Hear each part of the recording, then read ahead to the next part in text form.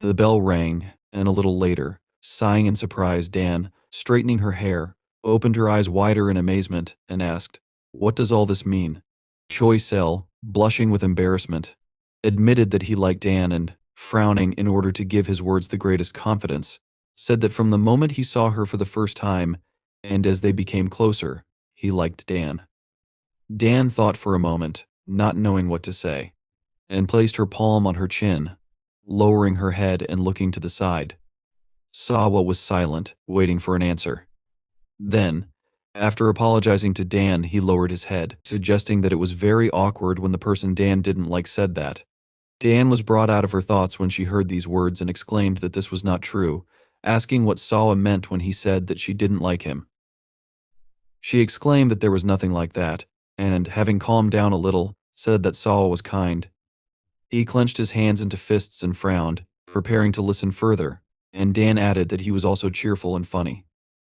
That's why she didn't understand why she didn't like Sawa. However, something still got in the way. Very soon, Yashin, who was standing on the street, noticed the man he was waiting for. Looking at him, he asked, "How did it all go?" However, seeing Sawa's sad state, he realized that it was better not to ask. Placing a comforting hand on Sawa's shoulder, who was struggling to hold back tears, he asked, "Is it true that Sawa was preparing for such an outcome?" Sawa, with an offended frown, said that Dan told him that she wanted to focus on her studies. Yashin, looking a little to the side in irritation, sighed because he realized that Dan could have come up with something better, especially since everyone knows that she is not an excellent student. Sawa suddenly asked, "Why are you like this?" But before he could finish the question, the ball that the other school children were playing with suddenly flew towards him. However, the blow did not happen since Sawa, without looking in the direction of the ball, simply extended his hand to the side, blocking its path. The school children, who noticed that the ball flew towards Sawa, ran closer, asking for forgiveness and asking whether Sawa was okay. Sawa, ignoring this question, continued to hold the ball in his outstretched hand and asked, "Why does it look like that?" Yashin admitted that this is a big mystery even for him, since Sawa goes in for sports and does it very well, and also counts the calories he consumes. He imagined Sawa playing basketball, as well as the minimum amount of food on his plate, and noted that if everyone on a diet tried at least half as much as Sawa, there would be no obese people in the world. Among other things, Yashin listed that Sawa also did jump rope and ran, and realizing that all this was to no avail, Yashin asked if Sawa went to the hospital. Sawa admitted that he did this many times. Yashin asked what the doctor said, and Sawa, sighing, bowed his head in a doomed manner and replied, "They say that if, despite all my efforts, my weight remains the same, then with a 99% probability it's all down to genetics." Returning home, Sawa closed the door behind him, thought about genetics, and looked at the photographs on the table. He thought it would be great if it were true, because then, even though it would be unfair, he could just accept the state of things.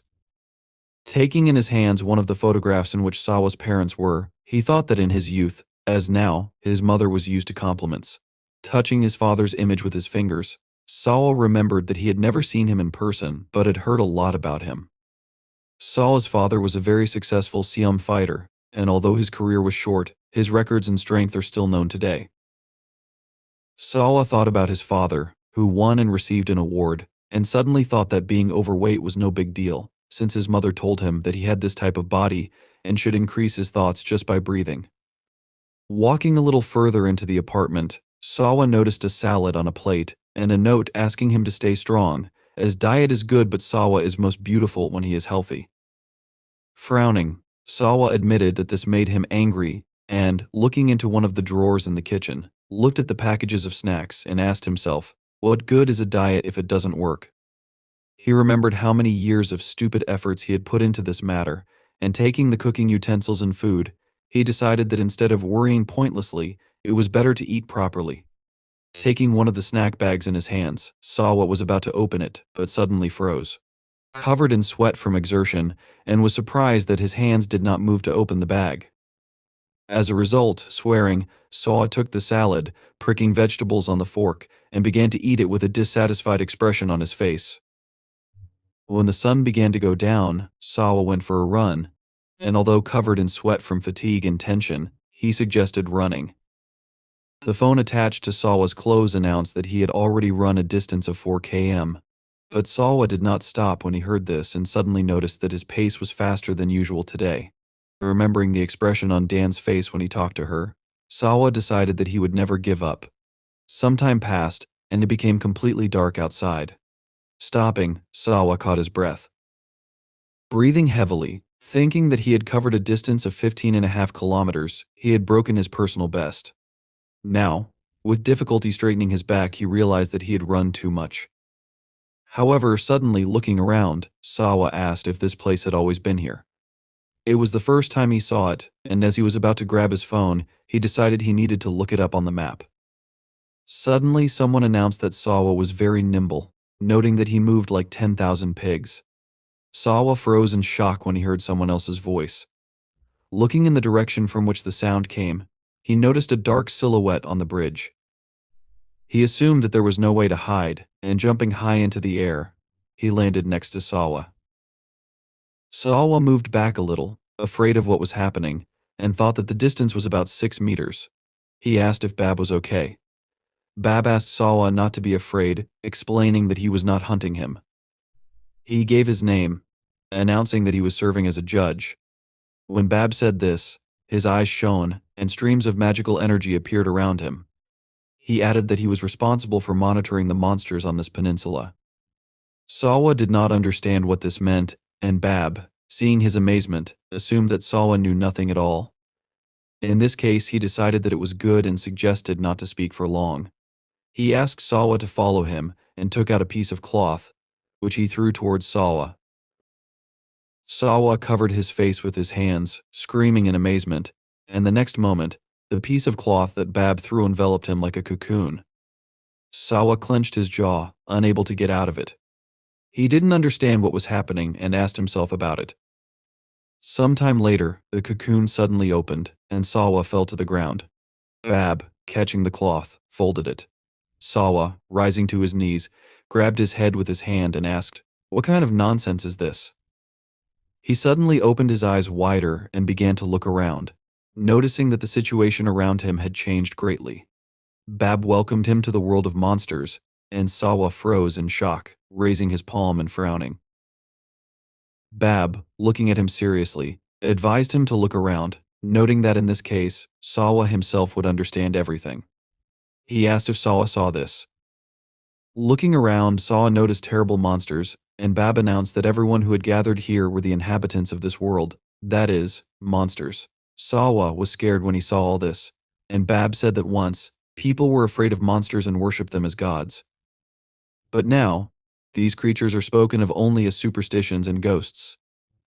Once every 666 years, a festival was held to determine the king of the monsters, and among all the members of the monster families around the world, including the Korean peninsula, the youngest, most talented monsters were chosen and presented as candidates.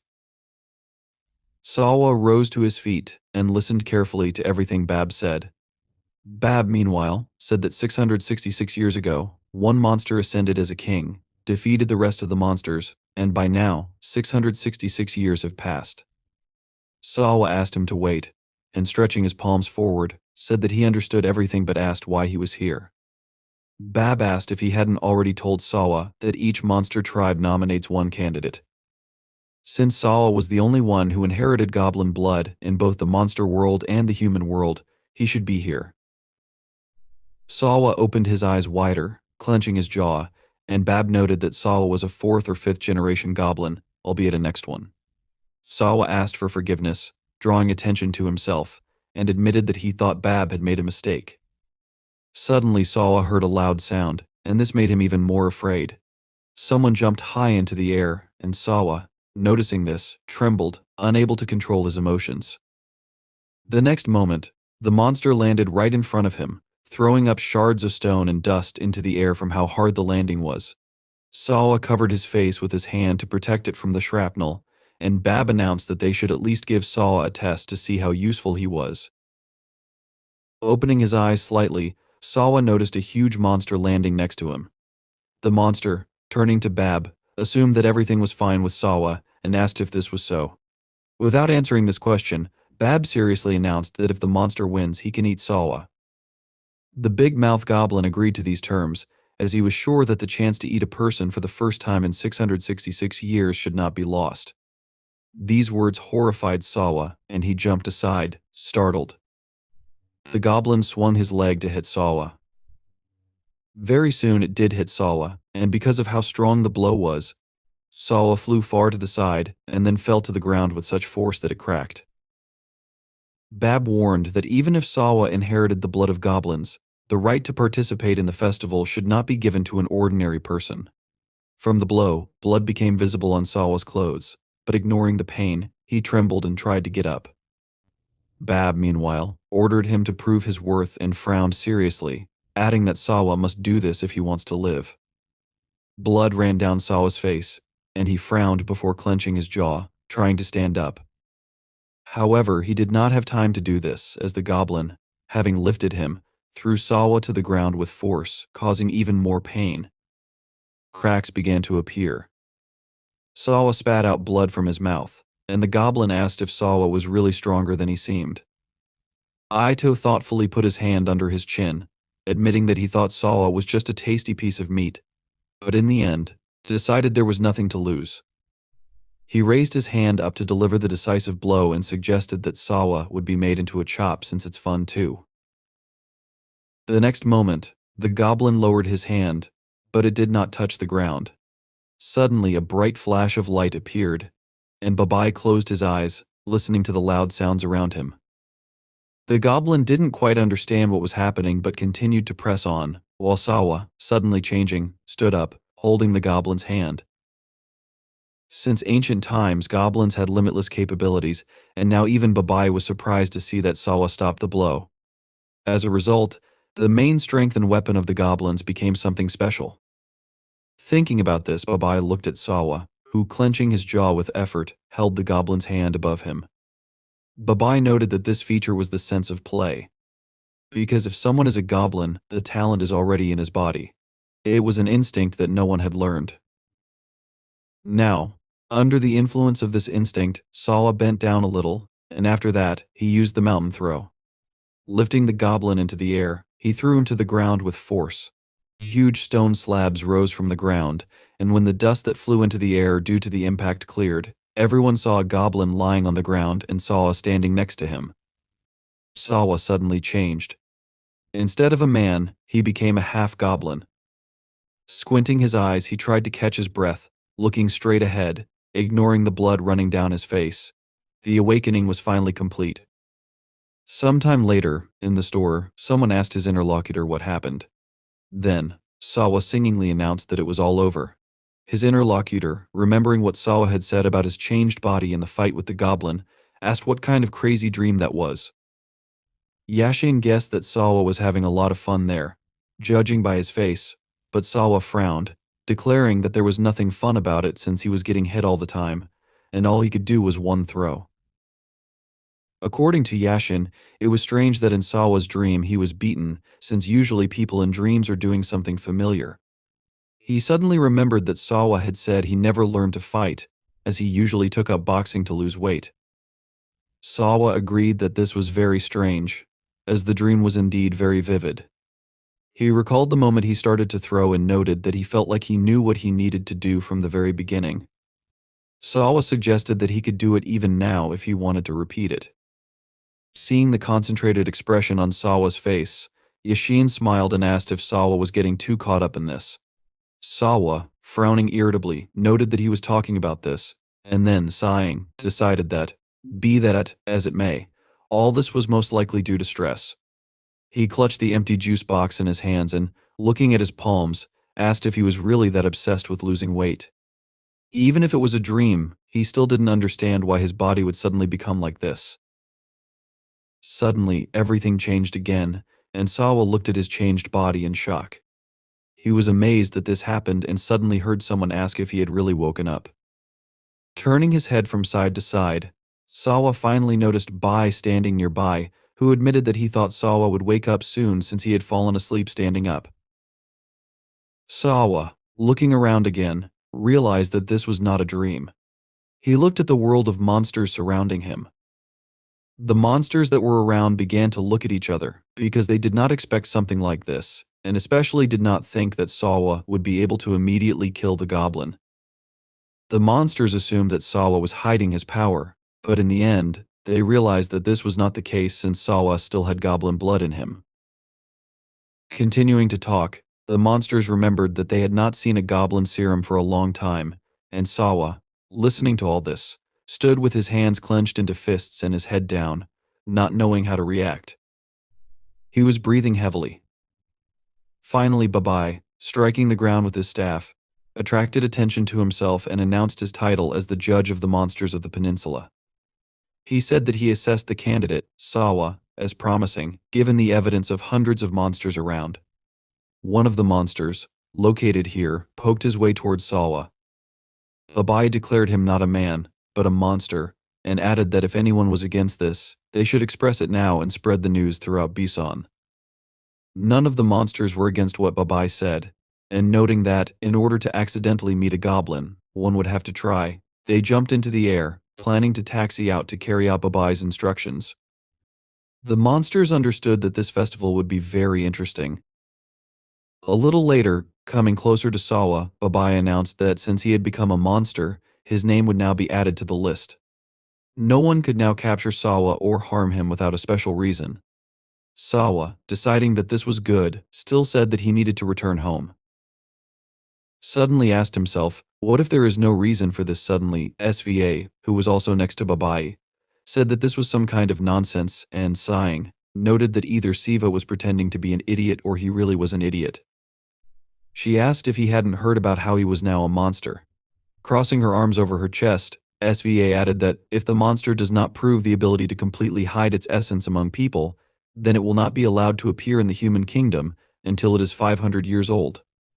Sivu was amazed to hear this and said that he caused little problems since he never beat anyone and always lived peacefully.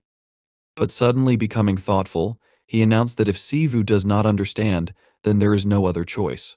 Sivu froze in shock, and the next moment he saw that Babai began to look much more threatening. Babai announced that he must kill Sivu. Frightened, Siva jumped back and then froze in shock, noticing that he had flown a huge distance. Landing on the ground, Siva looked at Babai, who again began to look normal, and then asked if Sivan now understood what he was talking about. Sva, sighing, looked away displeased, and Babai added that no matter who Siva considers himself to be, he has the body of a monster. Sivi suddenly realized that for a moment, he thought his body shook. Babai declared that among monsters, goblin abilities were certainly considered the best. Even if Shu Yu is a newly awakened child, his strength exceeds that of a human dozens of times, and therefore, he can kill an ordinary person just by touching him. Having said this, Babai presented the broken and bloody mannequins, and Sivo finally understood everything. Looking down sadly, he said that waiting for 500 years was some kind of nonsense. But Babai suddenly announced that in fact, Sivu only needed to wait 6 months. Sivu asked in shock whether this was really true. B asked if he didn't say that the king of the monsters is chosen every 666 years. This ban was carried out for 500 years by the current king, and Babai said that 666 years ago, everything was different. He imagined a man running through a dark forest as well as a monster chasing the man. Previously, all monsters were free to enter and leave the human realm, and so people could only run away. The man in the memory of Babai suddenly tripped over a stone and fell, trembling with fright. When monsters came, they were afraid of them, or something else happened. Noting this, Babai remembered how the monster looked to the side, hearing some kind of sound. The man, more frightened, looked forward. A larger monster came closer and looked at the enemy menacingly. In some situations, people relied on the strongest monsters that lived among them. Remembering the man's frightened face, as well as the way he bowed when he noticed the monster that protected him, Babai declared that people used to treat them with fear and worship. However, at the end of the festival 666 years ago, the new king, having defeated all the monsters, was not happy with what happened before. On the day the king ascended the throne, he wrote a new law with the blood of the monsters he killed. Because of the ban, now monsters could not harm people and also could not show themselves to them. Because of this, people have long ceased to be afraid of monsters and did not even suspect that they existed. People thought that monsters were just fictional characters from fairy tales, but Babai was sure that this would not last long since in 6 months, a new king would appear who would change everything.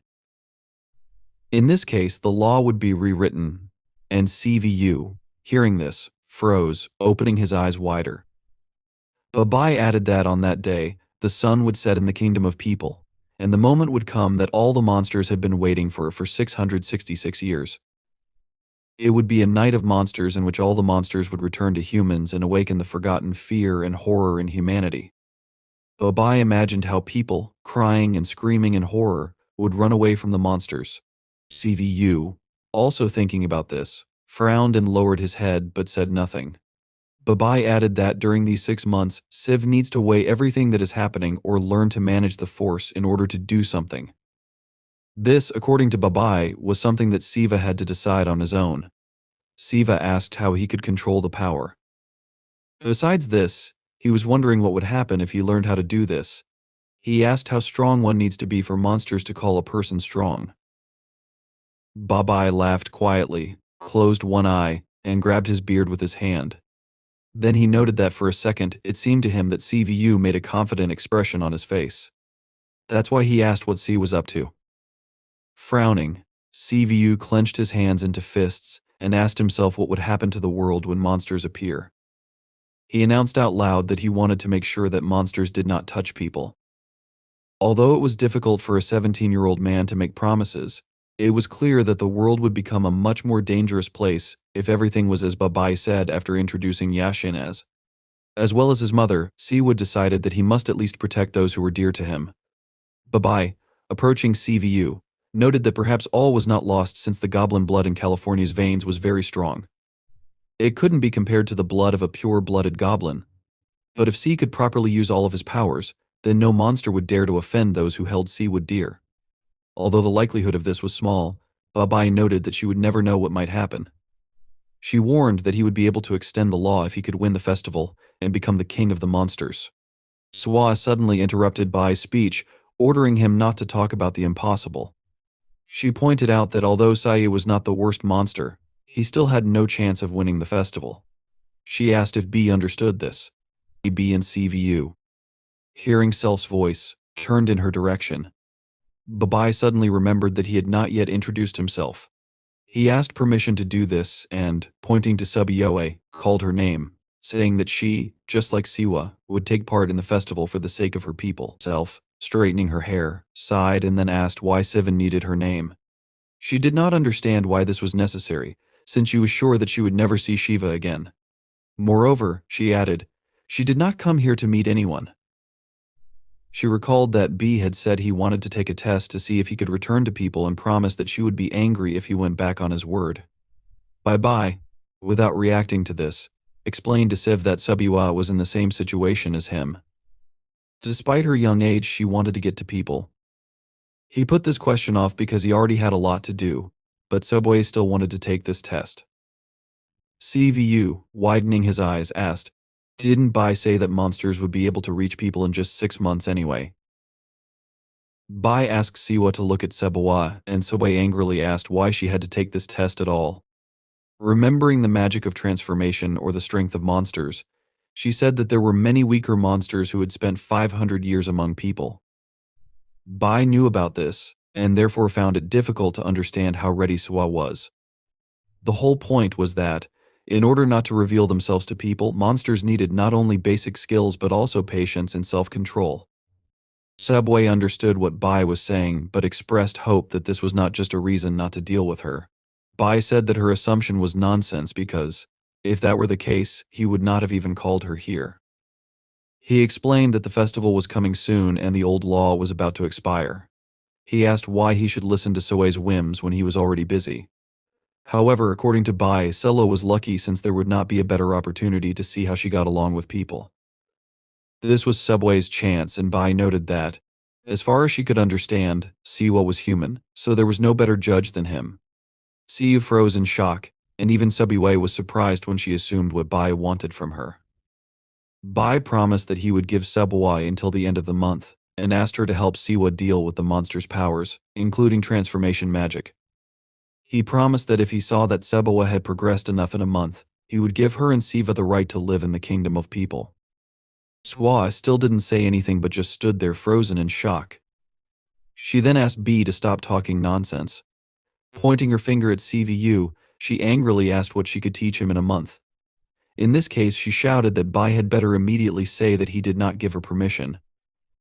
Bai said, "If you think so, then you can just wait 6 months," he asked. "What's wrong with that?" Selfa frowned, and Bai asked, "What difference does it make if this happens a month earlier or a month later?" He also added, "Whether Subie abandons Siwa or teaches him depends on her." Without saying anything else, Bai threw a piece of cloth into the air, and it covered him with a dome. Finally, before hiding, Bai admitted that he personally thought that anything was possible. The fabric hiding Bai twisted into a cocoon and, rising in the air, gradually began to disappear. Suawa and Sia watched as the cocoon disappeared in a bright flash. When it did, Subie clenched her jaw and, although she knew the question was stupid, decided to ask it anyway. She asked if Bai knew what strength in monsters was. Siva honestly admitted that he did not know. Sway resigned and realized that she had no choice. Siva suddenly opened his eyes wider in horror as he noticed that the goblin with whom he had been fighting before suddenly stood right behind Self. Swab, noticing the expression on Siva's face, asked what was wrong with his face. Meanwhile, the goblin, attracting attention, asked where Bai had gone. He said that the fight was not over yet, and Siva even opened his mouth in fear. But Sebwa, unlike him, remained calm, and looking displeased at the goblin, said that it had stuck. She added that because of people like this goblin, people had forgotten about monsters. Frowning with satisfaction, she looked at the goblin, and it became so angry that it trembled. Then, calling Self, the goblin waved its hand, intending to attack her. However, Swabi, undeterred, continued to stand in place, while Siva cried out in fear. Upon noticing this, unlike people, where race decided little, with monsters, everything was far from the same, since they had completely different strength and size. The difference among monsters was determined by the average potential and skills of each type. Because of this, classes appeared in the world of monsters. Now that purebred goblins had disappeared, there was debate about which class was considered the strongest on the Korean peninsula. However, pride aside, many monsters reluctantly agreed that one species was still the strongest.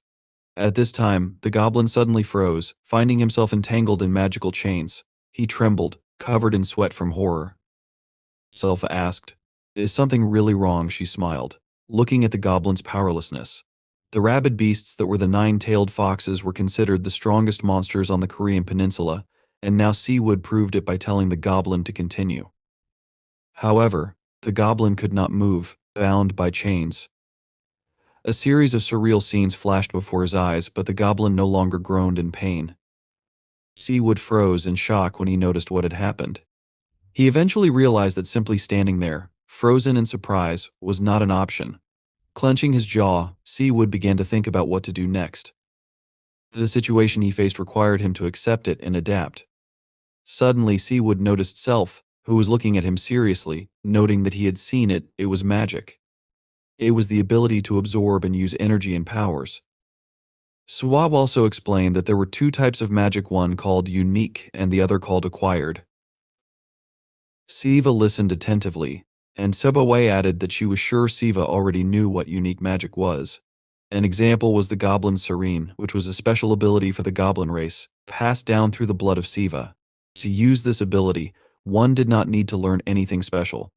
You just needed to get the hang of it, and using this ability would be as easy as breathing. However, Swa added that this was not the case with acquired magic. She explained that anyone could use it if they mastered it. This required training and practice, not to mention quality. Pointing her finger at the goblin, she asked if Seawood could see this.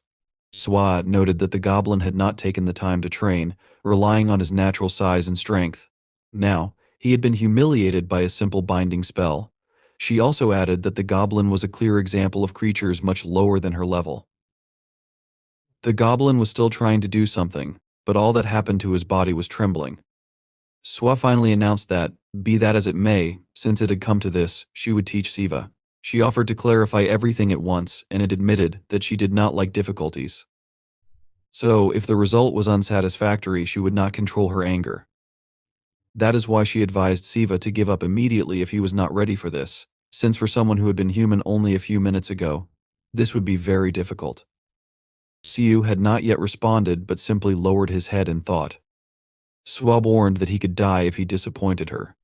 Suddenly, Siva frowned with determination, promising that he would do whatever he could or die trying. If Swab would teach him, he needed to learn at all costs. Swa, seeing this determination, thought for a moment, putting her finger to her chin. Siva added that he could not afford to worry about the future now. Swa Chebie, smiling, noted that Siva most likely would not cope, but suggested that it would be better to try than not to try at all. In the end, she suggested that they eat first. Siva asked again in confusion. Subway recalled what she had said: magic absorbs energy and strength. She extended her palm forward, and a magical light appeared above it. Swa added that this was the power of all the inhabitants of the monster world. However, much of it was not available to Siva, since this power was usually gained when a person breathed air and ate food in the world of monsters. But Siva had just arrived in their world. Swa said that with the normal diet of the human world, it would not be possible to gain anything. So all that Siva had now was his innate strength. With a smirk, she asked, "Is it true that you're hungry?" After such efforts, as Sway assumed, Siva would probably want to eat. Siva awkwardly put his hand on his neck and admitted that he was not that hungry. However, he suddenly opened his eyes, trembling, and looked at his hands, on which the veins became clearly visible. Siva did not understand what was happening, and only began to tremble more and more. Swad recalled that she had already spoken about this and, looking at Siva, said that he had little strength left. Now, there was very little left since that battle with the goblin had drained everything. She remembered how Seawood had used the technique and explained that this was what usually happened with power. Subwaye, approaching Siva, who was bent over with trembling, ran her palm over his back and noted that the solution to this problem was simple. Walking closer to Siva, she pressed herself against his back and, leaning toward his ear, asked if he could see the goblin. Siva did not answer, and Sebaway said that among monsters there is a rule: if the judge declares the winner of the duel, then the death and life of the loser are in the hands of the winner. Sebo, also looking at the goblin, ordered Siva to eat the loser. In order to take over the power, Swabier explained that this was the most effective and simple way. Looking at the goblin, who was trembling more, Swa said that at such a size, Siva would quickly get full and warned that hunger would immediately die. Siayu walked forward with a serious frown, acting on instinct. For the first time in his life he felt demonic hunger, and it was inexorably pulling him toward the goblin. This hunger only fueled the whispers in his mind, and all that was in Siva's head was the power of the predator over the predator. However, there was something Sebuyue had not thought about, and because of this, Siu suddenly froze and looked back at Sebuyue. What Soe had not taken into account was the fact that the greedy goblin nature always aims to catch bigger and tastier prey. Noticing that Siva was looking at her, Sebuyue froze in shock, her eyes widening. The next moment, Siva ran forward, aiming at her. Frowning with displeasure, Sebuyue invited herself to look at Siva, and waving her hand, used the chain. A powerful stream of magical energy headed towards Siva. Sebuyue replied that no matter how strong Siva was, there was no need to be so impudent. Siva's body was bound in chains, and Sebuyue wearily added that an unfinished monster like Siva could not eat her. She was shocked that Siva actually thought that way, and asked if he thought she was an easy target. Siayu did not answer and simply stared at her, deciding that he needed to teach him good manners. However, before Sebuyue could do anything, Siu suddenly began to free himself from the bonds. Although he only broke one chain, he still managed to break it with the force of his hand. Swa frowned in bewilderment, realizing that Siva had done it simply with his own strength. Meanwhile, Siva continued to attack, sinking to the ground with force. Looking at him, Swabia assumed that Siva wanted to show that even though he was half goblin, he was still a monster.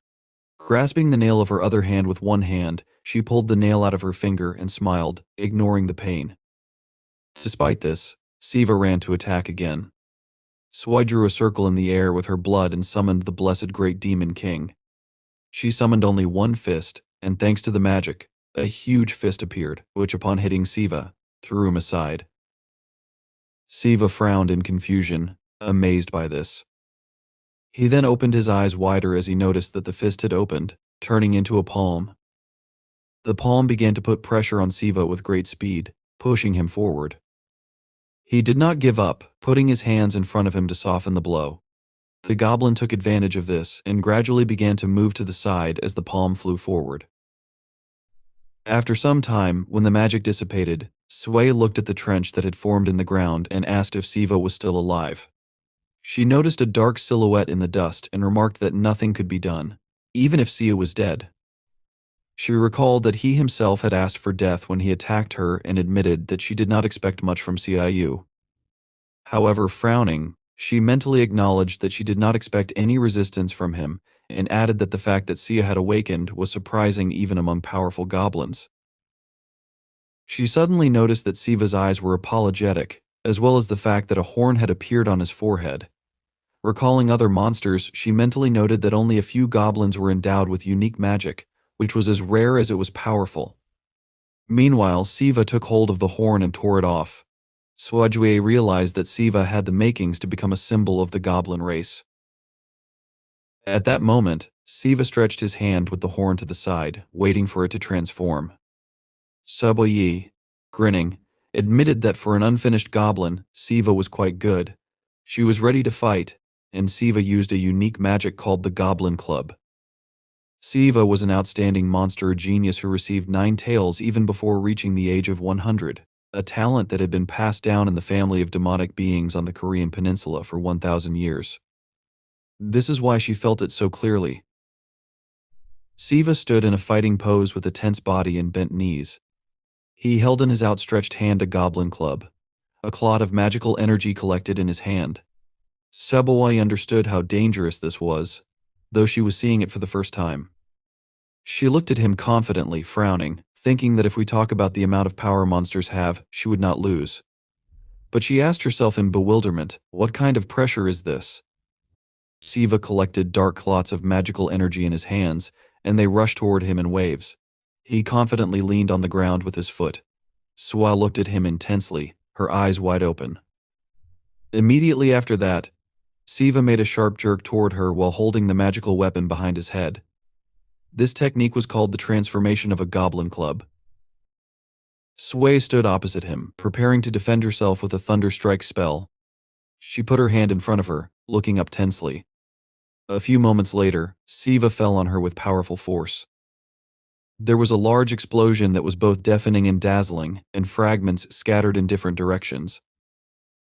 Swai looked ahead, and after a pause, said yes then. She noticed that this was what a goblin club felt like, a huge force. A muscular arm grew out of the ground near her. Siva flew at her with burning eyes. Swai looked at him from bottom to top, gesturing with her fingers. She said, "What does this mean? Do you need to show us what you're capable of?" At that moment, a massive red hand was squeezing the magical energy that Sayu possessed. The hand pulled him towards itself, yanking him out. Siva, like a toy, was thrown up with the hand, after which a huge palm clenched into a fist and hit him with great force. Swa smiled, her face filled with satisfaction, as the sound of an explosion echoed. The blow to Sayu was heard with enormous power, sending him flying a long distance into the distance. Swa watched what was happening, exhaling the air from her lungs. She noticed that this was clearly not enough. Looking ahead, she thought that, based on the incredible endurance she had just seen, she would need to hit him 5 or 6 more times before he came to his senses. At this time, the giant hand next to her was tensely holding the goblin club, while someone was pulling it from the other end. Swabi looked in that direction, surprised, her eyes wide open. When the dust and steam cleared, she saw that a figure was holding the goblin club. Upon closer inspection, she realized it was Siva, whose veins began to glow with a bright purple color. Swab looked at this in surprise. She couldn't believe it. She understood that he was fighting with only one hand, but she asked herself in shock, how could he fight against the Demon King? At that moment, Siu raised the goblin club above his head, glaring ahead with rage. He transformed the goblin club, making it so that the giant hand could no longer hold it. All magical energy rushed toward Siu. She watched as Siu, with glowing veins and a clenched jaw, furiously fought off a huge number of powerful blows. She thought that, even though he was a half-breed who had opened his eyes only a couple of minutes ago, he was already at this level. It seemed to her that the ratio of magic to strength didn't matter at all. However, she also thought that it seemed his magic had reached its limit. If they continued like this, he would simply tear his body apart. She closed her eyes and exhaled the air from her lungs. After a pause, she said, "What to do?" Siva, with swift movements, took the goblin club like a spear and pointed it toward the hands trying to grab it. Using various techniques, he attacked them with dark magical matter. Swab raised her index finger and bright red blood oozed from it. She said, "3 tails," but then interrupted herself, saying, "No, 5 tails." When she said this, she drew a circle with her blood over her head. At that moment, she thought to herself that she had every reason to be proud. Siva, raising a huge weapon high above his head, which was formed from thick dark matter, was about to attack. Swabier, having almost finished drawing the circle of blood, said with a calm expression on her face, "It doesn't matter that this is your first time. An enemy with such strength can be considered a worthy opponent." After she finished drawing the bloody circle above her head, a huge red man appeared next to her. He appeared due to the use of the Great Demon King's deception spell. The upper part of the Demon King held a melee weapon with a sharp blade, similar to a glaive. Siu jumped and tried to attack the emerging Demon King using his goblin club. The Demon King prepared for a counterattack. With a sharp movement of his hand, he cut the floor with his huge blade. After that, he made a strike of 6 cuts and 5 connections. This strike was the first a dazzling flash of bright light, like rays emanating from the ground, struck upward. From such a strong blow, Siva flew up many meters into the air. His face looked pale and lifeless, his veins swelling even brighter, turning a deep purple color. Swaba, with the upper part of the Demon King behind her, calmly watched what was happening. A few meters away from her, a huge territory was burned to the ground, and only the body of Siu lay there. She walked up to him and, heavily exhaling the air from her lungs, said that there was no point in this. She then asked if she was late. Siva lay there with his mouth open, moaning. Swat apologized to him, telling him that she was very sorry and that he would die soon. She began to explain to him, saying that the collapse caused by magical exhaustion had already begun. Then she added, asking if he understood that it was on his conscience. Standing in front of him, crossing her arms over her chest, she noticed that he was such a fool he didn't know his place, and couldn't stop even when his body began to fail him. Irritated, she remarked that she thought her grandfather would scold her severely. She turned away from him, but then she heard him mutter something. Turning to him in surprise, she saw that Siva was saying painfully, "Mom." Large drops of tears flowed down his face abundantly. Sway looked at him with a serious expression on her face, then strained to exhale the air from her lungs. She said that this was serious. Stretching out her hand in front of her, she began to collect magical energy. Lifting him with the help of this energy, she brought him closer to herself with a gentle movement of her hand. Grabbing him by the back of his head, she pressed his face to hers. After that, she kissed him, holding his exhausted and broken body. When she pulled away from him, purple energy glowed in their mouths. She walked away from him and spat to the side. Siva fell heavily to the ground. She talked about how, from the filthiest to the magic of the fox pearl that she had recently received, she had come a long way. Seriously looking down at him and wiping her mouth with her palm, she told him that if he didn't live up to expectations, he would receive serious punishment from her. Sometime later, Siva opened his eyes. He jumped up sharply and screamed in fear. He didn't realize where he was. He was lying on a bed, several candles near him, in a clean, well-kept room. Looking around in fear, he asked, "What is this?" After that, he heard the door creak open. He sharply looked in that direction. Swai entered through the open door, holding a cup on a tray. Without looking into his eyes, she walked closer and closer to him. Siva looked up at her in surprise and fear. In the cup Siwa brought him, there was a thick, dark liquid. He took a deep breath of air from his lungs and, with a frustrated expression on his face, lowered his head and said that he was very sorry. Then, he told her that he remembered everything he had done. He explained that he didn't know how it happened, but he noticed that, despite being fully aware of what had happened, he could not control his body. Sitting on his feet, leaning on his knees, he bowed to her and shouted that, no matter what, he was very sorry. He told her that she had only been trying to help him, but because of him she was in danger. Subway sat opposite him, also putting her legs under her and crossing her arms over her chest. She carefully watched him. Then, emotionlessly, she ordered him to drink. Surprised, he raised his head to her and asked her again. She pointed her finger at the cup and ordered him to drink it before it got cold. He obeyed, calling her respectfully and thanking her for the drink. He took the cup in his hand and, looking inside, asked himself if this was some kind of traditional medicine. After that, he began to drink the liquid. His face suddenly distorted, and he grabbed his mouth to prevent himself from vomiting. His whole body began to shake. Sway threateningly told him that if he spit it out, she would kill him. Siva asked her what it was made of. Swai answered him with a question, asking, "Who knows?" After that, she noticed that this information wouldn't help him finish his drink. She added that she wouldn't feel sorry for him, so she ordered him to drink and listen. While he drank, Siu's whole body trembled, and there was a grimace of disgust on his face, but he continued to drink the liquid. Sabwa, with a bored expression on her face, said that, firstly, he was forgetting something important. She explained that that large-mouthed goblin ran away while they were fighting. She assumed that he was still alive and probably hiding somewhere, curled up in a ball, for the next 100 years. She explained these actions of his by the fact that he knew how everything would happen if he was caught. Then she noticed that it was the perfect snack for a half-breed like him, and that it looked like he had missed a prey that was already in his mouth.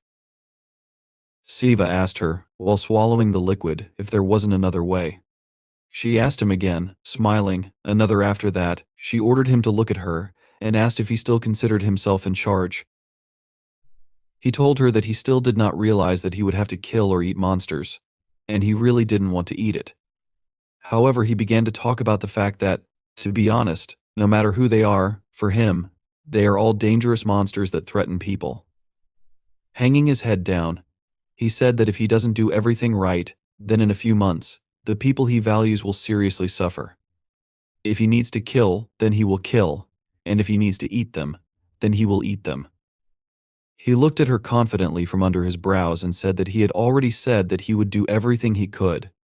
He then began to confidently say that he asked if there was another way, not because he was not going to eat them. He explained that he asked just in case there were other options. Sway looked at him in surprise and was silent. After that, she noticed that, as she told him, the most effective way to increase your monster power is to eat other monsters. However, she noticed that usually this is only possible in the event of a duel, to which they both agreed. She explained to him that he is a special case.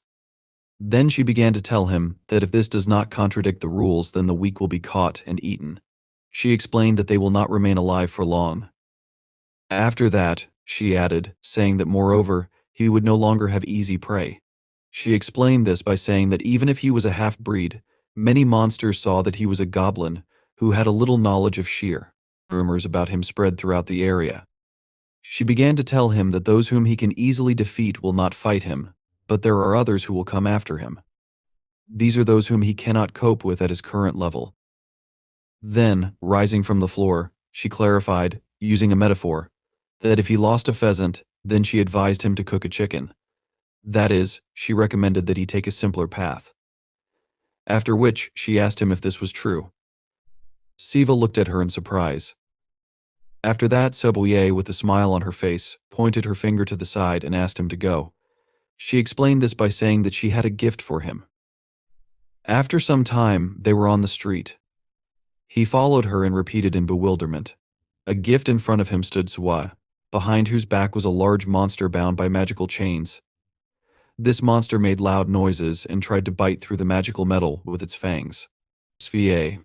standing with a smile on her face, asked how it was for him. Then she asked if it was good. CVU, looking ahead in fear, asked, "Is this a monster?" SVA said uncertainly that it was both. She then told him that technically it had lost its right to be called a monster. She began to explain that everyone has their own reasons, however, many of them lose their minds and completely give in to their instincts. She clarified that this was happening just like what happened to him recently. After which, she asked him if this was so. She began to levitate in the sky, saying that when monsters are not as lucky as him and they do something irreparable, they are called animals and not monsters, and deprived of their rights as monsters.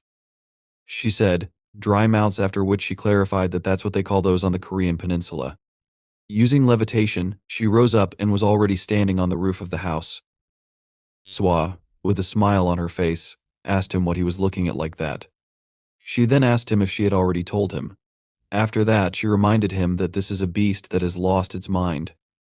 Behind Sif stood a monster with a crazy face, its eyes directed in different directions. It was no longer constrained by magical chains and was completely free. Siva looked at Sebawai in surprise, standing with his back to the monster. The monster made a sharp blow with its hand. Sparks began to fly in different directions. Siva managed to dodge this blow. After which, standing in a fighting stance, he looked piercingly at his opponent. He exhaled the air from his lungs and looked confidently at his opponent. Swa sat on the roof of the house, carefully watching the fight. She thought that at first, she assumed that he was frozen in confusion and was about to be killed. But now, she noticed that he was using his body better than she expected. She asked herself if she had underestimated him. After that, she thought that even if that was the case, he was probably just trying to delay the moment of contraction as much as possible. At that moment, the monster was approaching Sevi, who was squatting. Swai understood that his enemy came from a family of fire dogs and earned himself a good name. But because of his irrepressible pride, he wanted to represent the family at the festival. He was accused of kidnapping and eating monsters. He exceeded his limit, could not cope with the power of monsters, and went crazy. Now, the mad monster tried to pierce CVA's body with its sharp claws. Siva managed to dodge his attacks. Carefully followed the events taking place. After this, the monster tried to tear his flesh with its teeth, but CVU, with a frightened expression on his face, managed to move his body away from its teeth. The villager watching this thought about the fact that, as she had assumed, he could not consciously use a baton. After that, she finally thought about the fact that she didn't expect anything else. She doubted that Siva would win this fight. She understood that, although he was crazy against him, he was still a lot higher in strength.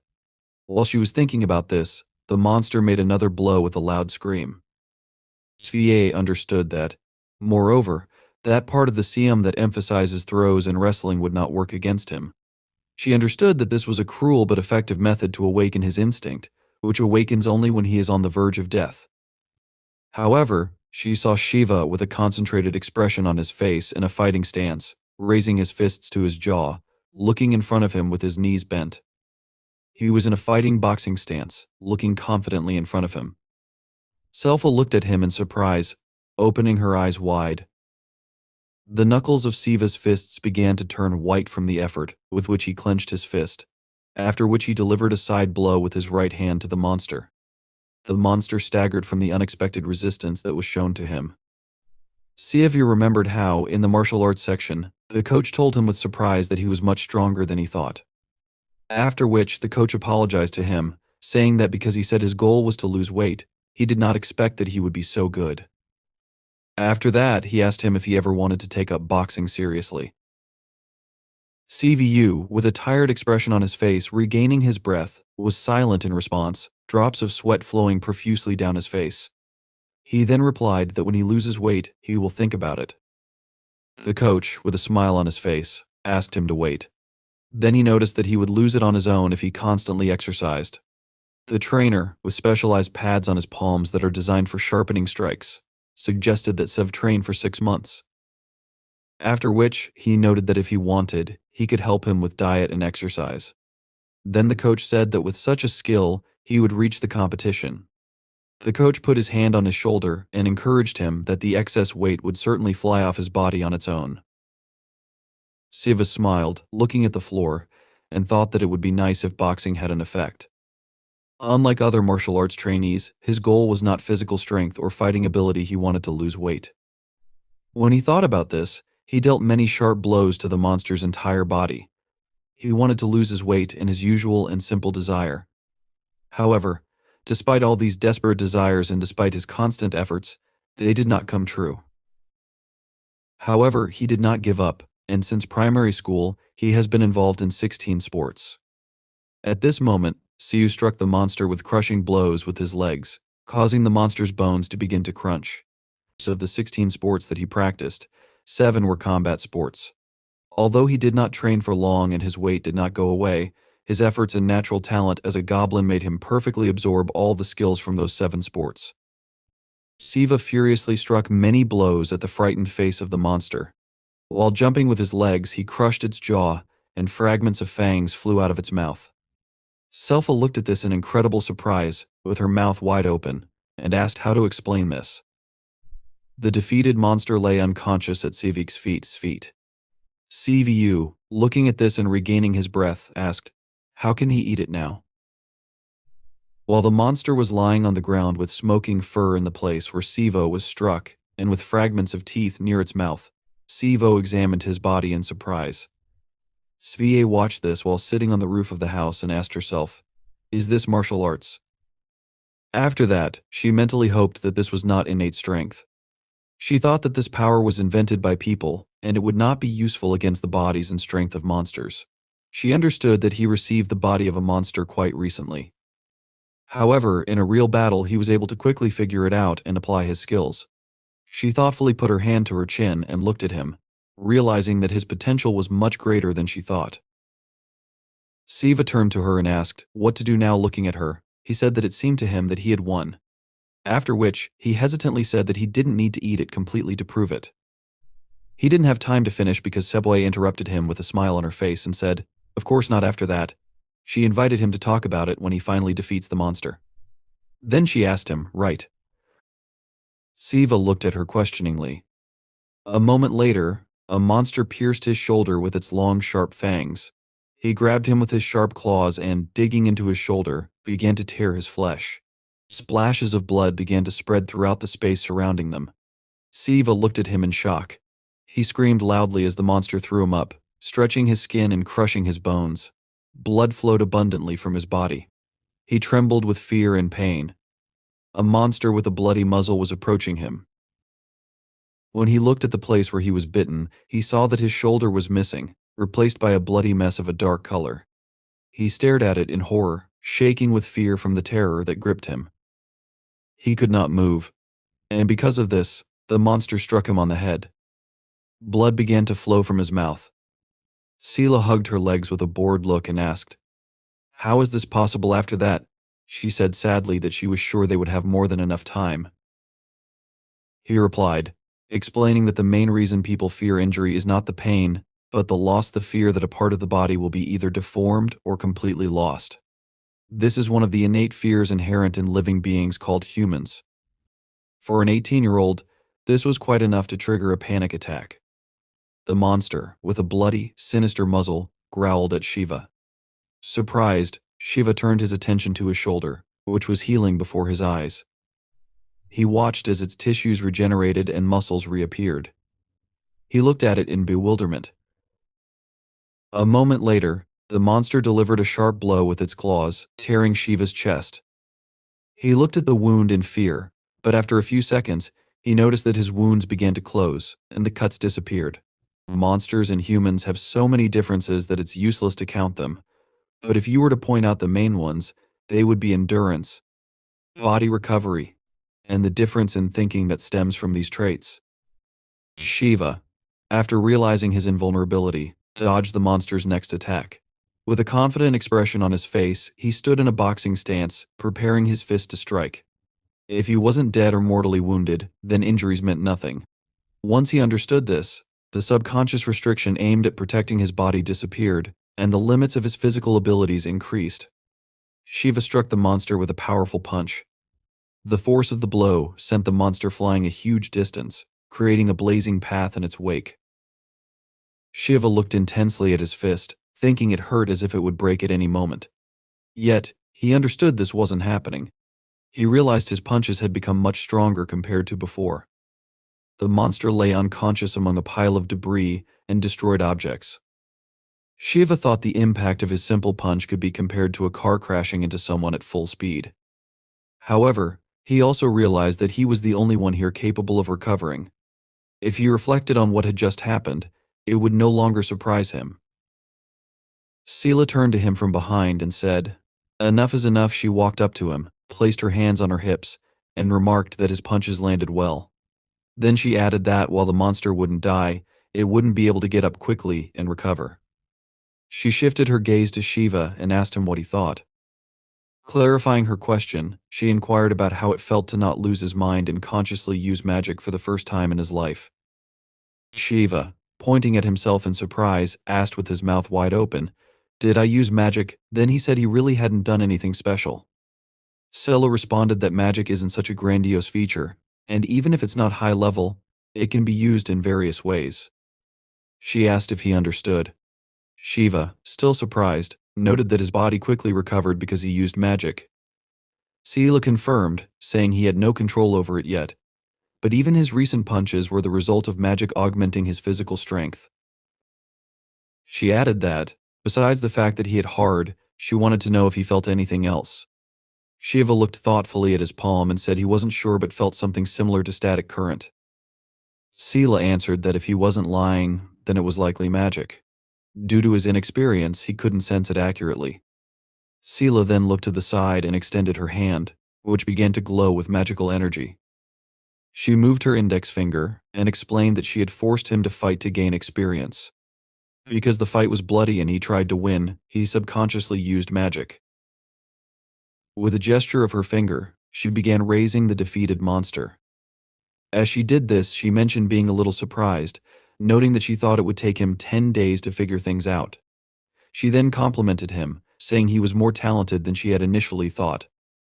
Shiva, with a shy expression, lowered his eyes to the floor and began scratching his head awkwardly. Using her magical power, Sela brought the monster's body closer to them. She said it was time to finish things. Then, she looked at Shiva and asked if he was ready. She added that her next question might be inappropriate but still asked if he had killed before. Shiva answered negatively. Sela remarked that, in that case, it would be better for both of them if he finished the monster with one blow. She explained that if he merely wounded it, the monster would recover and retaliate. She indicated that the finishing blow should be aimed above the navel.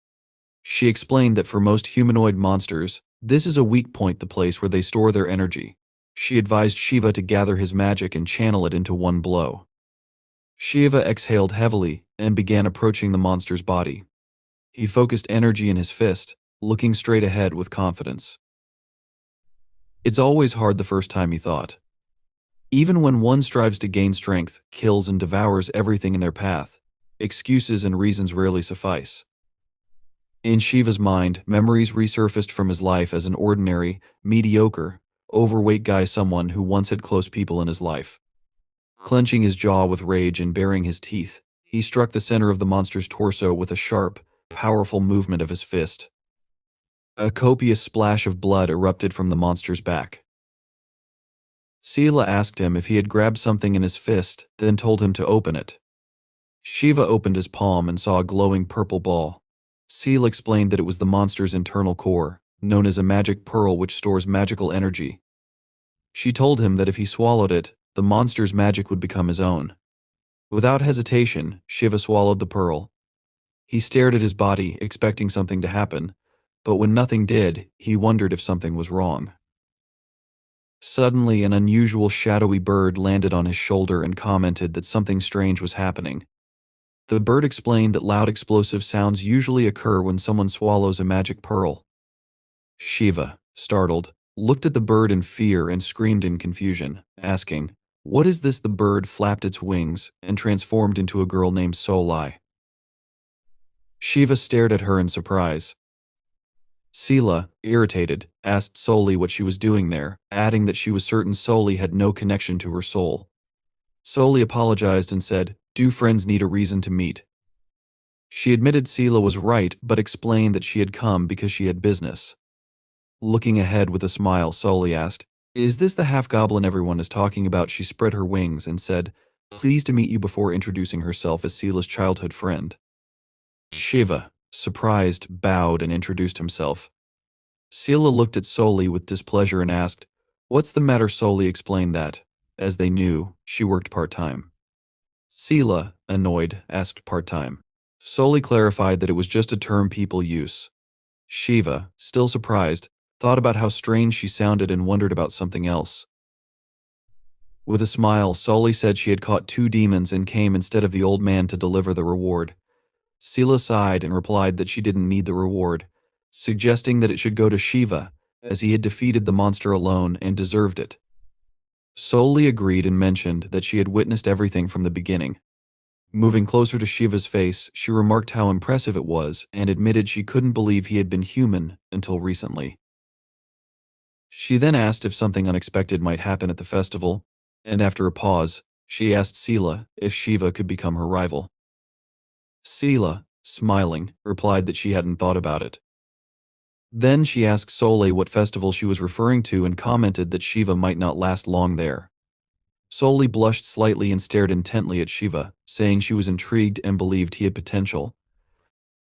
Soli then explained Shiva's reward: he could choose between returning home immediately or gaining the chance to become a stronger monster.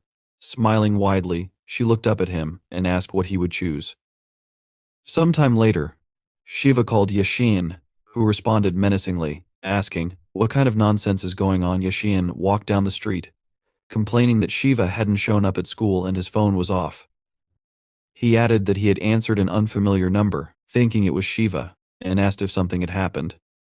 Shiva admitted that he wanted to say no, but that would be a lie. Yashin, puzzled, asked what he meant. Shiva, addressing him by name, said he had a crazy request and that only Yashin could help him. Yashin, irritated, urged him to get to the point. Shiva began explaining, but when Yashin heard the story, he responded in bewilderment. What then? Angrily, he demanded to know what Shiva was even talking about. Loud question, where is he now? Anyway, the volume of Yashin's voice almost made Shiva drop his phone. Then, in confusion, Shiva explained that he had some unforeseen circumstances and that his mother would go crazy if she found out he had simply disappeared without a trace for a month. He added that his family had a training center for traditional martial arts in Nong. Shiva asked if he was right, then requested Yashin to tell his mother that he was going there for a month to lose weight. Yashin responded, saying that he thought Shiva knew they didn't accept everyone there. Shiva confirmed this and replied that he knew. He admitted it sounded like nonsense but explained that he was aware of the discomfort it caused and had no other choice, which was why he was asking for Yashin's help. Yashin placed his hand on his face and, after some thought, told him, "Okay." However, Yashin reminded him that he could not discuss the real reason for his disappearance. Looking carefully ahead, Yashin added that if Shiva thought he wouldn't believe him, he should still speak up and not be afraid there was a chance it could be useful. Shiva, looking fearfully at Soli sitting in front of him, noticed her press her finger to her mouth and hiss, signaling that he was not allowed to speak. She explained that he could lie but that revealing their existence was against the rules. She added that even she would be punished for such a disclosure. Sometime later, Yashin responded affirmatively and told Shiva to call if anything happened or if he could help somehow. He then pressed the button to end the call, muttering to himself, "Looks like he lied." After hanging up, Shiva stared at his phone screen with a worried expression and exhaled tensely. Earlier, Shiva had asked in surprise if Soli was saying he could return to the human world right now. With wide eyes, he spread his arms and noted that he thought this was only possible if he passed the test. Soli confirmed this with a smile and assured him she wasn't lying. She explained that if he really wanted to go back, she could send him to the human world immediately. Sela, irritated, crossed her arms over her chest and looked away angrily. Soli then looked at Shiva and asked him what he would choose. Shiva stared ahead tensely before finally replying, "Okay," and stated that he would leave in a month, after passing the test. Soli looked at him in surprise, her eyes wide, and asked, "Ha?" She then inquired why he made that choice.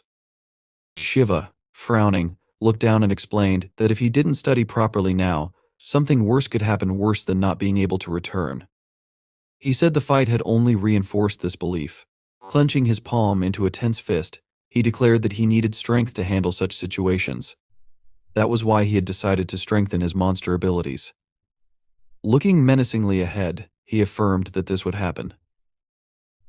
Before he could finish, Soli, gazing at him admiringly, raised her thumb and smiled. She remarked that his words were cool and noted that he sounded like the protagonist of a story. Seal approached him irritably and asked if Soli was having fun. Crossing her arms, she accused Soli of teasing Shiva with a choice that didn't really exist. Sela suggested simply giving Shiva a reward instead, declaring that this was no reward. She called Soli a fool and pointed out her bad habit of misleading others under the guise of evaluating them. Soli cleared her throat into her fist and explained that the test was to understand the personality and mood of a creature. She added that people learned about one another through similar questions. Turning to Sela, she asked if she had finished reading the book she had given her last time, then followed up by asking if that was true. Shiva, surprised, thought to himself that it was true and noticed that Soli seemed very different from other monsters. Her way of speaking and the atmosphere she created felt oddly familiar. Sela, with irritation, asked if Soli was referring to the stupid theory she admitted. It was so simple and childish that she hadn't made it through even a few pages. Soli, with a sad expression, explained that she had created it specifically to help Sela understand. She added that if Sela wanted to become human, she needed to at least learn the basics. Exhaling heavily, she said she would take Shiva somewhere for a while and asked Sela if that was okay. Sela, emotionless, told her to do as she pleased. Soli, smiling, spread her wings and, with a series of flaps, transformed into a bird, a demonic crow. Shiva stared at her in surprise. Soli, in her bird form, told Shiva that she had not suggested anything impossible and asked if he agreed. She continued to say that she was a monster with the right to move between the human world and this one, under the condition that she would bear responsibility for everything that happened there. Next, she told him that once every 6 months for one day, she had the right to take a monster who had not passed the test to the human world. She then suggested that he might feel sick, but assured him that she thought he could handle it. Then, she asked him if that was true. Siva asked her in bewilderment. What Sebawa, looking above herself emotionlessly, saw Somi grab Siva in her bird's grasp and fly away. Somi told Sebawa that she would return soon. Returning to the present, Siva thanked her for lending him the phone. He handed the phone back to her, saying that, thanks to her, he had been able to calm down a little. Somi, rocking on her office chair with a smile on her face, told him that she was glad to have helped. After that, she asked him if he was sure that one call to a friend would be enough. She noticed that there was still a little time left and asked him if he wanted to see his family. Siva looked down and told her that he only had his mother, and that she was currently on a business trip. He added that, to be honest, it was easier for him this way, because if someone had been at home, a scandal would have started. Then he asked her if she was hungry. He explained that it couldn't be called payback, but he would buy dinner as well. Swab, putting the phone screen to her chin, looked at him thoughtfully and asked, "Is it true?" Then she abruptly rose from her chair and loudly shouted that it was. Super. She said that she had long wanted to try something since her first visit to the human world, but it was difficult for her to get it, so she had not had the opportunity until that day. Siva looked up at her in surprise and asked her what it was. After that, she began to tell him an extensive list. Sometime later, the dining table was filled with a large number of different dishes. There were seaweed, cold cuts, soups, various snacks, and other dishes. Su, holding a bowl of rice in his hands and looking in front of him, said that he had set the table with everything he had at home. Then he asked her in confusion if she would really like this. Solmi, appetizingly devouring the dishes, zealously confirmed this by shouting that she was very pleased. She explained that she had long wanted homemade food, but all the human food she had tried before had to be bought herself or eaten at school. Siva looked at her in surprise again and asked, "At school?" Solmain licked the spoon and said that she goes to school. Then, she asked him if he knew Hojin School. Su asked her loudly if it was true, and she told him it was next to his school. Claudia explained that she had been going there since the beginning of this year, But she did not have close friends who could treat her at home. She assumed that he was the first one she had visited. Sue, while eating food with wooden chopsticks, thought about how someone like her should have many friends. Sometime later, Soul Mane thanked him for the food. There were many empty plates on the table that had recently been filled with various dishes. She told him that it was very tasty and not at all like food from a restaurant. After that, with a smile on her face, she held a cup in one hand, clicked her fingers with the other, and a certain object appeared from a steam cloud near her face. She told him that she needed to give him the reward she had mentioned earlier. Then, looking at an emerald-colored scroll, she said that it was called the Monster's Inventory. She explained that the name was a little misleading, but it was something like a bag or a phone for monsters. After that, she unfolded the scroll with a gesture of her hand, saying that just like she had just done, he could freely summon it. She added that he could also show what he wanted, because all he needed to do was swipe his finger, like on a phone. Then she lowered her hand inside the scroll, saying, "This is what's inside." She took out a box from the scroll, explaining that he could store things in it and retrieve them whenever he wanted. She also explained that he could carry everything with him without worrying about sizes. She handed the box to the surprised Siva, saying that there would be other uses for it, and as soon as he started using it, he would quickly figure it out. When the box opened, inside were several dozen coins, a scroll, and a leather object that looked like a piece of clothing. With a smile on her face, Soul Mane pointed her finger at the items and said that in the middle was the inventory he would use, along with a small pile of coins. She explained that the coins on the left, marked with a goblin face, were highly valued in the monster world. The 40 coins he earned were a significant amount, and she advised him to use them wisely. When Siva took one of the large gold coins in his hand, he noticed the image of a monster bearing its teeth on it. Soul Mane continued, explaining that the object on the right was a goblin treasure passed down from hand to hand. She clarified that treasures acquire different abilities if the power of monsters is poured into them. With fascination, she looked up, rested her cheek on her hand, and imagined various artifacts. She asked if he knew how in old fairy tales there were magical objects that appeared out of nowhere. She recalled how an old man gave her the box, mentioning that for defeating the Shutterwalk, only coins are usually awarded. However, the old man had packed all this for him personally, hinting that he had big plans for Siva. Siva thoughtfully repeated the phrase "big plans" and asked if it concerned the award for the festival. He clarified that he was referring to the event where the King of Monsters is chosen. Soul Mane confirmed this, adding that, although it wasn't as developed as human traditions, monsters also had a concept of a homeland. Resting her head on her hand, she talked about how, if a monster from the Korean peninsula became king, they could brag about it. Moreover, she mentioned that this was a sore point from the last festival. Sue asked if a monster from the Korean peninsula had almost become king. Soul Mane confirmed this, explaining that from what she had heard, the monster held out until the very end, and the fight with the King of Monsters had been evenly matched. Siva, with a sad expression, said he was very sorry that it didn't work out. Soul Mane agreed and added that the most interesting part was that the monster in question was also a goblin, just like him. Saying this, she pointed her index finger at Siva, who looked at her in confusion. Soul Mane reported that the goblin had been so strong that none of the Korean monsters could compare with him. Siva, looking at the treasure in his hands, said that even so, he had not suspected he was a monster until yesterday. He admitted that, to be honest, some part of him still didn't believe what was happening. Siva looked closely at the treasure and admitted that every minute he felt ready to wake up from all this as if from a bad dream. Soul Mane asked him if it was true. She added that she couldn't believe it because he had adapted so quickly and seemed to have gotten used to what was happening. She told him that when she saw him for the first time and heard the confidence in his words, he had made an impression on her. Then she asked him if he knew this. She went on to say that, although he had already made up his mind, it might be a good idea to aim higher.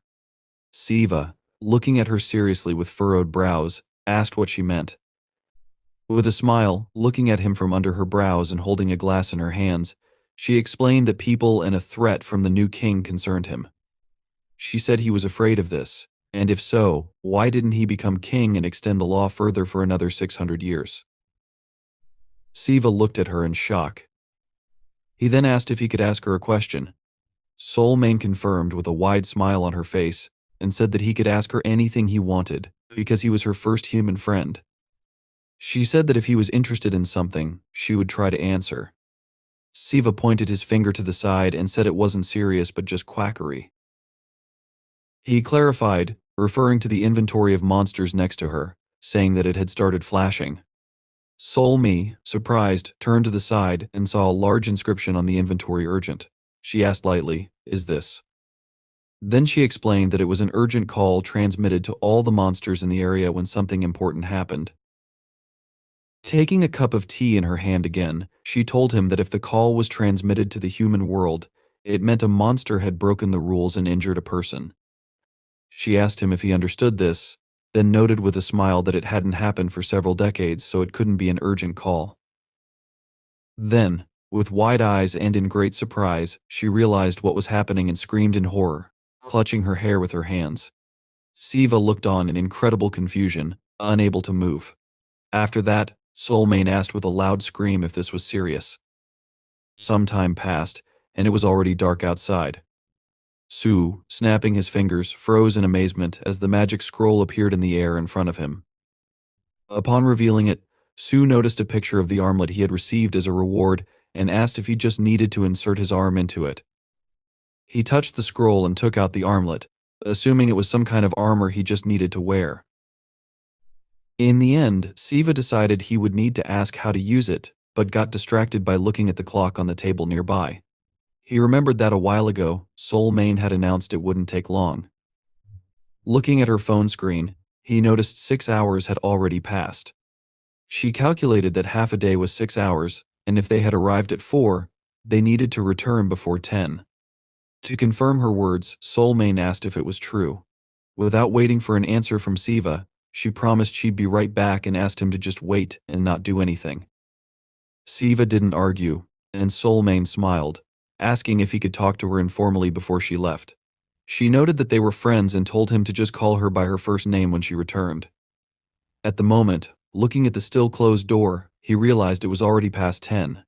He asked himself if everything was okay. If he had known this would happen, he would have taken Soul Mane's number. Now, he was very worried. Suddenly, looking a little to the side, Siva noticed a photo of his father and assumed that if goblin blood flowed through his veins, it was most likely from his father. He remembered how B had said that Siva was from the 4th or 5th generation. Now, continuing to look at his father's photograph, Siva wondered if his father knew he was also a goblin. Su didn't have time to think further because he heard rustling.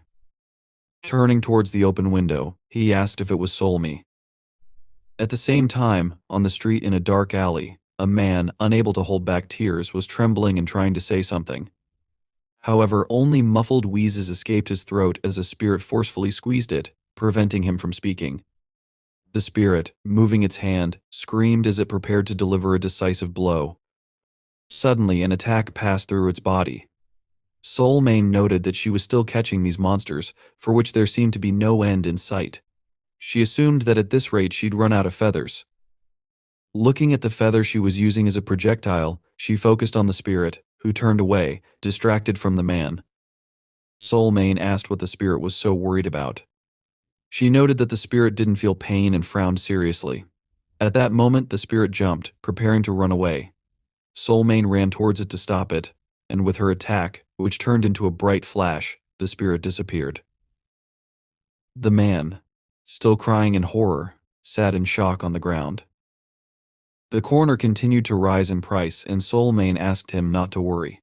Walking closer to another man lying on the ground nearby, she said he would be fine since the wound was not deep. She applied ointment to stop the bleeding and smiled reassuringly. Soul Mane also said that an ambulance was on the way.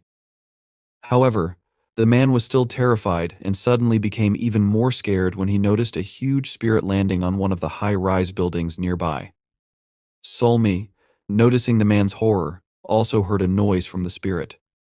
She turned around and saw that it had already jumped, about to strike, but someone suddenly used their own attack to cut the spirit before it could touch her. Soul Mane looked at the dissipating spirit particles as Goya approached. He advised her to keep her head higher, adding that if rumors spread about such a spirit defeating her, shame would cover the entire Soul Main family. Solmi, sighing with relief, noted that her family's reputation was already not very good. She added that she knew Goya would be on her side. She called Goya her elder brother, and he, a little dissatisfied, asked who she had just called that. Moving closer, Soulmane explained that Goya was a little older and close to her, which made him her elder brother. However, she didn't insist and said that if Goya didn't like it, she could call him by his name. Goya waved his hand, activated magic, and suggested that Soulmane address him politely. Soulmane suggested calling him something else while still keeping in mind that he was like a brother to her. In the end, Goya told Soulmane to call him whatever she wanted. Then, focusing on the injured man, Goya instructed him to think of the day as a bad one. He explained that a car had hit the man and his friend in the alley, and the driver had fled the scene. Until the ambulance arrived, he ordered the man not to be afraid and to rest. Watching the man gradually fall to the ground, Soulmane realized it was hypnosis. She asked if it was true that this wasn't innate magic from the Goya family. She admitted she had heard that learning such magic separately was very difficult. Soulmane shared that she had tried to learn it from C, but was scolded and had given up. That's why she assumed Goya was ahead of her. Goya, paying no attention to this, looked around. Noticing there were 2 spirits, he asked how many Soulmane had caught.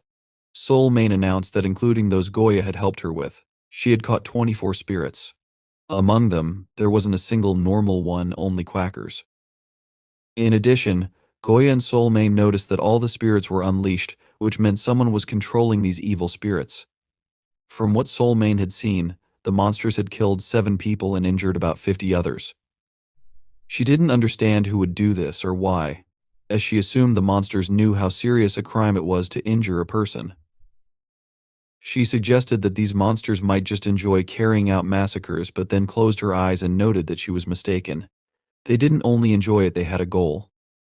Soulmane was surprised and asked if monsters really killed people for profit. She couldn't understand what this meant. Goya noted it was obvious, as their generation knew very little about it. He explained that long ago goblins ate people not because they were hungry or sadistic, but because consuming human blood and flesh was incredibly beneficial for monsters. Speaking about this, Goya imagined a monster eating a person. Soulmane admitted she couldn't believe it, as she had never heard of such a thing. She was very amazed at what Goya told her. Goya noted that, in the past, this was common knowledge, but it simply didn't reach their generation. He added that one could easily become stronger by eating human flesh. He asked if the human world would remain as peaceful as it was now if this became widely known. He believed Soulmane understood what he was talking about because she had passed the qualifying test. Very few young people, like Soulme, who weren't even 500 years old, dared to go through such difficulties and take such a challenging test. Goya understood that only outliers like Soulmane or others like him could do this. He remarked that the human world was a boring place with no point in visiting until the law changed. This was exactly how their generation viewed the world of humans. But now, with the festival approaching, Goya understood that everyone was trying to become a little stronger. He knew there were monsters who knew the secret of human flesh and were willing to take the risk. He noted that Soulmane should also be aware of this since Babai was helping her. He reminded her that in recent days, many had gone crazy in their pursuit of power. Soulmane froze, remembering the monster that Shiru had recently fought. Goya said that stupidity was not an excuse but a state of mind. He was sure that if he were in the place of these monsters, he would never have created such chaos. Instead of attracting the attention of evil spirits who couldn't even move covertly, he would have done everything himself, kidnapping people one by one. Before eating them, Soulmane assumed that the one responsible for everything that had happened was very cowardly. She understood that anyone who dared to attack a person unable to resist was indeed despicable. Thinking for a moment, she suggested that even if a criminal used evil spirits, they would have the ability to summon them in hundreds. In this way, the monster would feel that using spirits was safer than personal intervention. Soulmane suddenly wondered if she should somehow convey to this monster that, Instead of acting like an attention-hungry fool, it could simply do something different. However, she suddenly realized something, her eyes widening in shock. This simply cannot be, she whispered. She called herself names, hastily shouted something unintelligible, and then bid Goya goodbye, asking if he could clean up everything here. In the next moment, Soul Mane flew away, leaving behind several feathers in the air. Goya, not understanding what had happened, simply watched her go. Meanwhile, Sivu, approaching the railing of the balcony, asked in surprise, "What is this?" He noticed that a second ago it had been closed off. Looking around in bewilderment, he tried to figure out what was happening. At that same moment, a monster appeared behind him, gradually approaching closer. It thought smugly that everything had turned out to be very simple.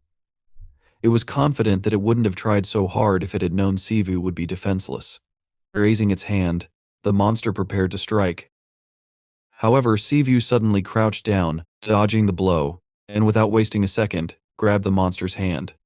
Pressing his feet harder against the floor, he launched his counterattack. The monster quickly realized that Sivu had anticipated everything. Sivu used the goblin stream technique to throw the monster off the balcony and to the ground, simultaneously following up with a lightning strike. Catching his breath, Sivu admitted to himself that he thought his heart would jump out of his chest. Mentally, he reflected that this ability, though he didn't like to call it, that was one of the unique traits of goblins. He remembered the time when a monster attacked him similarly from behind, biting him on the shoulder. Briefly distracted, he glanced at the broken partition of the balcony and asked aloud, "What kind of nonsense is this?" He eventually realized that he could rarely be defeated by the same attack twice. Continuing to examine the destroyed balcony, Sivu sighed and recalled the cold sensation on his back right before the previous bite. Now, if he hadn't recognized that same feeling, he might have been killed just moments ago. Realizing this, Sivu frowned warily and managed to dodge the blow. In any case, he had thrown the monster without overthinking, but he was relieved he hadn't harmed anyone else. Squinting, he carefully looked down at the massive hole that had formed in the ground. As the dust from the impact cleared, the crack became more visible. Suddenly, Sivu heard someone tell him not to worry. Frowning, he noticed the monster grinning and explaining that it had already put all the people in the area to sleep. The monster remarked that if everyone had started screaming at once, it wouldn't have been able to clean up everything properly. In the next moment, Sivu suddenly felt a snake's body wrapping around his neck. Trembling, he grabbed the snake's body with his hands, trying to pull it off. The monster, now with a snake tail growing from its back, observed him with amusement. It noted that this was precisely what it had been looking for, and asked if Sivu was really the goblin everyone had been talking about. Smirking, it remarked that Sivu's strength seemed quite insignificant. The monster admitted that it thought Sivu would hit harder. Pushing off the wall with its feet, the monster began to fall, dragging Sivu down with it.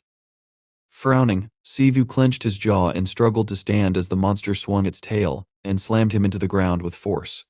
Dust and stones rose into the air, and Sivu, closing his eyes, cried out softly. The monster remarked that it hadn't intended to throw Sivu so far and sarcastically asked if he had weakened after the previous fall. Sivu didn't answer. The monster then mused that people might believe the destruction was due to poor quality construction or a gas pipe explosion. It added that the residents of this area were unlucky, though rental prices might drop as a result. Grinning, the monster continued its monologue. At the same time, Sivu thought about the monster harming people and wondered why Soul Mane hadn't returned yet. The monster continued speaking and asked if it was true that it would be amusing if Sivu broke after just one throw. The question was prompted by the sight of Sivu slowly sitting up on his knees. Sivu, now realizing that the main source of the chaos was the monster in front of him, understood everything. The monster taunted him, claiming that by resisting, he was only adding to his troubles. Feeling the weight of incredible danger, Sivu abruptly rose to his feet.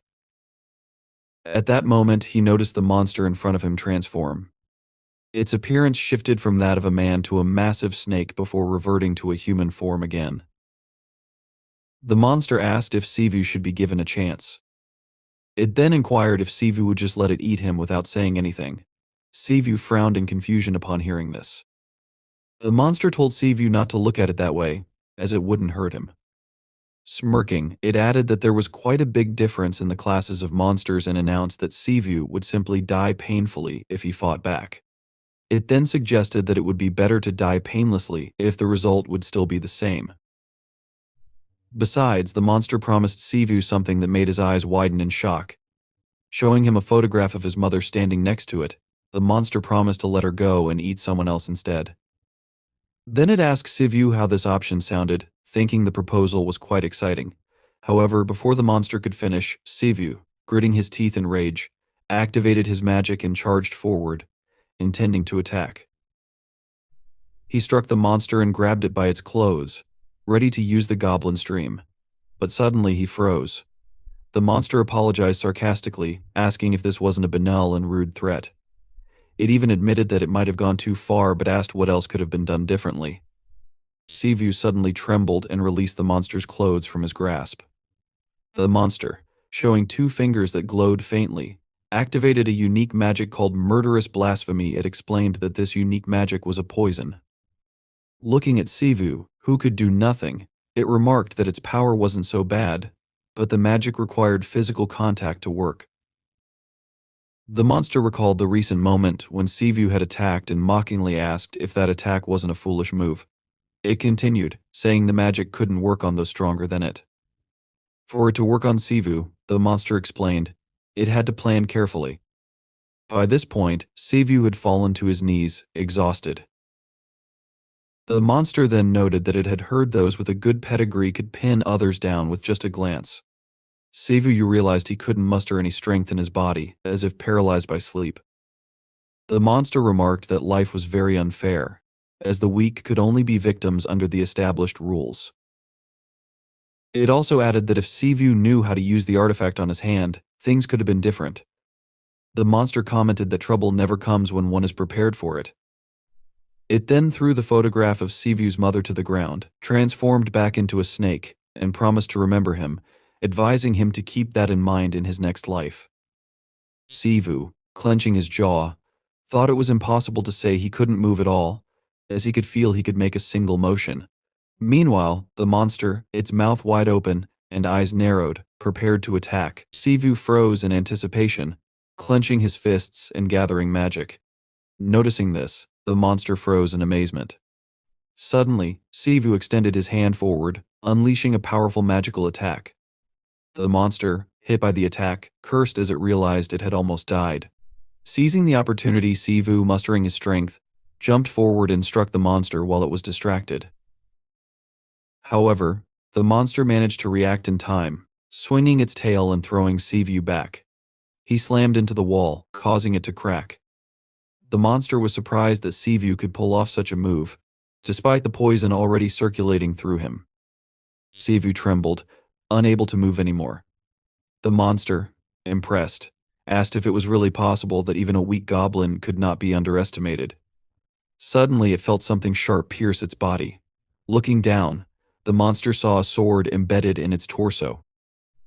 Yashin, who had approached unnoticed and was hiding his face behind a mask, called upon the storm ancestor, who resides above the 9 heavens and presides over the Ministry of Thunder. As Yashin chanted the spell, the sword in the monster's body was imbued with magical energy, transferring the power into the monster. The night was just beginning. Hearing Yashin's voice, Sivu forced himself to open his eyes and look at him. Yashin, his body shrouded in a magical aura, addressed the monster. He called its actions nonsense and began approaching it. The monster, now in human form, pulled the swords out of its body and taunted Yashin, calling his weapon useless. It asked sarcastically if the main skill of a human exorcist was to speak in a deep voice. Grinning through the pain, it mocked Yashin, questioning where he learned to talk like that. The monster realized it had gained some time but suspected it had already been overtaken. It asked how Yashin had managed to get there but quickly dismissed the question, recognizing it wasn't important. What mattered was that Yashin was dangerous and on a completely different level compared to other charlatans. Yashin, without hesitation, drew another sword, intending to continue the fight. The monster debated whether to stay or flee. It bit its lower lip, knowing hesitation would mean death. The monster remembered Solmi, who was also very skillful. However, distracted from thoughts of Solmi, it considered that if even Yashin had come for Sivu, it still wouldn't be able to defeat him, even if he was resurrected. Clenching its jaw, the monster muttered out loud that all of this was very bad. Yashin suddenly froze in shock, noticing something. Blood began to flow out of the monster's body with force, gushing forward like a river. From the blood emerged a dark spirit that stood in front of Yashin. The monster, observing this, remarked that this wasn't bad at all. It added that this spirit's name was widely known in the West when it was sane, and noted that the roaring spirit possessed the body of a divine class monster. However, the monster admitted it did not know how the spirit had ended up in such a state. Smirking, the monster advised Yashin and the others to have fun, claiming the spirit was perfect for an appearance-obsessed person. Before leaving, the monster suggested it should finish its dish first and glanced at Sivu, who was still under the influence of poison. The spirit opened its mouth, and an attack began to form. However, before anything could happen, Yashin suddenly ran forward, holding his sword at the ready. At the moment the spirit released its attack, Yashin swung his sword, cutting through the attack. In addition to blocking the magical assault, the swing also inflicted a severe wound on the spirit itself. The monster, seeing this, asked in amazement what was happening. It turned around, hearing an incomprehensible noise, and saw Yashin instantly approaching. Yashin swung his sword and stabbed it into the monster's head. Sivu's mouth opened in shock at the sight. Yashin, who had not yet recognized Sivu, came closer to him and suggested that he was not aligned with the monster. He advised Sivu to answer his questions if he wanted to survive. Yashin intended to ask what Sivu was doing there, but before he could, Sivu suddenly admitted that he couldn't believe it. Although he had heard Yashin's voice, he couldn't fully comprehend the situation. Yashin froze in shock, and Sivu forced himself to smile. He admitted that he wanted to ask something, and then asked if Yashin truly didn't recognize his voice. Yashin removed the mask that had been covering his face and asked if it was really Sivu. He wondered what had happened to Sivu's appearance. Closing his eyes, Sivu tried to respond but ultimately said it was a long story. Gradually, he forced himself to his feet. Yashin, dropping his mask, came closer to Sivu and placed a hand on his shoulder. Carefully examining him, Yashin asked what had happened. Deciding not to ask about Sivu's appearance, he simply asked how Sivu had managed to deal with everything. Before answering, Sivu asked Yashin to stop, saying he couldn't breathe. He raised his trembling hand, and Yashin suddenly realized it was poison, not just any poison, but something far more potent. Yashin noted that the medicine he carried wouldn't be enough to cure it. Realizing there was something more urgent at hand, Yashin chose not to press with further questions. Instead, he focused on Sivu's veins, which were clearly visible. Soon, the veins gradually returned to normal, leaving Yashin amazed. He wondered aloud if Sivu had regeneration. Sivu himself was surprised when he began feeling better. Hearing a sound, he turned sharply to the side and noticed the spirit they had fought had disappeared, leaving behind a trail of blood. Following the bloody trail, Sivu and Yashin saw the tail of a snake disappearing behind some parked cars. Frowning, Yashin remarked that this was utter nonsense. Sivu opened his eyes in amazement. After some time, Sivu asked if this meant Yashin was feeling better. Yashin, sitting with his head bowed, repeated the question with disbelief. He noted that he hardly felt better at all, and added that the man he had known for 3 years had turned out to be half a monster. Sivu, now fully recovered, awkwardly scratched his cheek. Yashin continued, frustrated, saying his friend was half goblin.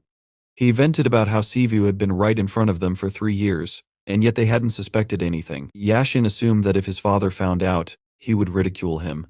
Sivu felt awkward watching Yashin's frustration and tried to distract him. He asked if it was true that Yashin had never mentioned what kind of martial arts they were studying. Yashin confirmed this, and straightening up and sighing tiredly, explained that it was his family's duty to train and destroy supernatural beings. Yashin added that if not for this duty, everyone would have considered him crazy. He then mentioned that only 6 months remained. Hearing this, Sivu realized that Yashin also knew about the festival. Unable to contain his emotions, Sivu twitched and asked, "Does this really?" Yashin explained that supernatural creatures breaking into the human world and harming people didn't happen very often, and even quite rarely. He admitted that he wouldn't mind if the monsters just fought each other. Over the past 100 years, judging by Yashin's words, monster attacks on people had been very rare, but recently, everything had changed. Sivu asked in shock how recently this had happened. Yashin frowned and explained that, for monsters, humans are a source of power. He added that monsters who want to become kings not only absorb other monsters but also humans. Sivu said nothing but was visibly surprised. Yashin continued, saying that a month ago, the number of missing people began to grow, especially in densely populated cities. He also noted that there was no direct evidence that monsters were involved, but in most cases there were signs of a struggle in the houses. Raising his head, Yashin said that this was the first time monsters had shown themselves so clearly. Rising abruptly, he grabbed his sword and asked what they had here. The next moment, Sivu noticed a flash of light and then heard someone shout his name. Widening his eyes in amazement, Sivu saw Sowai, who excitedly asked if he was okay. She also asked if Sivu was injured. Sowai, very scared, started apologizing, calling herself stupid. Suddenly, Yashin, pointing his sword forward, ordered Sowai not to approach. Soi froze, unable to hold back her tears. Yashin seriously announced that if she took another step, he would consider it an attack. In that case, he would have no choice but to kill her. Sivu, coming closer to Yashin, wanted to warn him but Yashin interrupted Siva's words and said that this was not a person but a monster. He was sure that the monsters understood what the rules were, so he said that he warned Sowai instead of killing her right away. Siva noted that there was no point in talking to monsters if Yashin wanted to fight. Yashin explained that he was doing this for Siva's sake. He asked if Siva had been told that he could live in the human world if he passed the exam. Siva froze, shocked by this, and Yashin, calling him a fool, asked if Siva even understood what this meant. Looking at Sowai, he reminded him that these were monsters and said that, even if they outwardly looked like people and had individual features, their nature remained the same. Monsters, he said, were driven by a thirst for power and massacre. Yashin thought that monsters were monsters, they ate each other and humans. He said that Siva was still human and, therefore, it didn't matter how mixed his blood was. According to Yashin, this place was Siva's home, so he didn't need the monster's permission to be there. Yashin, already annoyed that Siva was kidnapped, asked if he was now saying that he had to become a full-fledged monster in order to stay at home. He was sure this was nonsense. Deciding that it didn't matter to him what happened, he announced that he would not let Siva go back. Soi understood what Yashin was talking about, as from Siva's point of view, all this was a nightmare. However, Siva was already on the list of monsters, so it didn't matter how he felt about it since he was part of the monster realm. Looking at Siva, Soi decided to put aside what was right and wrong since breaking the rules would entail dire consequences. Imagining B's menacing expression, Soi realized there would be consequences for both Siva and Yashin. Therefore, she decided she needed to deal with this matter before it got worse. Frowning, Soi thought about running away with Siva and trying not to hurt anyone. However, she didn't know if she could do it since Yashin's aura alone was enough to show he was a strong person. She assumed that Siva could work it out, but she couldn't handle it herself.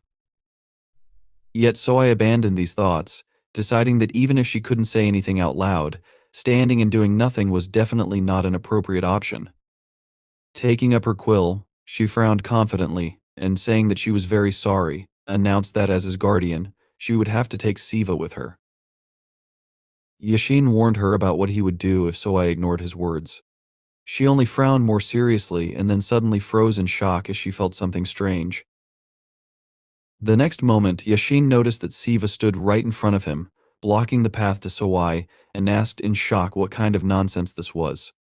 Without answering the question, Siva extended his hand forward, and taking the sword from Yashin, began to examine it. He remarked that it looked interesting and asked if the engraving meant anything. Yashin, astonished by Siva's behavior, assumed that he was bewitched, hypnotized, or under some kind of control. However, he suddenly considered that something else might be happening. Calling out to Siva again, he asked what this nonsense was. Siva admitted that he might not understand the term murder but noted that he thought the phrase about a mad monster that devours its own kind could be applied to Yashin, as well as to himself, since he had already devoured someone today. Yashin froze upon hearing this. Siva noted that the one he consumed today was a monster whose right to exist as such had been taken away. He honestly admitted that he didn't know how true this was but announced that, in any case, he had killed someone to protect himself and those around him. He had no intention of stopping. So I, with her lips tightly pursed, watched Siva. He admitted that he didn't want to harm people but agreed to absorb monsters if it made him stronger. Yashin tried to argue, exclaiming that Siva didn't need to go that far.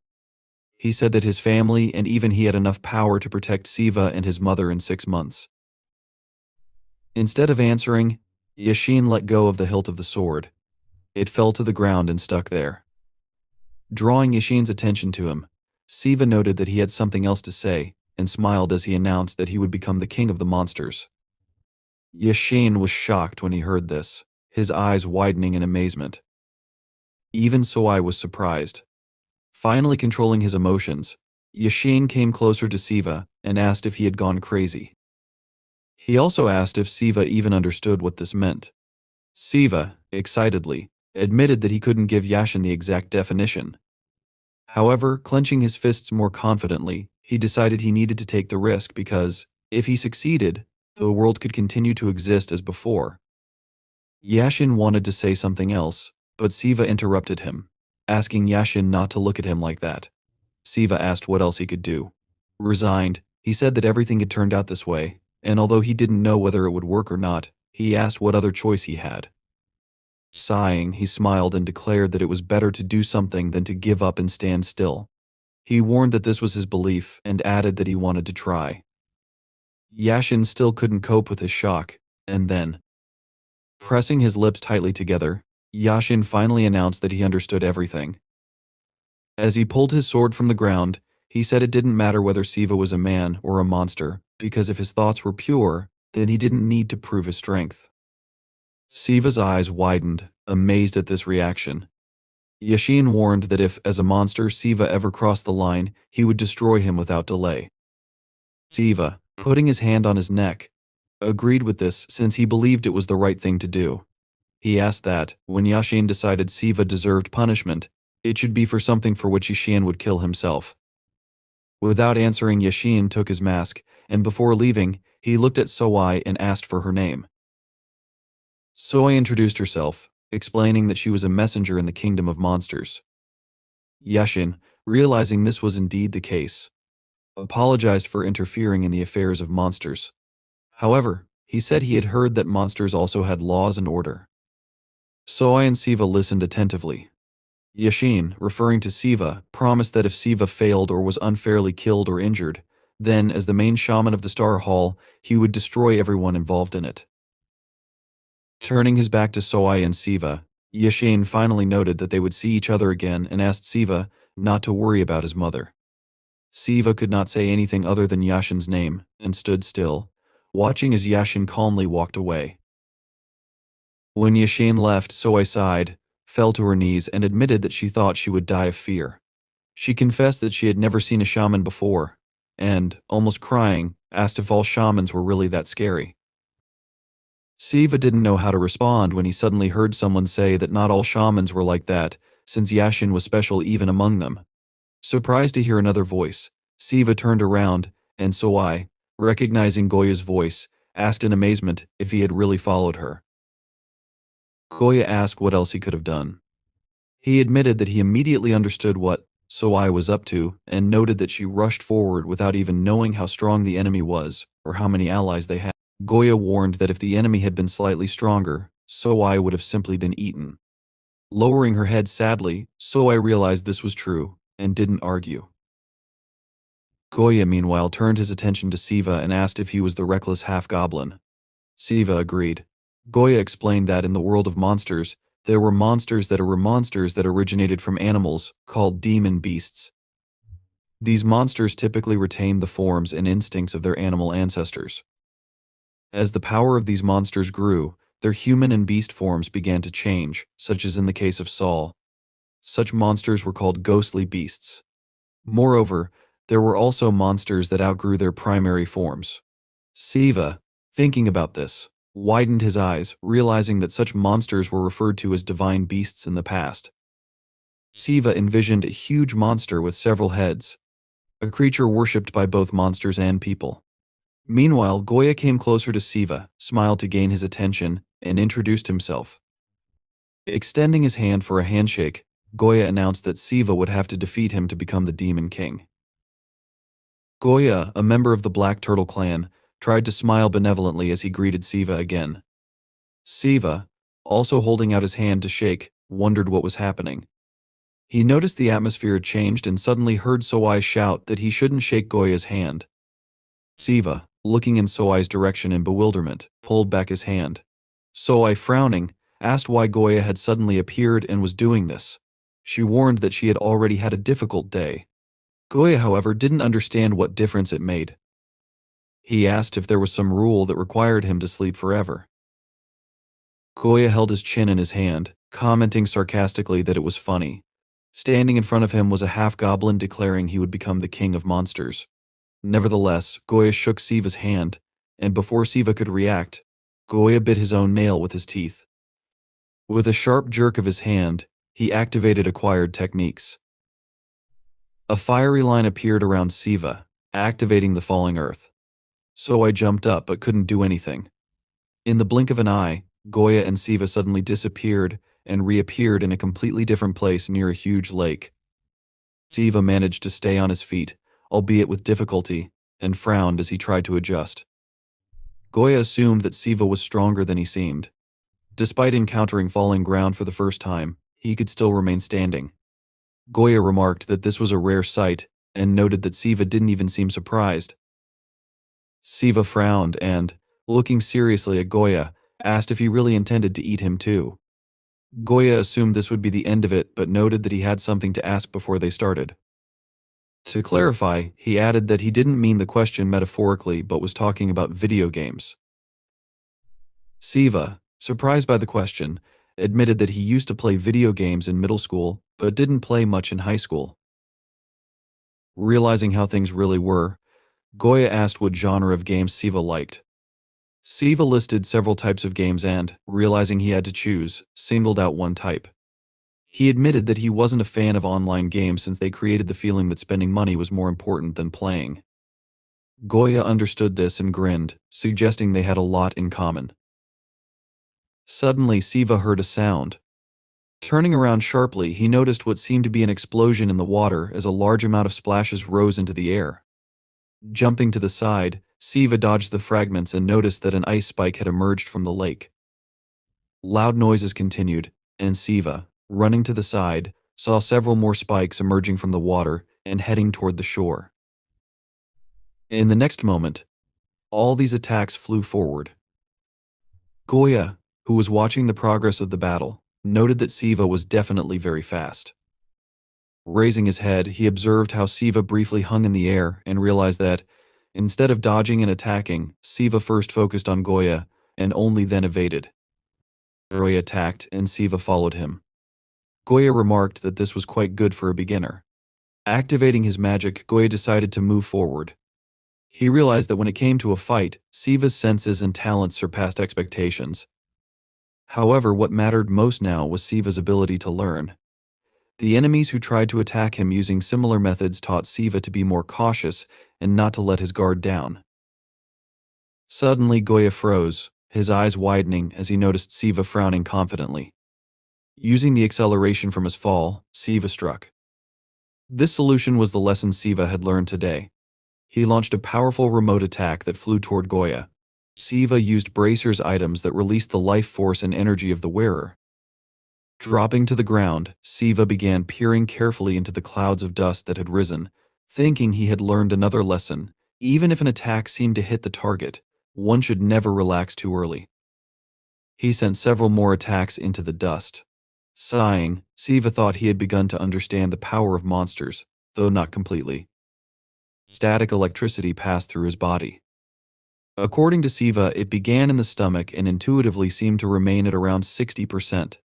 When Siva launched a strong attack, about 10% of this power was used. As he continued to analyze his actions, he realized that each small attack consumed about 3%.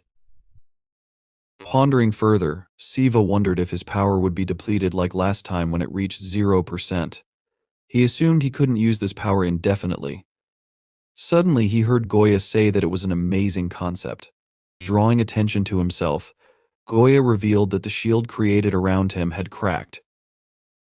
Goya admitted he hadn't expected to use his abilities so early. He guessed he had misjudged Siva since he had to rush through the first phase. Siva, getting into a fighting position again, asked Goya to explain something. He questioned whether it was true that Goya planned to eat him. Surprised by the question, Goya smiled. Although Siva didn't know how to phrase it correctly, he admitted he didn't feel any intent from Goya to harm him. Goya chuckled, admitting that this happened when someone blatantly lied. He explained that he had no personal grudge against Siva or any desire to eat him. Goya noted that, as he mentioned earlier, he was intrigued by what Siva said. He then asked if Siva knew what the king of monsters truly was. Siva assumed it meant someone literally becoming the ruler of all monsters and asked if that wasn't the case. He believed it involved introducing laws and ruling over other monsters. Goya asked if that idea wasn't strange when considered carefully. He pointed out that the competition was based purely on strength, and that the election cycle occurred every 666 years, meaning the king would rule for centuries.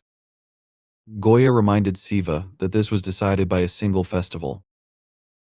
He explained that all monsters obeyed this strange custom since ancient times, adhering to it simply because it was tradition. Siva thought about it but didn't respond. Goya elaborated, stating that monsters were true to their desires and instincts. Just because the strong introduced laws and rules didn't mean all monsters would follow them.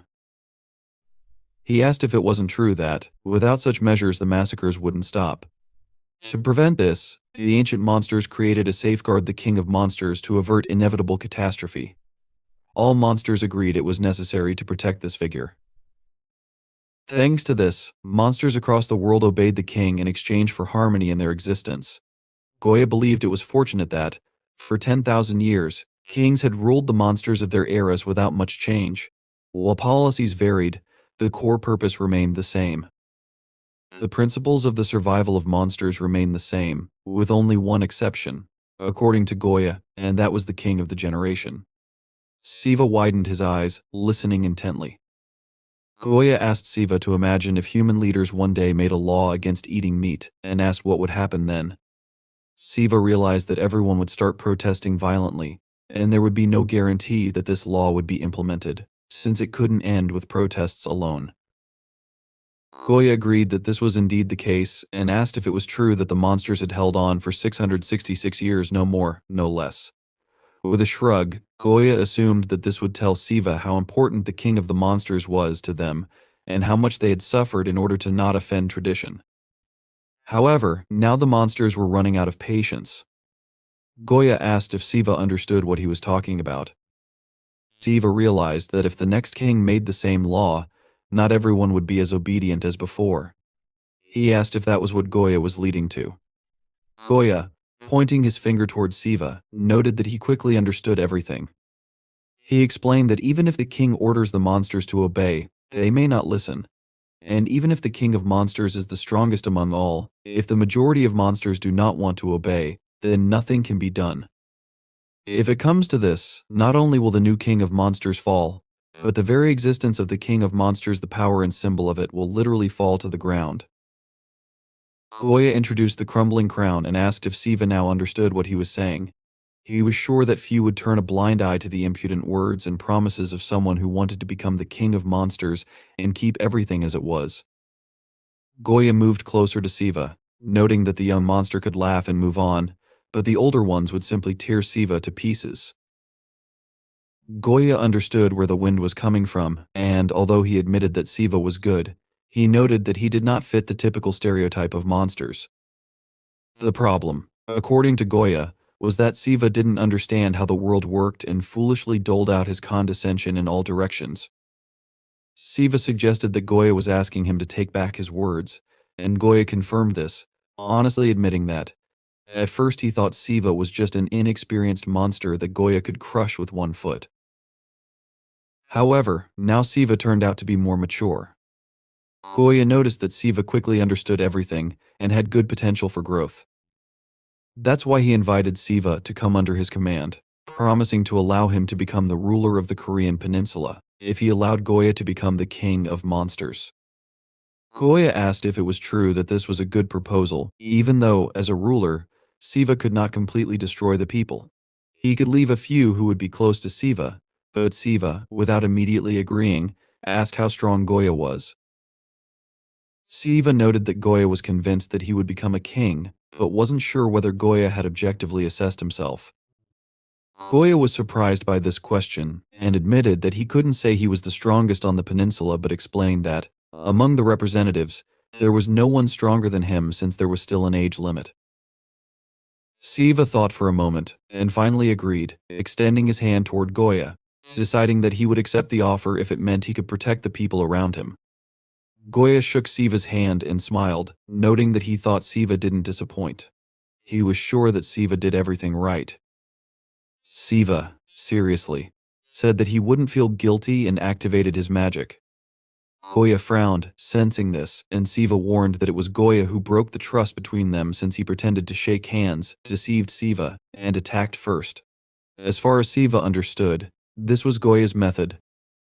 Now, grabbing Goya by the clothes, Siva used a different type of goblin fighting technique, which was completely different from what Siva had shown before. He used all 60% of the remaining energy, leaving very little, squeezing out all his strength. Siva did this not reflexively, but with cold calculation. For the first time, he implemented the technique with full confidence and intelligence. Intercepting Goya, Siva used Goblin and Mountain Flip, throwing Goya to the ground without hesitation. He clenched his jaw and frowned, acting only with confidence and readiness. The force with which Goya hit the ground sent fragments into the air and released a large amount of energy. Exhausted, Siva sat on the ground with his head down. He asked himself if his body kept shaking because of the monster's strength. His assumption was correct, as the restoration of the body and endurance poured all the power of the monster into the attack, leaving only a little spare. Now that he had run out of resources, he could not continue the fight. He stood on his knee. Looking tiredly in front of him, his whole body was trembling. Siva glared ahead with anger, frowning his eyebrows. Goya stood in front of him, saying that he should hold back his bloodthirstiness until the last moment and then spend all his power on one blow. He noted that only heaven grants such talent for battles, a unique monster art called Arctic Chase, which freezes water and allows one to control it within a certain radius around the target. Siva looked up at Goya menacingly. He tried to lean on the ground with his trembling hands and continued, saying that if the difference in the basic strength of the monsters between them were even a little less, maybe Goya would have eaten him. Arctic Pursuit is an art with which one can attack and defend without restrictions. Goya stood, half of his body frozen, the frozen part cracked. He then looked down at Siva and asked what his last words would be. Siva answered him, nothing special after that. He began to say that even if he had a will, he wouldn't read it to him. Since Goya rushed at him with the thought of killing and devouring him from the very beginning, Siva had been preparing for that. He added that such a fate could await him too. Then he added, besides, I'm not finished yet. Goya looked at him in surprise. Siva was able to get to his feet and took a fighting stance. He confidently said that if Goya wanted him to beg for his life or something like that, then he thought it was too early. His eyes were still burning brightly, and he was waiting for his opponent to show a weak spot so that he could strike at the right moment, or perhaps the fighting spirit of the goblin was awakening in him, something he hadn't suspected before. Goya looked at him with a smile on his face and said that he spoke well. After that, he regretted that he only had enough strength to stand. Siva looked at him from under his brows, frowning. Goya extended his hand in front of him, telling him okay, and then patted Siva on the shoulder with a wide, good-natured smile, saying that he had passed. Siva looked at him with wide eyes in bewilderment. Goya continued, smiling, and explained that it was true. He noticed that Siva did not disappoint him, even at the very end. He said that he was just so inspired. Siva asked him to stop, then asked again, "Did I pass after that?" In bewilderment, he rudely asked, "What else does this mean?" Goya continued to smile widely and explained that he just wanted to see if Siva was worth rooting for or not. He then asked, "What's the point of rooting for a fool who has no chance of becoming the king of monsters?" Siva moved back from him in surprise and asked, "Should I root for him?" He then noticed that Goya had just explained why he couldn't be the king of monsters. Siva asked, "Isn't that the case?" Goya confirmed this and said that everyone wanted to see who would become the new king, but they weren't as eager for the Night of Monsters. He explained that he didn't like the noise from monsters since childhood, because everyone tears each other to shreds and growls for no reason. He told Siva that he never understood why everyone behaved as if it were normal and necessary.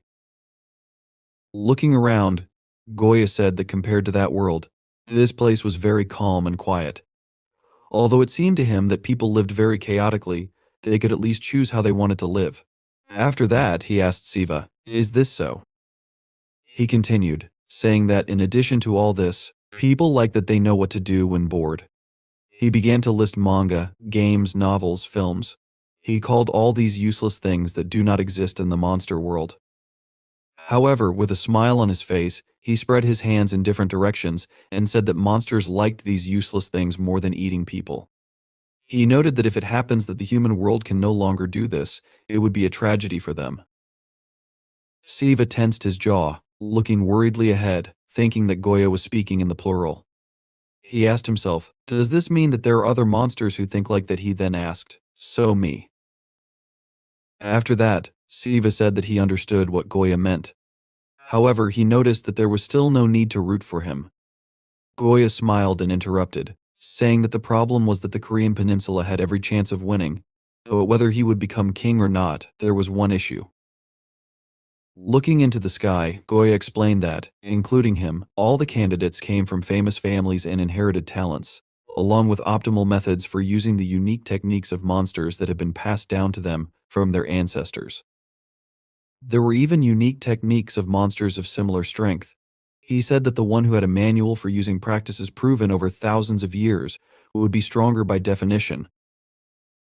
He raised his index finger and asked, "People have the expression born with a golden spoon in their mouth. Is this true?" After that, he explained that it was the same here. Siva exhaled heavily, looking at him seriously, and asked, "Do you want to say that a family is like a conglomerate?" Goya, with a slight smile on his face, repeated after Siva. Pressure then noticed what a cute expression Siva had. He adjusted his expression slightly, saying that in fact, it was more like being pressed into the ground until one died. He explained that as soon as a child shows a grain of talent, the whole family clings to him and shouts that he must become the next king of the monsters. He further explained that it didn't matter whether the child wanted it or not. Once he became a representative of the family, they forcefully placed a yoke on him, a yoke to work for the sake of others' interests and desires. After that, Goya said that if he opposed this, he would be sent to the very bottom or killed, so others would be discouraged. As he said these words, he placed his palm to his neck, making a sharp movement near it. Siva, looking at the ground with a frustrated expression on his face, understood that Goya wasn't a person. However, when the whole family turns away from you and becomes your enemy, it is cruel. After that, Goya extended his index finger towards Siva, winked at him with a wide smile on his face, and shouted that he was different. Then he shouted that his talent was inherited from a famous bloodline, but at the same time, he was not tied to a family or clan. He had his own will and motive to become the king of monsters. Siva looked at him in confusion as Goya brought his happy expression closer, saying that he could do it. After this, Goya interrupted himself and said that he should. Siva pulled away in confusion from the approaching Goya, then asked him to stop and wait. Just then, a massive bird flew overhead.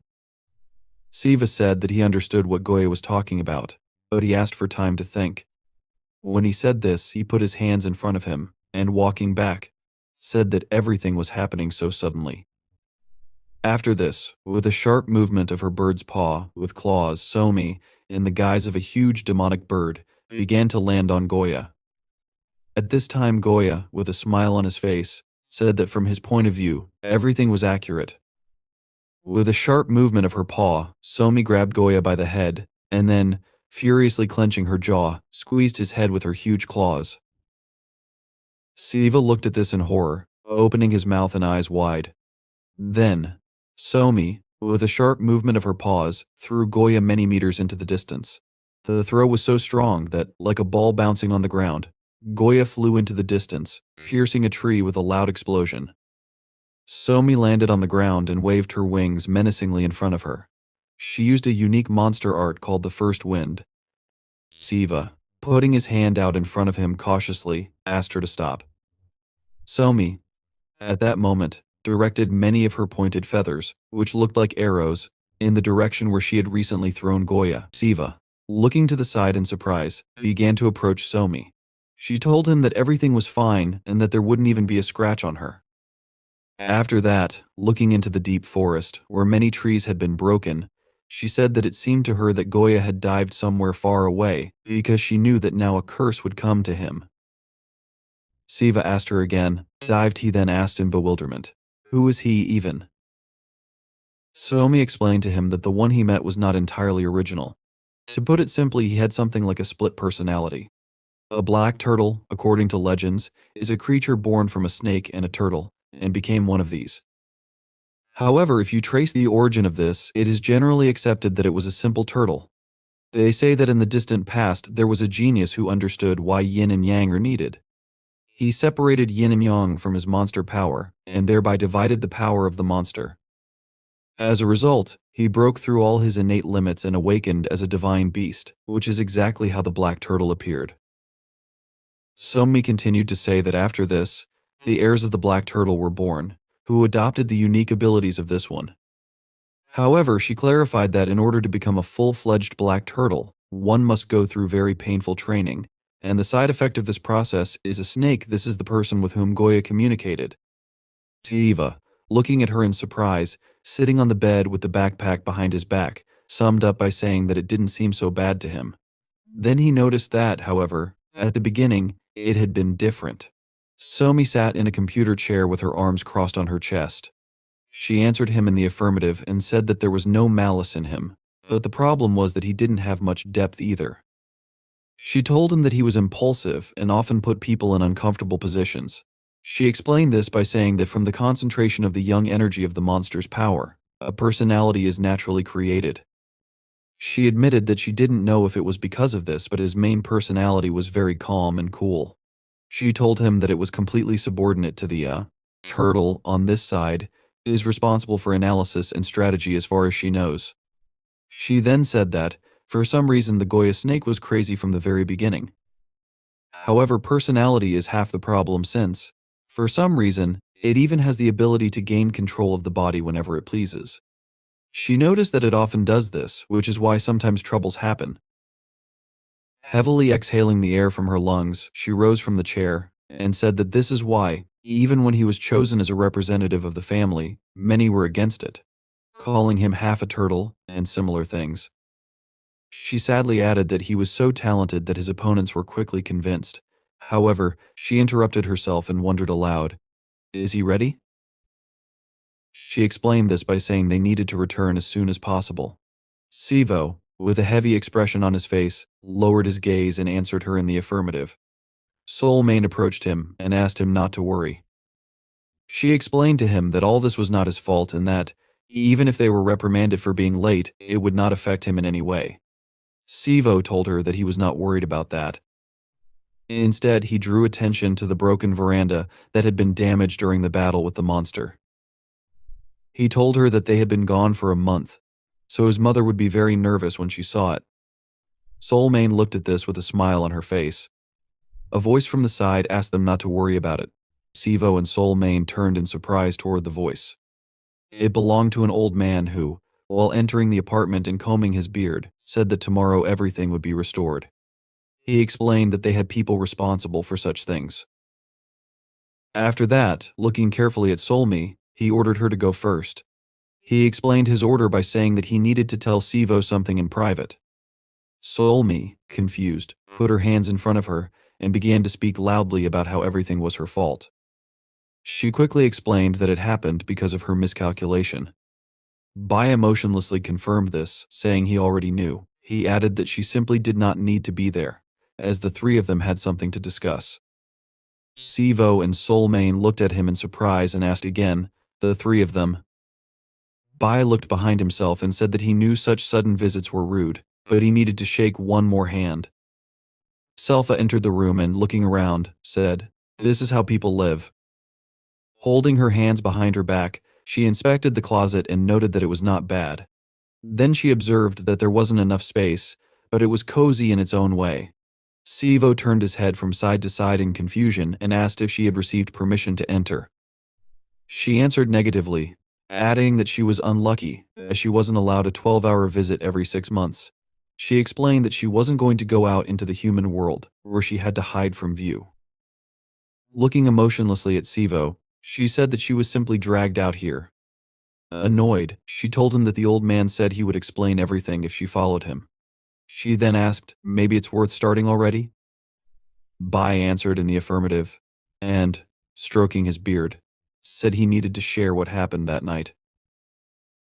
He began his story by saying that, when it got dark in Kocho, that is, in Seoul, about 50 crackers appeared. They obeyed someone and attacked people on the street. After dealing with them, he managed to find out that the control method was very crude and the attacker hadn't removed traces of themselves. He explained that this is why he thought the trick was meant to lure out Solmain and target Sivo. However, Solmi, peeking around the corner, asked in surprise if he wanted to say this wasn't their goal. Bai clarified that he wasn't saying it wasn't their goal, but rather that they may have had more than one goal. Sivo looked at him carefully, arms crossed over his chest. Bai continued, saying that night, at least 200 people disappeared from the streets in the Seoul metro. He added that this number was based on reports made to human police stations and concluded that the real number of missing people was likely more than 500. Hearing this, Sivo and Solmain stared at him with wide-open eyes, their faces filled with shock. Solmi, in a confused state and with a downcast look, said she couldn't believe it. She concluded that this meant it wasn't just one or two individuals. She assumed there must be a group of at least 5 people involved. She noted that if they worked hard on a list of suspects, they could solve it. Bai interrupted her reasoning, saying she was right.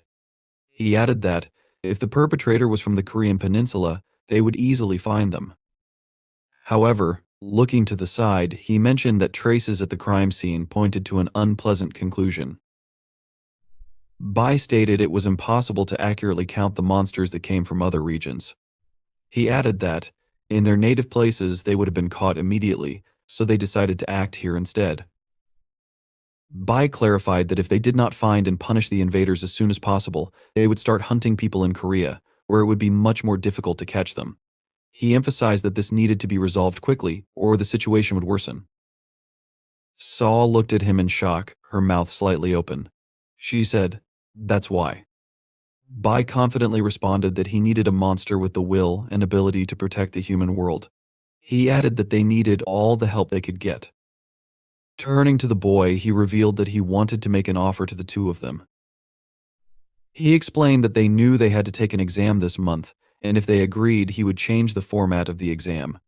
Sivo and Sawa listened attentively as Bai continued. He stated that their task was to find and kill those who had invaded the Korean peninsula as soon as possible. Saying this, he looked at them from under his brows, his frowning eyebrows shadowing his glowing, bright, magical purple eyes. He confidently declared that this would be their test. Meanwhile, Yashin walked along the morning city street with his head down, hands in his pockets. There were large bruises under his eyes, as he had not slept all night. He thought to himself that he shouldn't have let the main character go like that. Feeling remorseful, he decided he had behaved like a coward. With a gloomy expression, he reflected that if the scoundrel didn't return, it would be entirely his fault. Realizing he needed to take preventive measures, someone approached him and mentioned that his phone was turned off. It was Sivo, who, with a hysterical smile on his face and scratching the back of his head, acknowledged that he knew Yashin would be going to school. He asked if Yashin had a minute and explained that a lot had changed since their conversation yesterday. Sometime later, sitting in a cafe, Yashin, in furious bewilderment, asked Sivo, "What?" Turning to him, he loudly questioned if he had gone crazy. The cafe worker and other visitors turned to look at them in confusion. The main character, trying to de-escalate, asked Yashin to be quieter. He explained that he wasn't going crazy. Turning to the cafe patrons with a smile, he apologized for the outburst. Holding a glass of his drink with one finger, he said the conditions weren't bad. He then asked Yashin if it was true that he could remain here and not in the world of monsters. He added that this way, neither Yashin nor his mother would need to worry about him. Yashin, heavily lowering his head into his hand, asked if Sivo even knew what class he belonged to.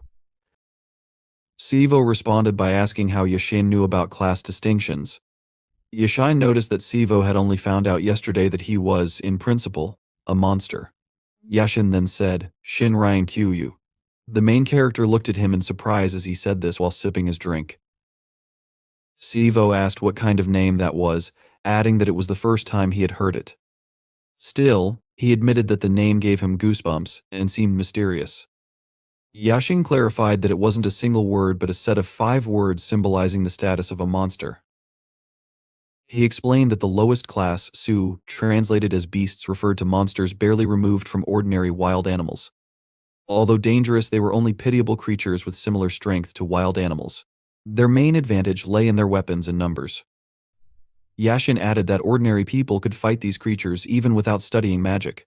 For instance, in old records, there were mentions of such cases. With modern weapons, these monsters could be dealt with without much trouble. However, he cautioned that problems arose with the next class above Su. Monsters at this level were referred to as Go. These monsters had the strength of at least 100 people. However, this comparison only considered physical strength, meaning even thousands of people couldn't match them in combat. The main character, his eyes wide with fear, asked what the other 3 classes were if these were the 2 lowest. Yashin ominously replied, "Catastrophic power." Looking into the glass in his hand, he admitted that he couldn't provide exact details as he had never encountered such beings. He clarified that Ki-class monsters were feared to be 10 times stronger than Go-class monsters. Such creatures could destroy a small city in a single night, turning it into a branch of hell on earth. Yashin explained that in a city like Seoul, their devastation could span entire districts. Regarding Shin and Ryan, he advised that it was better not to get involved with such powerful beings. He warned Sivo not to even think about participating in the hunt. Instead, he advised Sivo to try escaping quietly. If that didn't work, Yashin urged him to call for help or hide at his house. Pointing his finger at himself, he said that if these were really the monsters that invaded Korea, then they were ready to fight the local monsters or shamans like him. He further added that he did not know exactly how many of these monsters there were, but everything would be fine if they were K-class. The main character, looking uncertainly ahead, turned to Yashin and asked what he thought about the monster that had taken the form of a snake. What class did he belong to? Yashin answered that the monster was small. He then noted that it was unlikely to be of Su class, but definitely not K class. He concluded that it was average, meaning it was of the Go class. After that, he mentioned that the corpse the monster controlled had much more powerful energy. He said that if they had managed to deal with even half the power of that creature, they wouldn't be sitting here now. He understood there was a reason why the monster had used it to distract attention. He went on to say that if he understood the situation correctly, that vile man was almost SW, perhaps referring to something specific. Turning to the main character, he pointed his finger at him and stated that his current status as a monster was lower than his own. At best, he was an average or even a lower Go class. Yashin menacingly suggested that he was either a goblin or simply trying to boast. He clarified that this was the truth and advised him not to get involved in situations he couldn't handle. Siva listened with his head down, remaining silent. Yashin continued speaking, his tone growing sharper as he emphasized how important it was to soberly assess one's situation. He called him a fool. While speaking, Yashin thought he wasn't being strict enough but understood he needed to hammer the point home to ensure nothing reckless came to Siva's mind. Siva tried hesitantly to respond, but Yashin loudly interrupted, asking him to speak louder. The main character raised his eyes and, with a determined expression, said that if he encountered that monster again, he was 100% sure he could defeat it. Yashin looked at him in bewilderment. The main character, now wearing a triumphant look, reiterated that if he hadn't been there before, he wouldn't have had a chance to make a sound. However, he admitted that much had changed since then. He talked about how he now understood how the power of monsters worked, and had learned a bit about how to fight. Yashin pierced him with his gaze, thinking he was a fool, and that such reckless thinking would destroy him one day. Sometime later, Shira looked at Yashin in surprise as he stood up from his chair. She asked if he was heading to school. Glancing at the screen of his phone, he noted it was already time. However, Yashin replied negatively, explaining he wouldn't go to school today and that it seemed unlikely he could figure things out on his own. He then stated that, in that case, he would have to figure it out for him. With an authoritative tone, he slung his backpack over his shoulder and ordered Siva to follow him. Sometime later, they approached the Olympic Gymnastics Arena, a modern, large hall built in 1986 to host the 1988 Olympic Games in Seoul. Now, it served as a large dome concert venue. However, ordinary people didn't know it had another purpose. The main character looked around with a surprised expression, marveling at the sight. He said he never imagined there would be something like this in the basement. Standing in the vast underground hall filled with emblems and sparring areas, he noted he had seen several similar places on their way there. He then asked if all this belonged to Yashin's family. Yashin explained that the Olympic Gymnastics Arena was a special underground area serving as a public training center. He denied any family ownership and clarified that the place was created by the government. He also noted that other shamans, not just his family, trained there. As he spoke, Yashin began taking off his jacket. The main character, bewildered, asked, the government realizing the information he had just received. He asked again, "Does this mean they know about monsters in the festival?" Yashin, looking grim, explained that since ancient times, people with power safeguarded the abilities of shamans. He suggested that perhaps the first shamans created the concept of the state itself. Their ability to fight monsters was more valuable than anything else in the distant past. He added that 666 years ago, during the dawn of the Joseon dynasty, the threat of monsters diminished, but the Joseon family still organized a constellation hall for training shamans. His family continued to serve this tradition. Continuing to undress and loosen the tie around his neck, he spoke about how monsters, festivals, and such matters were recognized at a national level. However, this knowledge was a closely guarded secret, known to only a few elites. He also expressed frustration, saying it seemed some did not take the issue seriously enough. Finally, he turned to Siva, confidently asked if he was ready, and told him to attack. The main character hesitated, looking uncertainly at Yashin, who rolled up his sleeves. Shirt said that, as he had already mentioned, there were no restrictions or rules. He added that if he could hit him with any of his moves, then he wouldn't worry about fighting monsters. Sivu asked him if he would use a sword or dagger like he did yesterday. Yashin answered negatively, explaining that they could only fight under such conditions. He then mentioned that although shamans are different, most often they can show only half of their skills without weapons. He clarified that the situation was so serious that, no matter what, shamans couldn't part with their weapons. Looking from under his brows, he added, however, that he could fight a first-class monster without a weapon, and it would be easy for him. As blue magical energy began to emanate from Yashin, he started to approach Sivu. He told him that, in other words, if he could defeat him, it meant he was a monster of a higher class. He then asked Sivu if he understood this. Hurrying him up, Yashin reminded the main character that he had already told him to attack. Then he asked, "Isn't that so?" Sivu looked at him uncertainly with a confused expression. His legs were shaking, and a bead of sweat ran down his face. Yashin looked in surprise, his eyes wide open, as the main character suddenly jumped on him and raised his fist behind his back to strike. Sivu stretched out his other hand in front, trying to grab Yashin. However, Yashin, with a sharp movement of his hand, was able to repel the attack and then hit the main character in the jaw with his fist. The blow was so strong that Sivu staggered, turning his bruised face to the side. Yashin continued to counterattack, stepping forward with a sharp movement of his body. He delivered a roundhouse kick, sending the main character flying several meters into the distance. Sivu's body tore through the floor covering before slamming into the wall at the opposite end of the hall. Yashin didn't bother asking if he was okay, there was no point. He already knew everything the second he struck. He had seen Sivu's regeneration ability. Yashin looked ahead confidently. Drops of blood remained on the torn floor covering.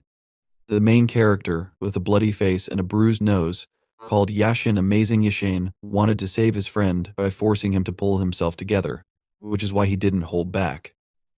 The main character stood up confidently in a fighting pose. Using the sleeve of his jacket, he wiped his bloody nose, leaving crimson streaks on his light jacket. Looking at Yashin, Sivu told him that he was like the protagonist of a manga, as the blow dealt to him felt close to zero. Yashin stared tensely ahead. He realized that he was on the losing side.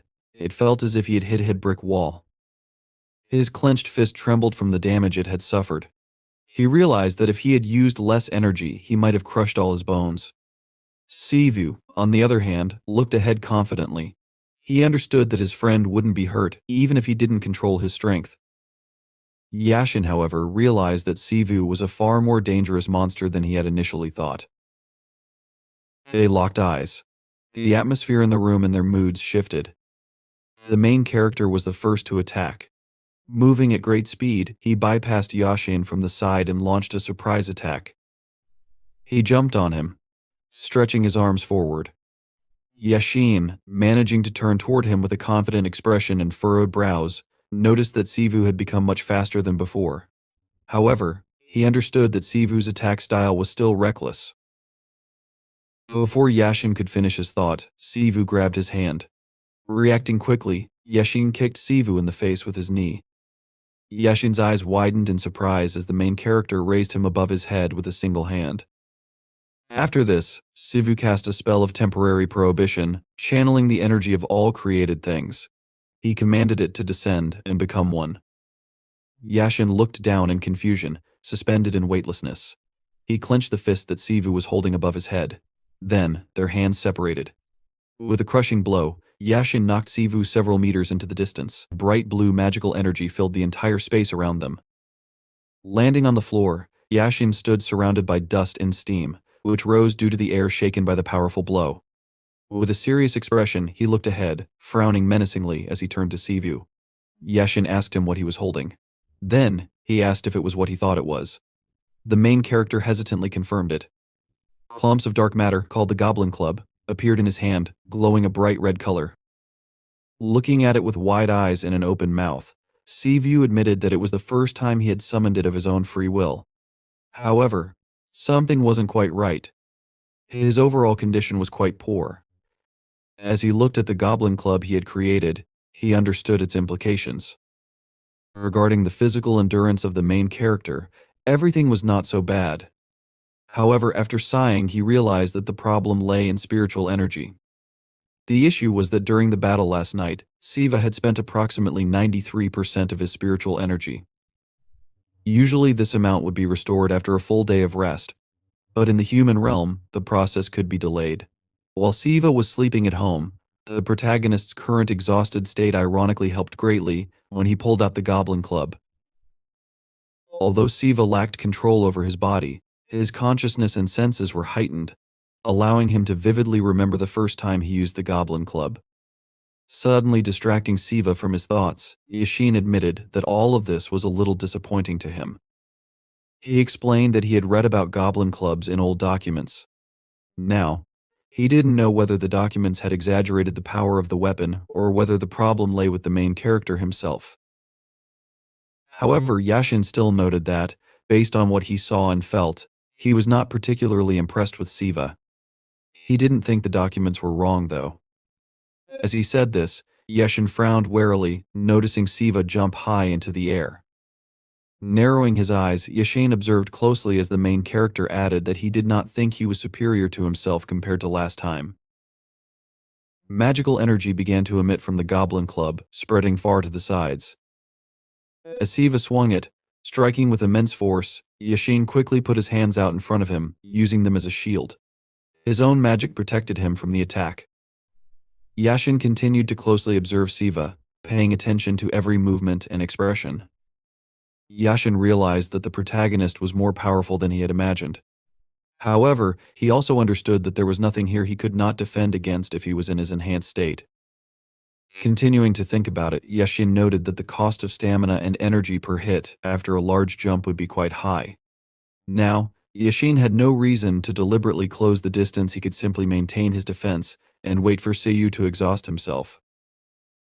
Suddenly distracted from his thoughts, Yashin opened his eyes wide in amazement as he noticed that Siu, having transformed the shape of the club so that it looked like long threads, stuck one end into the ceiling and hung on the resulting vine in the air. Now, the main character understood that this could work. Yashin, shocked, asked what Siu was doing. The protagonist smirked and noted that it would be difficult for him to defeat Yashin up close. He added that he felt he could not continue to block that huge fist-like attack. Siu knew for sure that he would not be able to duplicate the power of his last club, and mentally noted that the size and strength of what he had created now were simply nothing since it was not even half of what it was last time. However, Siu also thought there was something more. He focused on the fact that he had the ability to freely change the shape of the club, which could obey his wishes. The free end of the resulting rope joined together to form a ball, and the protagonist, with enough cunning, began to spin it to increase its speed and striking force. He then suggested they begin. Yashin warily watched the ball that Siu launched approaching him. At the last moment, Yashin put his hands in front of him to stop the attack. He had to lean back a little and clench his teeth tighter. Although he moved to the side, he did not receive much damage. Siu, at this moment, continued to strike using the goblin club, making Yashin's eyes widen in fear as he understood what the next attack could be. Pushing off from the ground, Yashin jumped high into the air, deflecting to the side. In the next instant, the attack launched by the main character pierced the floor with force at the spot where Yashin had previously stood. Clenching his jaw, Yashin mentally noted that there was no noticeable difference in the aura compared to what it was before. However, there was simply a change in form and control of it. In addition, Yashin realized that Siu's strength had also increased manifold. After landing on the ground, Yashin raised his head, looking at Siu, who continued to hang from the ceiling. Yashin asked if Siu really wanted to play dishonestly. The main character, spinning a new ball, grinned, admitting that he himself was not the most honest. He also asked if it was true that Yashin wanted them to fight. He reminded him that this was a test to see if he could fight the monster or not. Siu asked if, in this case, Yashin didn't think it was better to be mean in such a fight. Siu was sure there was no point in fighting honestly in a battle to the death. Yashin froze as he understood that Siu's arguments were so strong that they could not be disputed. Meanwhile, Siu continued to speak. He noted that, if you think about it, although the situation was a little strange, in the end they appeared to be just two good friends who were teenagers, as well as two guys smirking. Siu added that sometimes admitting he was wrong was the best option, hinting that Yashin should say he was wrong. Immediately after these words, the main character noted that Yashin might be right about something, but he asked what to do if Siu's own abilities were not enough for a fair fight. Yashin remained silent, not knowing what to say, and activated his magic to be ready to repel possible attacks. In the end, he asked if it was really going to be like this. He trembled, unable to contain his emotions, and then, grinning angrily, said he had had enough of listening to the nonsense that Siu was saying. The main character sarcastically said that he was very scared and launched a new attack, but Yashin jumped to the side, dodging. Siu didn't stop there and launched the ball again. The attacks were very powerful, and Yashin realized that he needed to become faster. Mentally, he noted that it was becoming increasingly difficult for him to avoid Siu's attacks. As he dodged another blow, he noticed that he was adapting to Siu's martial arts and speed, and moreover, was doing it quite quickly. However, the main character struck again and Yashin realized that he had moved in the wrong direction. At the last moment, Yashin put out his hands in defense and clenched his teeth tightly, using all his strength to repel the attack. A huge explosion appeared, and Siu, seeing it, excitedly shouted Yashin's name and asked if he was okay. Siu changed his tactics to minimize the effects of others' attacks, although it was much weaker than before. However, he assumed that Yashin was already wounded. Suddenly, Siu felt some movement along the thread he had created and then heard Yashin. Turning to the righteous comfort of longevity, the main character widened his eyes in amazement and offered to listen to Yashin talk about the true ruler, who allows the sun and flags to shine brightly, as well as the urgency prescribed by law and demanded by equals. As the dust from the impact cleared, Siu saw. Yashin stood firm and managed to intercept the weapon Siu was using. In addition, Yashin activated magic, saying that the arrows could pierce willow leaves like thorns. He extended his hand forward, and a powerful magical attack rushed along the thread. Siu, seeing this, opened his eyes wide in amazement and looked up, noticing that the attack Yashin had created cut part of the thread at the top, causing Siu to gradually begin to fall. Without waiting for the main character to reach the floor, Yashin ran to attack. However, Siu pulled part of the weapon in his hands to hit Yashin from behind. Yashin, sensing this, turned his head and managed to dodge to the side just in time, avoiding damage. Still, Yashin continued to speak and recite a spell, referencing the monarch of cold swords that changes the color of the crimson skies. At that moment, Yashin did not use any rituals to aid his fighting skills. As a result, this hindered him greatly, since he could not use most of his techniques.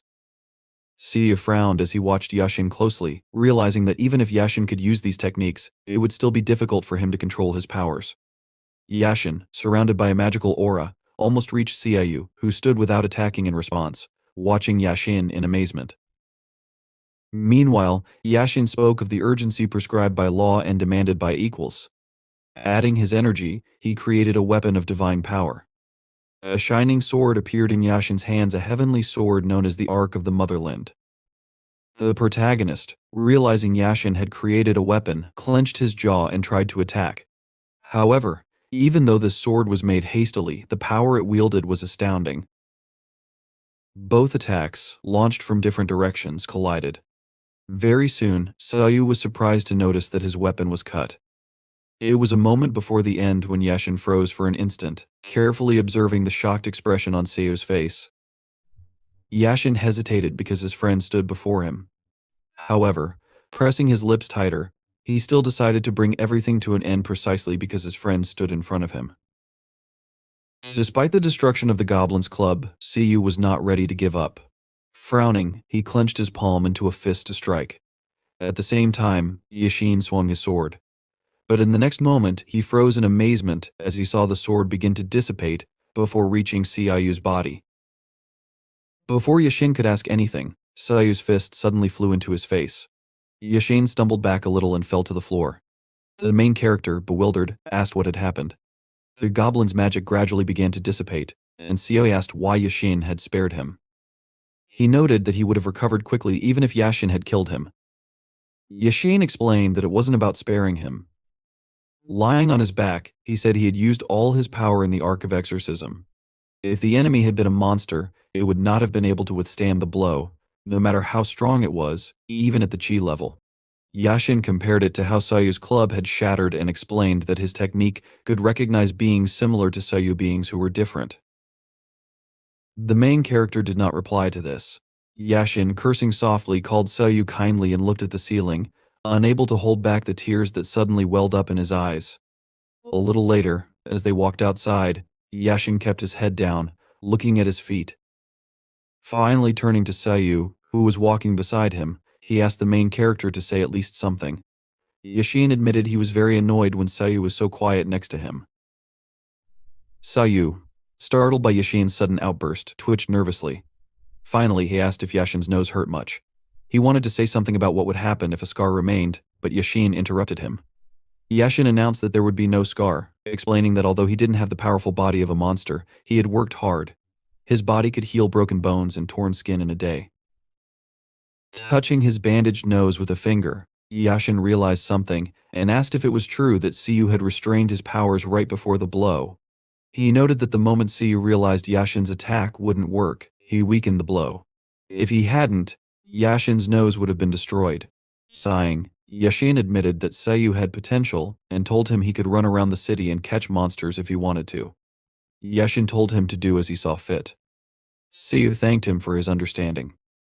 However, Before Siu could finish speaking, Yashin admitted there was something he still didn't understand. Yashin explained that he had acted this way because he had made a promise. Finally, he handed Siu 3 vessels attached to a ring. Siu, surprised, noted that they looked like pumpkins. Yashin confirmed this and explained that they were consumables disposable bombs. To activate these bombs, Yashin said, one only needed to hold them in their hands. Yashin quickly and confidently explained to Siu that if he was in a hurry, he could simply throw the pumpkin on the ground to activate it. He added that all Siu had to do was hold it in his hands, and the magic inside the pumpkin would be activated. Yashin advised Siu to use the pumpkins when he was in danger and warned him not to break several pumpkins at once, even if he wanted to use multiple simultaneously. Siu thanked him for this but excitedly asked if he could truly accept the 3 pumpkins. He noted that they contained Yashin's energy and asked if that wasn't the case. He remarked that the amount of energy stored inside was immense and admitted that he hadn't thought such items would be easy to make. Yashin froze in shock upon hearing this and asked how Siu knew. He assumed that Siu must have seen it before, but Siu explained that wasn't the case. Touching one of the pumpkins with his hand, Siu admitted that, while holding it, he could feel the same energy Yashin had used in their battle. He imagined Yashin during the moment of attack, and added that much of that energy was now stored inside the pumpkins. The main character's observation turned out to be correct. Inside the pumpkins were 3 differently colored streams of energy. The pumpkins were a type of storage Dharma weapon, primarily used by Yashin's family. During his free moments, Yashin poured his energy into the specially processed pumpkins, which could then be used in critical situations to perform magic. The energy inside these pumpkins could help the bearer cast spells that would otherwise be too difficult to concentrate. Yashin, still unable to process his emotions, recalled that the purpose of processing the pumpkins was to seal energy. However, it was nearly impossible to look inside or determine how much energy was stored and of what type. Trying to find an explanation for what had just happened, Yashin asked Siu to show him his hand. Siu, surprised by the request, asked why it was necessary. Assuming there was something in his palm, he extended his hand toward Yashin even before receiving an answer. It was said that a person's destiny could be read from the length and shape of their palm, though this was often untrue. However, some insights could still be gleaned. Bending over Siu's palm, Yashin carefully observed it and realized that Siu possessed not only the predisposition but the embodiment of talent. Yashin trembled, his eyes wide, and released the protagonist's hand. He understood that this level of talent was akin to a spiritual person, a master, or a guru, similar to a shaman. Although Yashin wasn't entirely certain, he realized that the 3 colored streams visible during their fight meant something significant. This revelation was enough for him to draw a conclusion. Seeing Yashin's stunned state, Siu asked in bewilderment what was going on. Ignoring the question, Yashin thought about reporting this to his father. But he abandoned the idea, deciding he could handle it himself without needing anyone's permission. Siu, still confused, looked at Yashin, who continued to process the revelation. Yashin concluded that Siu's talent was so immense that, even if he were accepted as a student from the street, no one would oppose it. He hoped it wasn't too late. Although they couldn't hide the fact that Siu was a monster, he was also half human, with a strong will. Covering his mouth with his hand, Yashin ordered himself not to think too much about it. He knew his comrades, whom he called stubborn idiots, would never accept this situation. They would likely misunderstand everything. Yashin admitted to himself that if it weren't for Siu's extraordinary talent, he wouldn't have looked at him so kindly. After all, Siu was a goblin with the talent of a shaman. For a moment, Yashin wondered what would have happened if he had discovered all this just 3 days earlier. In the end, hiding his amazement, he smiled, closed his eyes, and remarked that Siu had a very complicated life. The protagonist, surprised, opened his mouth and asked if Yashin could really see all this just by looking at his palm. Yashin responded evasively, saying that he might or might not have done so. He then asked when Siu planned to return to school. Siu, glancing at his tracksuit, decided he needed a new uniform first, as it was the only clothing he had. He also noted that his legs seemed to have shrunk by 1 size. Yashin admitted that this was impressive, but added with a smile that everyone's reaction at school would make it all worthwhile.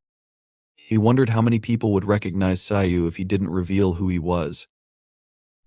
Siu froze, opening his eyes wide, then looked at Yashin with displeasure.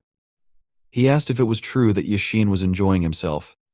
He admitted he had a headache just thinking about it. Yashin, however, despite Siu's frustration, was genuinely looking forward to the moment. Yashin was talking about it just recently when he suddenly took out his phone. Looking at the screen, he said that this simply could not happen, since it was already very late.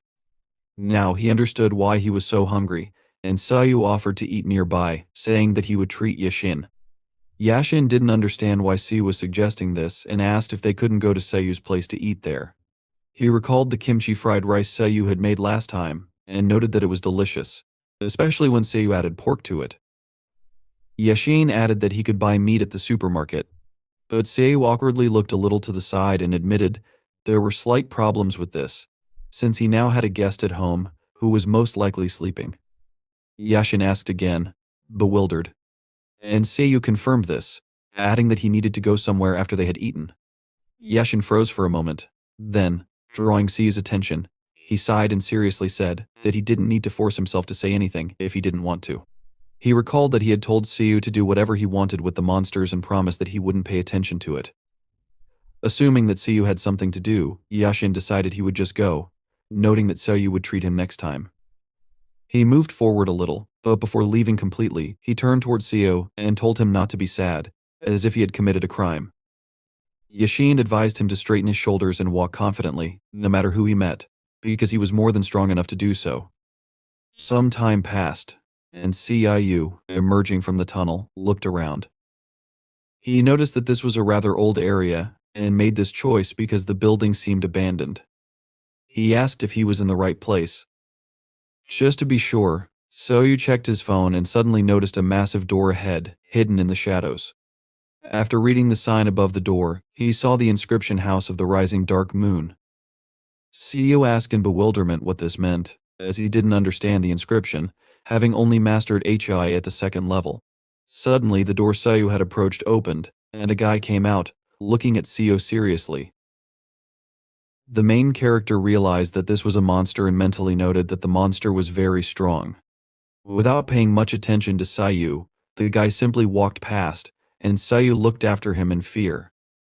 Suddenly, someone else appeared on the threshold of the house, exclaiming in amazement upon noticing that a new guest had arrived.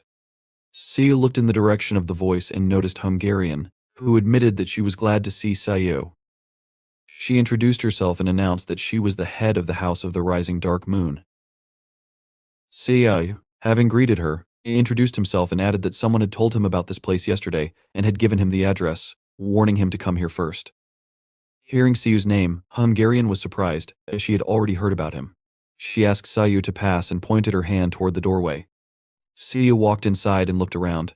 It wasn't dark inside, but rather a black fog enveloped everything.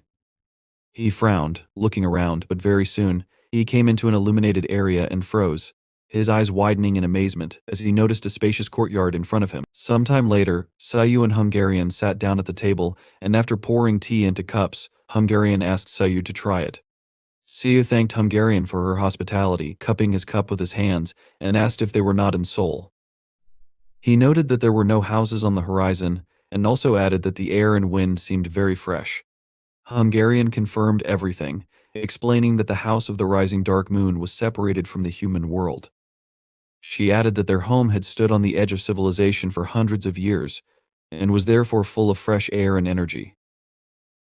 Hungarian suggested that Siu might not understand why this was needed, and, in case he was going to ask about it, she immediately clarified that it was a store offering various goods to help the inhabitants of the monster world adapt to the human world.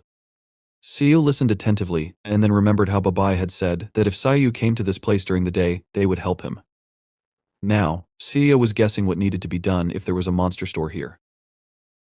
Snapping his fingers, Siu summoned a scroll, from which he took out a small box. He showed the contents to Hungarian, and remembered that someone had told him this was currency from the monster world. He asked if he could use it here. Hungarian, looking closely, realized that it was a monster coin and said they could help Siu with everything, both with purchases and exchanges. Siu was surprised to hear about the exchange, and Hungarian confirmed this, explaining that there were monsters who worked in the human world and often exchanged coins for human money. She added that, at the current exchange rate in this nation, one monster coin was worth 3,000,000 won. Seiyu's eyes widened in amazement as he thought about how much one coin from the world of monsters was worth. He wondered how much the total would be, since he had 40 coins in all. In the 17 years of the main character's life, he had never had more than 720,000 won. Distracting Seiyu from his thoughts, Hungarian closed her eyes, waved her hand, and asked if he wanted to look at the goods. Looking at the assistant who came closer, she asked him to show Siu their demonic spirit pill. The assistant agreed and opened a chest, revealing several containers inside. Hungarian explained that in front of Siu were the demonic spirit pills, which were the most popular items in their store. These pills accelerated the restoration of a monster's strength. Siu leaned forward a little to take a closer look at the contents of the chest. Hungarian noted that the main character knew that in the human world, there was almost no natural strength of monsters, and even in the monster world, recovery took some time. That was why one pill was made from many elements of the monster realm, using the secret technique of the House of the Rising Dark Moon. Hungarian added that even in an environment where monsters were naturally weak, one could regain strength immediately after consuming the pill. Seiyu exclaimed that he was buying these because he needed pills like these. Looking sharply at the chest, he noticed that the colors of the containers in which the pills were stored were different, and asked if there was really a difference in their effects. He looked at Hungarian again, and she explained that the color of the container indicated the class of the demonic pill. She also decided to talk about the prices for these pills, which were measured in monster coins called nang. Hungarian asked for 10 nang for one silver pill, 3 nang for a gold pill, and 1 nang for a black pill. Hungarian added that the higher the class, the faster the recovery speed, and advised Seiyu to buy a black pill if he was in a hurry. The main character thought for a while and decided to take one black pill. He asked if he could eat it right away. Smirking, Hungarian said that he could and explained that if Seiyu took the pill immediately, the effect would appear closer to night. She mentally added that, in reality, there would be no difference. Thinking about the fact that monsters often argue about strength, two criteria could be distinguished: the size and the speed of absorption of Niden. The size of a Niden, as far as Hungarian knew, was also called the total amount of strength of a monster, which increased with age and the number of creatures consumed. However, there was something else. Hungarian thought that the speed of absorption was not so simple, as the environment or the food that the monster absorbs to restore strength played a role. It was very difficult to increase speed using third-party methods, and therefore this factor usually depended on talent or the influence of bloodline. Thinking about high-ranking monsters, Hungarian mentally noted that they would spend 3 or 4 hours absorbing the Black Demon Spirit Pill. However, she realized that with a half-monster's body, even half of it would not be absorbed in a few days, after which the pill would leave the body naturally. Hungarian also thought that she had not lied. Watching as Seiyu prepared to eat the pill, she mentally noted that if he absorbed at least part of it, his Niden would be restored by night. According to Hungarian's assessment, the black pill was too strong a medicine for the protagonist, and with one such pill, he could restore Niden 3, 4, or even 5 times. As Seiyu swallowed the pill, Hungarian wanted to offer him something else, but she didn't have time to finish her sentence. Suddenly, a blindingly bright flash of light illuminated everything around her. The light and energy splashed into the air in a high column, accompanied by a loud sound.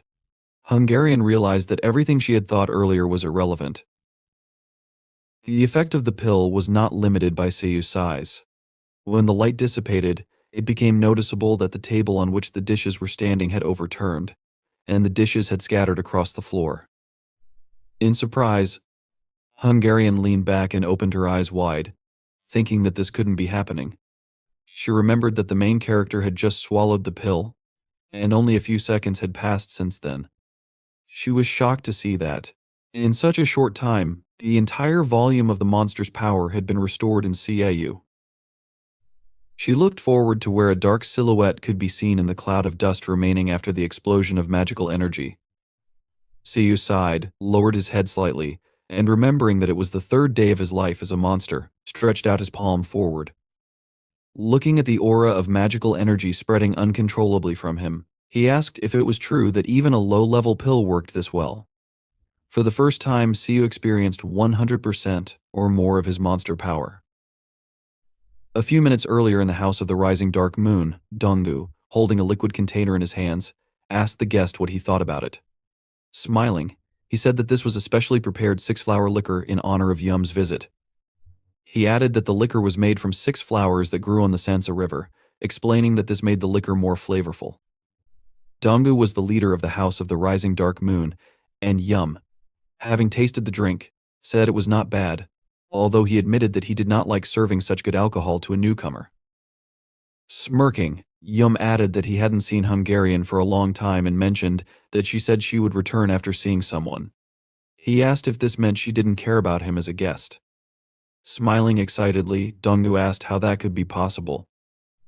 He explained that Hungarian was just a little late because she had some work to do, and noted that the guest Yum was talking about had paid a short visit. Yum froze, frowning, and asked who the guest was. Donggu didn't know the details but remembered that some people said the guest was a half-monster with goblin blood flowing through his veins. Putting his hand to his chin, Yum admitted that he thought there would be something interesting but now realized it was about Siu, whom he called an idiot. Yum added that Babai was also a laughingstock for going through so much trouble to find a half-monster and force him to fight in the festival.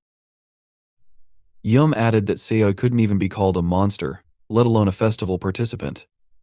Hearing these words, Donggu suddenly twitched but didn't say anything. Yum, noticing this, remarked that Donggu had gone quiet and asked why. He assumed pouring him alcohol was boring, but suddenly he realized something else and asked if it was because Donggu, as a half-monster loser himself, didn't like Yum's words. Donggu clenched his palms into fists. Yum lowered his head and suddenly said that his older sister once told him about thousand-year-old traditions that everyone respects. However, Yum had also heard that, in reality, the Dark Moon family was just a group of half-breeds who had nowhere else to go. He asked if this was true. Yum noted that all the members of this family were strange creatures, neither humans nor monsters. According to him, the members of this family did not consider themselves human, but no one in the Monster Kingdom considered them true monsters either. This entire place, he claimed, existed as a result of the suffering of half-breeds, created so they wouldn't feel useless. No matter the truth, Donggu only clenched his fists tighter. Yum admitted that his words were quite smart, but he smirked and declared that the day would never come when the members of the Dark Moon family would be called true monsters. He asked if he was right. Donggu remained silent for a while, then smiled and asked how people like Yum could know the future. Noticing Yum's empty bowl, Donggu lifted the jug and asked if it should be refilled. Smiling slyly, Yum asked if it was really true that once a person was a merchant, they would always remain one. However, even if that were the case, Yum decided he was bored of mocking Donggu. He lifted the cup he had been drinking from. Donggu simply apologized for everything that had happened. Yum then asked when he could leave. Donggu explained that all procedures and preparations would be completed that day. He noted that they had exchanged all the monster coins Yum gave them and had prepared all the documents and housing useful in the human world, as Yum requested. Chuckling, Yum admitted that Donggu and his company were working much faster than he had anticipated. Donggu said Yum risked his life for their people, which was why he tried his best. Interrupting, Yum announced that he did not do it for the House of the Dark Moon but out of disgust. Strangers, Yum claimed, were allowing themselves too much, and as their leader, he couldn't leave things to chance. He asked if this was true. Taking a sip, Yum thought more seriously. He believed that investing in the reputation of his species would ensure even his father could not deny his right to participate in the festival. Yum reflected that, although he wasn't far behind his brother and sister in natural talent, being born 100 years later than them meant he was treated differently. Yum knew he had to first gain recognition as a candidate, then catch up to and surpass his siblings within 6 months. Placing the bowl on the table, Yum asked where Hungarian was. Donggu hesitated but said he would go and fetch her. Yum interrupted, explaining there was no need. He added that he wanted Hungarian to serve him while he was in the human world. Donggu was very surprised to hear this request. Yum reassured him not to overthink it and explained he wasn't interested in a half-breed, even if she was pretty. He stated that he did not come to the human world to waste time and had other tasks besides hunting strangers. Stammering, Donggu tried to protest, saying he couldn't comply. Yum, knowing this, asked if Donggu wasn't a merchant. He suggested that, if so, Donggu should simply shut up and serve the client in the highest class. Yum asked if it wasn't true that the client is always right. Dung pursed his lips tightly, unsure of what to say. Yum ordered Dung to inform Hungarian immediately. Before Yum could finish speaking, an explosion suddenly occurred, caused by Siu eating the pill. Donggu and Yum simultaneously turned in the direction of the roar, equally amazed. Through the window, they saw that the dust had already dissipated. Yum, stunned, asked what nonsense this was. In this world, everyone knew that qi, like water, flows in everything that exists. For living beings, this water was like a small puddle that accumulated over time. Its composition and usage varied among creatures, but the basic principles were universal for all species, monsters and humans alike. Even with a larger container, a being could not hold more than their natural capacity, a fact so fundamental that it didn't require elaboration. At that moment, Siu, looking at a frightened Hungarian, asked if she was okay. Energy was still emanating from him. Siu assumed something strange had happened because of him and added that the pill was much better than Hungarian had described. Hungarian, in shock, wondered why this had happened. The protagonist continued speaking, noting that the sensation was very pleasant. He tried to think of how best to describe it. He suggested that it could be said that he could do anything in the world, and Hreen thought that the obvious principle did not apply to Siv. Suddenly she froze, hearing someone approach and ask what was happening. It was Yum, who, displeased, asked, "What kind of ignorant idiot brazenly releases energy in this place?" He decided he needed to take this chance to teach Siv a lesson if Siv didn't understand how to behave. Hungarian, drawing Yum's attention to herself, said that it was her fault and the main character had nothing to do with it. She asked Yum not to be angry, but Yum ordered her to shut up and announced that he did not ask her or allow her to open her mouth. He also assumed that Hungarian thought he was an idiot and insulted her. Hungarian did not answer, but Yum confidently said that the power of the monster he felt after the roar came from Savi, whom he considered a failure. In addition, Yum suggested that Siv did not understand where he was and continued to release energy, which irritated him greatly. Looking contemptuously at the main character, Yum asked if Hungarian still expected him to ignore everything because of her weak excuse. Siv was silent, listening carefully to Yum's words. Hungarian wanted to ask Yum for something, but before she could, Siv suddenly turned sharply toward Yum. He apologized, explaining that he was not yet used to controlling his monster power. Touching a finger to his lips and smiling, Siv, who had a kind and modest character even for a human, admitted that he did not expect something like this to happen and apologized to Yum, suggesting that he had disturbed him. However, because Siv's Niden was filled to the brim for the first time, his body and mind seemed to ascend. Running his hand through his hair and still smiling, Siv suddenly added that, even if everything had happened this way, it seemed to him that Yum was speaking too rudely to someone he had just met. For a moment, the protagonist's character became more like that of a monster than a human. Hearing these insolent words, Yum frowned angrily and asked what Siv had just said. Ignoring the question, Siv asked what Yum was even thinking. He admitted that he was genuinely sorry for how things turned out, but, remembering Yum's earlier insults, advised him not to speak so rudely. Clenching his jaw in rage, Yum waved his hand, sending Siv flying far to the side. When Siv hit the ground, a cloud of dust rose into the air, and Hungarian watched in horror. Seeing her expression, Yum ordered Hungarian to look at it and warned her not to overstep her boundaries. He declared that this was not a fight but education, a process of teaching mud-blood monsters proper manners. Despite the strong attack, Siv soon rose to his feet. Seeing this, Yum waved his fingers, launching another attack that struck Siv from below, hitting him in the jaw. Hungarian begged Yum to calm down, stating that violence was prohibited in this place regardless of the reason. She added that even if Yum came from a noble family, The Great Hall would not turn a blind eye to what had happened. In response, Yum sent several attacks at Hungarian, causing her to scream in pain. Yum reminded her that he had told her not to overstep her boundaries. Yum glared cruelly at Hungarian, who trembled in pain, bent over, and clutched her stomach. Yum added that he had once thought Hungarian was the smartest of them all, but now she had shown herself to be just another half-breed. Hungarian, covered in sweat and racked with pain, couldn't hold back the tears that welled in her eyes. She asked herself what had just happened. She felt not only the monster's power but also something entirely new, something invisible. Suddenly, Hungarian realized that this was a divine beast, a unique ability. Yum, meanwhile, turned to Siv and ordered him to come closer and kneel, as he intended to teach Siv the manners Babai had failed to instill in him. Siv, getting into a fighting stance, asked if Yum was still talking nonsense. Throwing off his jacket so it wouldn't interfere, Siv ran toward Yum and remarked that, if Yum wanted to resolve things with words, he should have asked politely. Siv also pointed out the irony of Yum preaching about manners after hitting him so brutally. Stopping in a more comfortable position, Siv smiled confidently and invited Yum to continue. Yum didn't argue, agreeing to fight. He suggested that Siv had a death wish, extending his hand forward to activate magic. But suddenly, Yum's eyes widened as Siv, moving quickly, struck multiple times, reflecting the attacks Yum had directed at him. Both Yum and Hungarian were equally amazed by this, and Siv asked confidently what they thought of his abilities.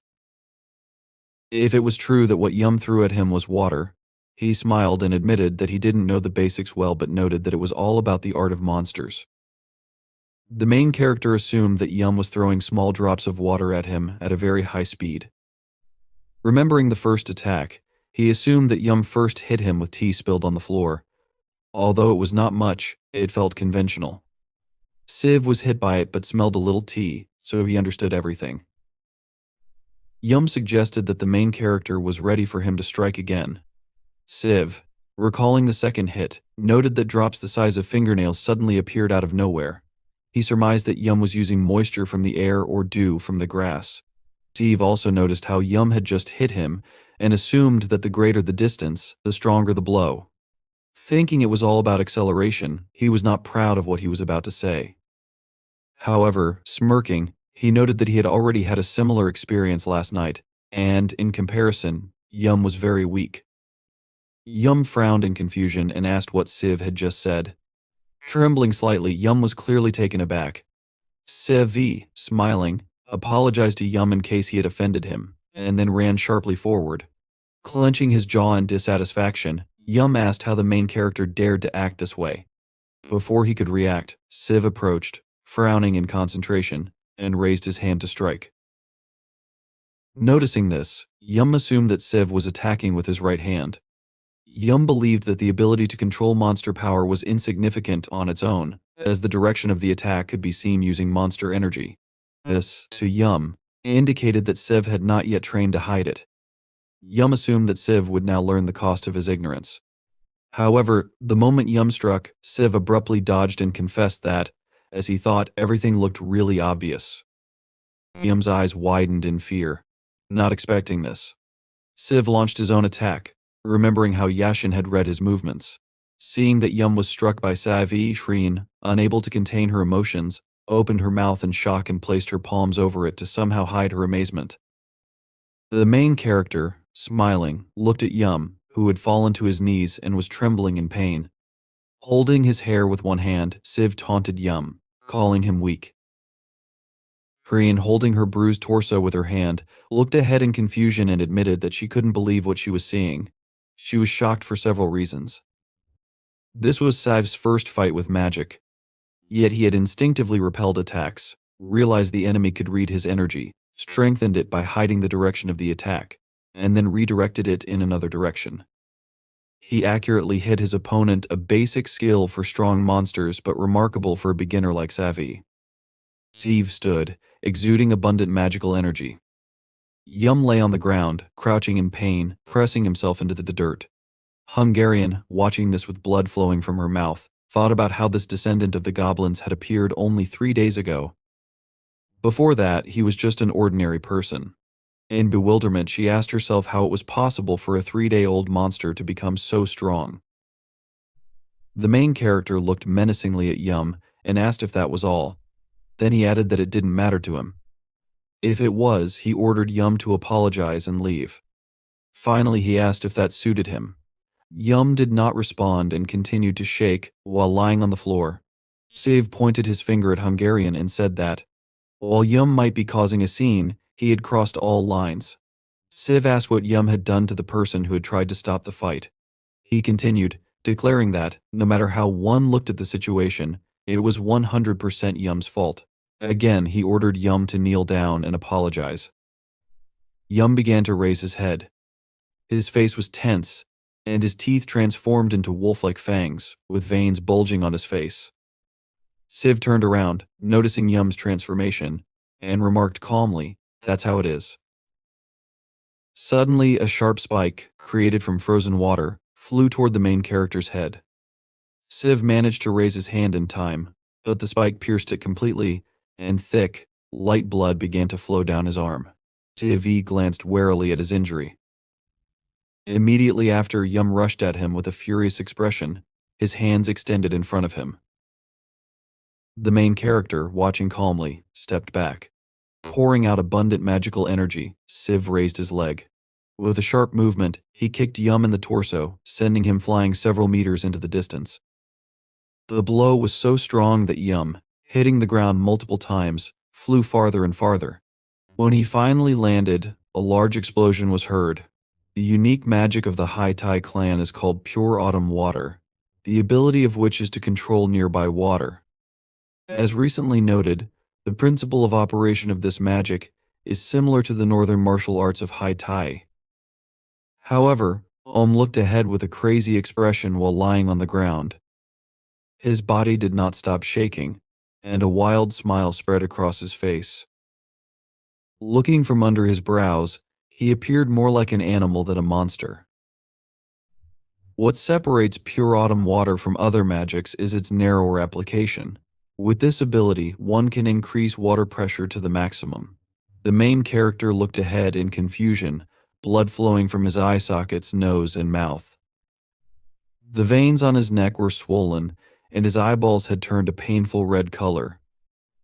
Another feature of this magic is the ability to use water as a weapon. This weapon is as sharp as metal and can work even with a single grain of water inside the enemy's body. The magic can also act as a poison, destroying internal organs, including blood vessels and nerves. The main character fell to the floor, leaning his hands on it.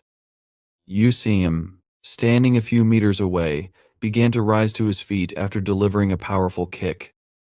With a smile on his face, Yusum remarked that there is something fascinating about the regeneration of monsters. He added that losing an arm or a leg is nothing if one has enough strength. However, he insidiously noted that poisons and infections take much longer to recover from. Looking at the exhausted expression on Siva's face, who was shaking as blood flowed profusely from his eyes, nose, and mouth, Yusim sneered.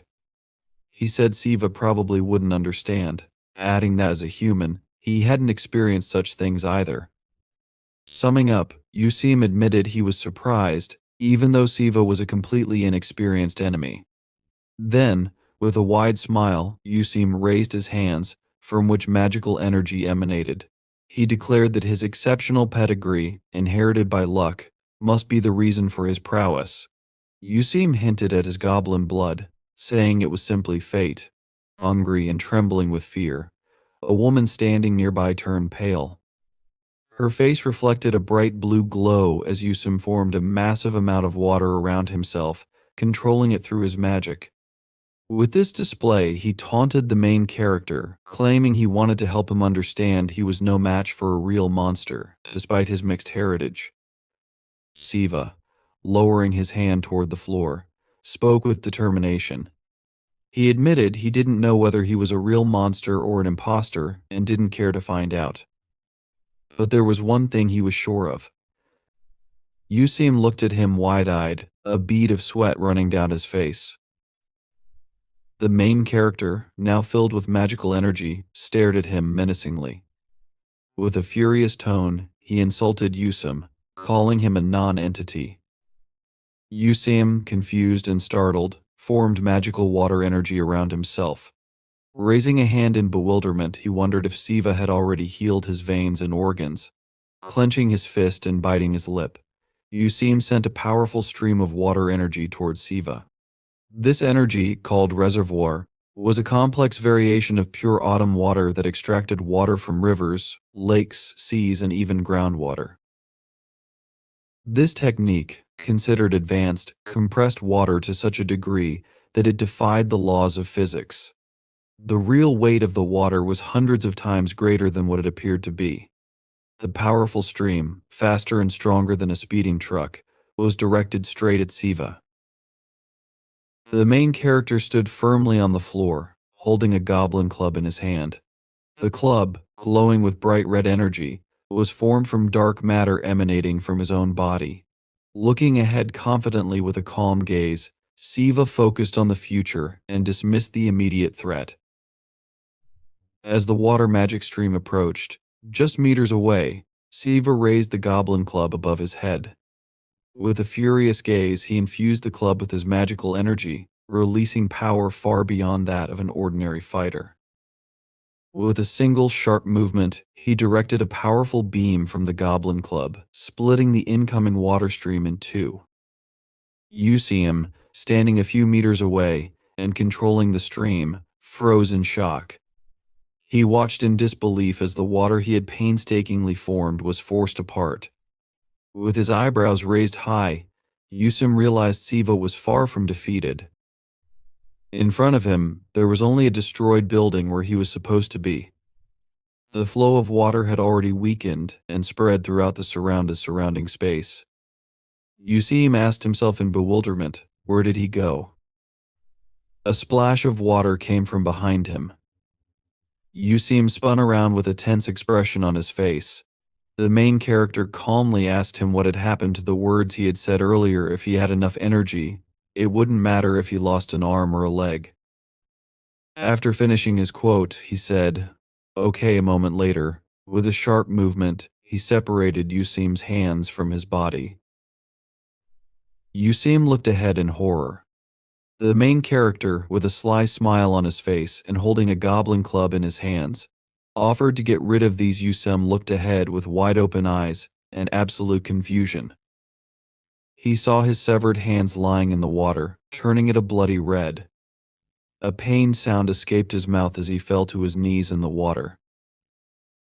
The main character, looking down at him emotionlessly, asked if it really hurt that much when someone's hands were cut off. He admitted he had never experienced it himself, but sarcastically reminded Yusum that he had claimed to be a real monster. He added that being a monster meant Yusum should be used to pain. Yusum looked up at him in horror, his eyes wide and his mouth slightly open. A moment later, the main character struck him with a direct kick, sending Yusum flying several meters away. Yusum, now trembling on the ground, was not shaken by the pain of losing his arms. The Haitai clan, undoubtedly a clan of divine beasts, ruled over many monsters. Yusum, the youngest and most cherished among them, had always been loved and adored. He was not used to being in such a position. The main character, standing menacingly in front of him, asked if it was time for him to apologize. Yusum was unaccustomed to someone being so superior to him, nor to the suffocating pressure he now felt. The main character extended his palm toward him. Yusum, horrified, with tears in his eyes and his mouth wide open, screamed and begged for forgiveness. The main character asked him what he was talking about. Summing it up, he motioned with his thumb to the side and said Yusum had also offended him. He added that it was not only about him, but that there was someone else to whom Yusum owed a proper apology. Freen looked ahead in bewilderment, her eyes wide open, sweat running down her face. The main character ordered Yusum to bow his head and ask for her forgiveness.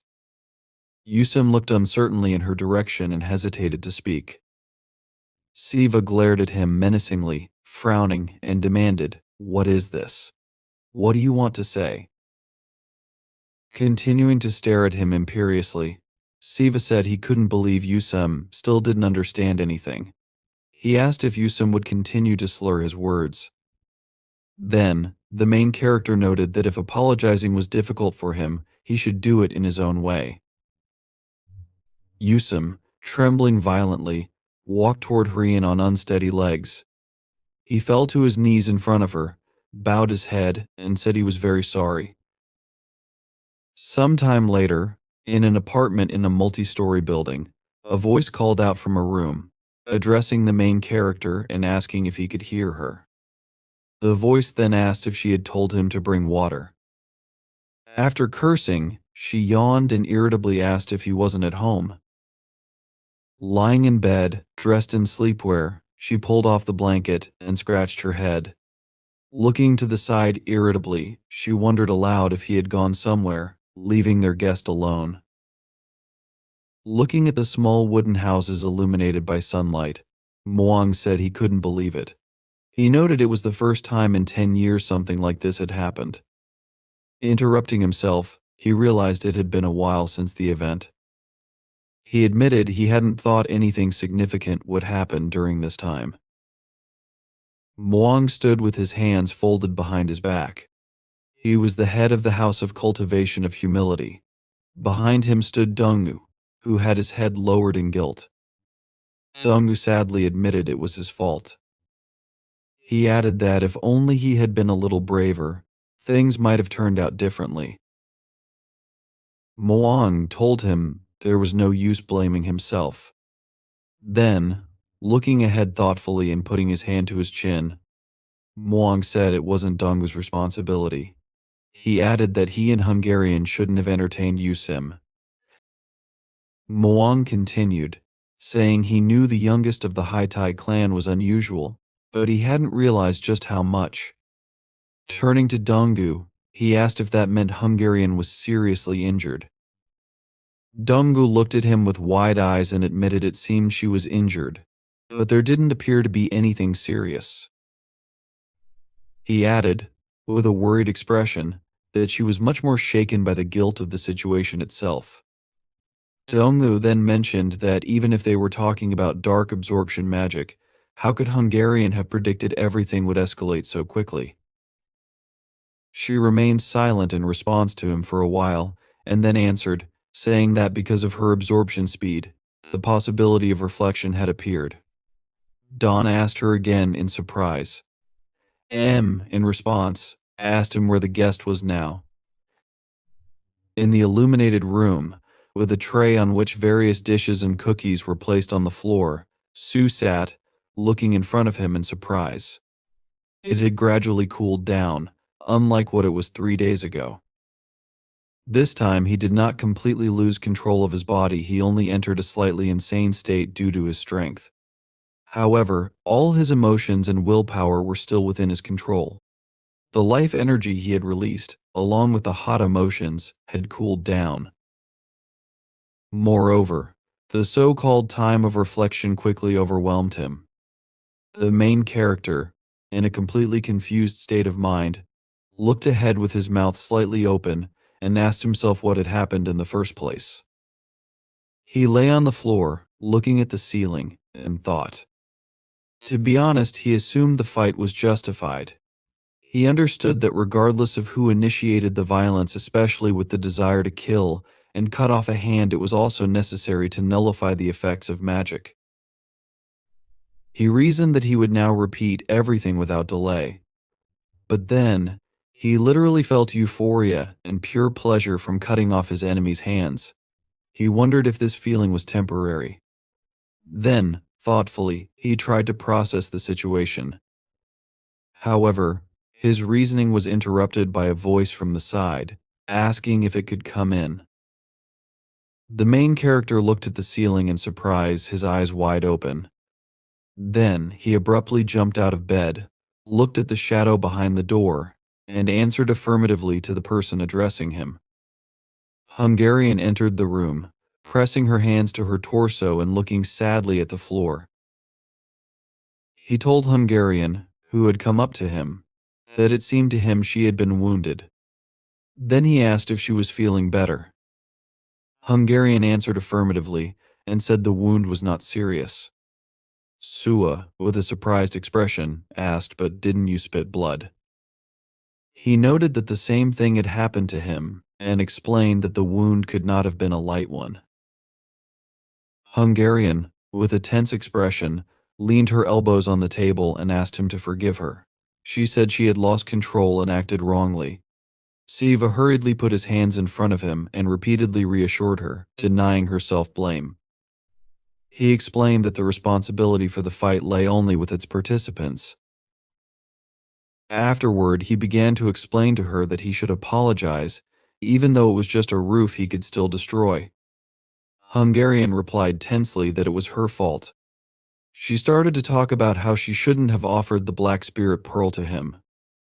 She explained that the effect he needed could have been achieved with the help of silver and gold, but she had recommended black, knowing its implications. Siva looked at her in surprise and then asked in confusion if she meant to say she had deceived him. He also noted that the Black Pearl was the most expensive option. Hungarian, with a gloomy expression, told him that, as he had already heard, she was a half-breed, the child of a human father and a monster mother. Such hybrids were not uncommon, as children were often born from relationships between two different races. Those born from such unions inherited qualities from both parents. In other words, they were neither fully human nor fully demon. Hungarian, looking at the floor, told him that most half-breeds were born with the essence of life and could sense the energy of monsters. However, they could not absorb it. She confessed that this made their situation pitiful and useless. They experienced an eternal thirst they could not quench. They could touch the world's hot spring, but never drink from it. She continued, saying that even if they swallowed medicine like the bright lotus pill, it would only wet their lips. This was why she was jealous of him.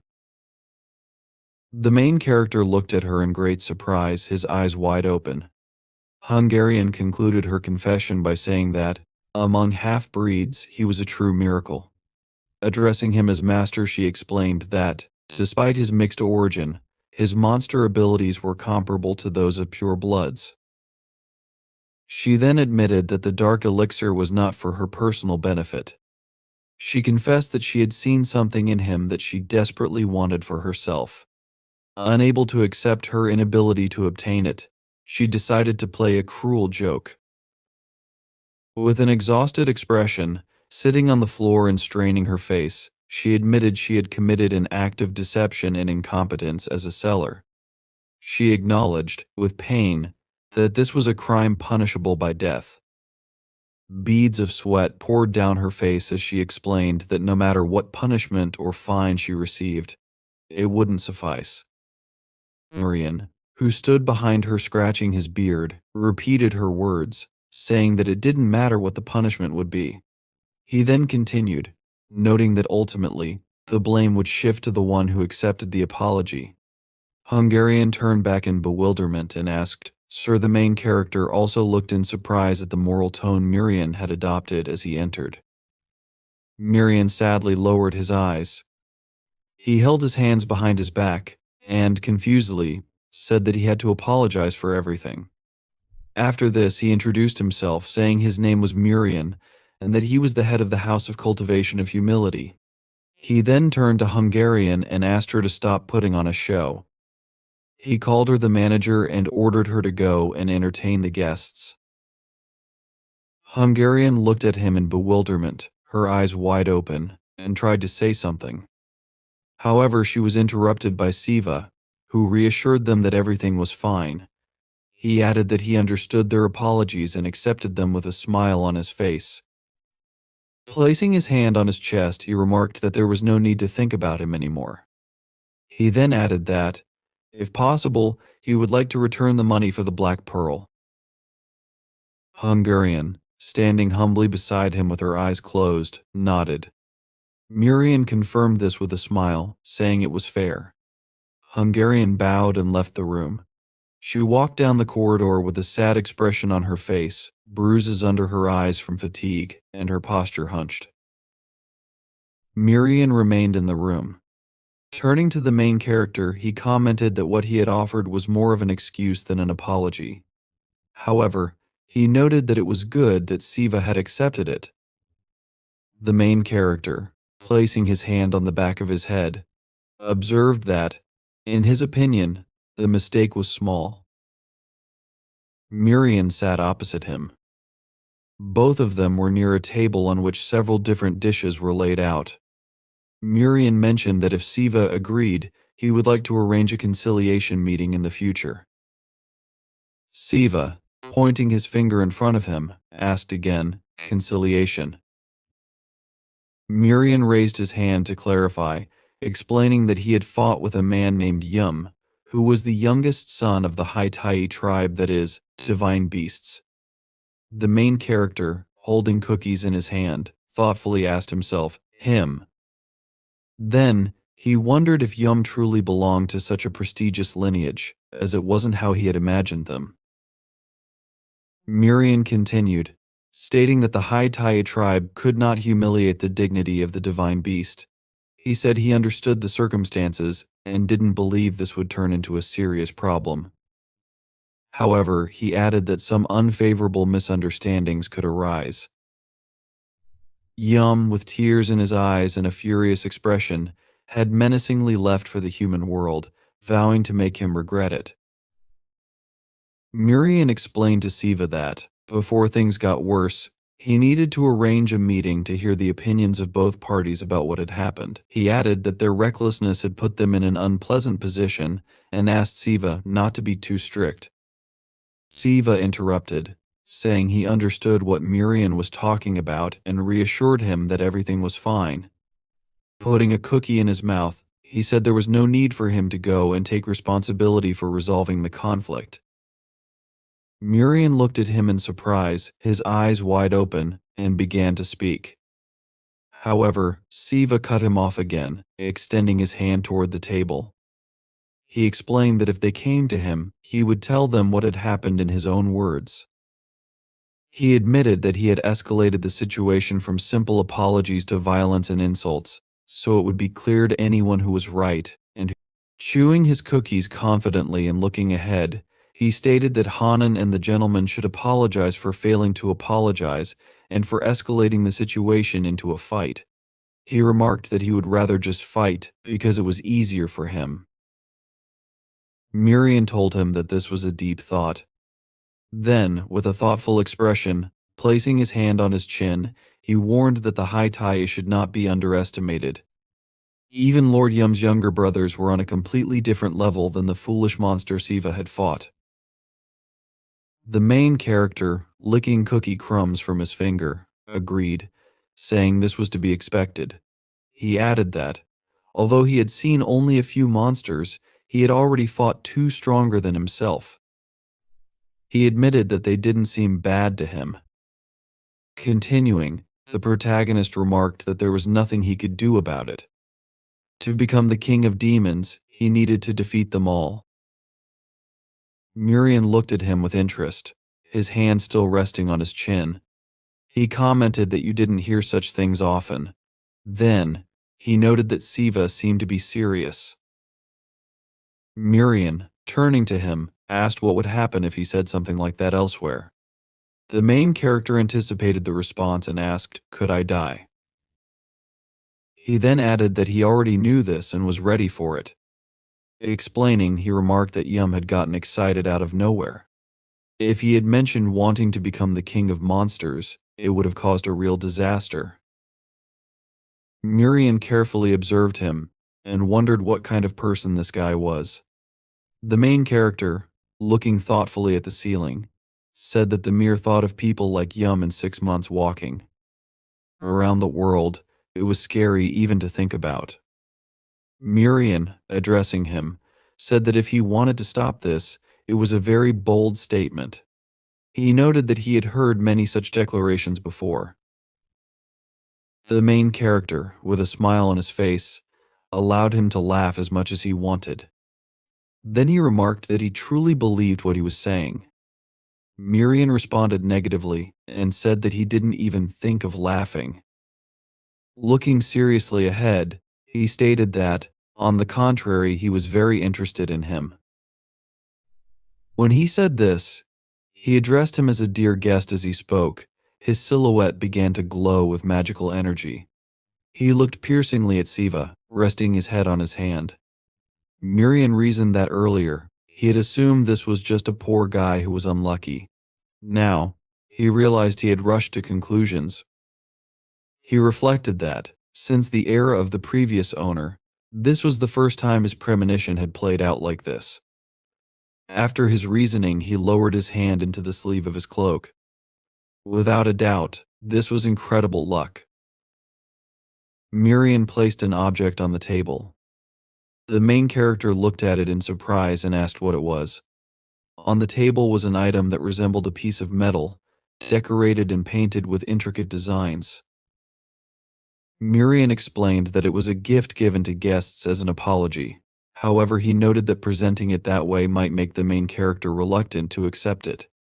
He then asked if he should have phrased it differently. Miriam, continuing to look carefully at Siva, remarked that it might be too early to talk about this. However, he told him that he wanted to invest in his future. After some time, in the multi-story building, the main character returned to the building where he lived, entering his apartment with a tired expression on his face. He glanced at his phone, thinking about how busy his day had been. When he saw the time, he realized it was almost lunchtime. From inside the apartment, a voice asked him where he had been and why he was so late. The main character, still looking exhausted, apologized, saying he didn't think he would be delayed this long. Soa, dressed in a tracksuit, was speaking to him. She looked at him menacingly and ordered him to stop. A bird perched on her forearm, and her face suddenly became emotionless. She told him, okay, before noticing that he hadn't been around for long. She mentioned that she had gathered some information. Siva looked at her in surprise and asked, information. He then leaned down, smiled, and waved at the bird sitting on Sua's shoulder, addressing it as Solmi. The bird, to his shock, sharply took off and sank its claws into his face. The main character screamed in fear, and moments later, he was lying on the floor while the bird tormented him. Sua, still standing, asked him if he was a fool. She demanded to know why he thought the bird was Solmi. She shouted that it had a completely different color. She explained that she was a summoner who attaches the souls of the dead to the feathers of a crow. Soon, the bird flew out of the open window. After it left, Sua turned to Soul Mane and told her to be careful. Sua then looked at Siva and told him that although she was a magpie, she didn't have a single white feather. She explained that, as a child, this had upset her greatly. She added that Soul Mane might not get angry if he accidentally said something because of his personality, but it didn't mean she wouldn't be offended. The main character, now with a battered face and scratches, held his eye, which was oozing blood. He confirmed her warning and promised to be more careful. Sua, still looking at him, said that regardless, the magpie was sent by Solmi. She told him that last night, she ran around collecting information. Over the past month, she said, a large number of people had gone missing in the city.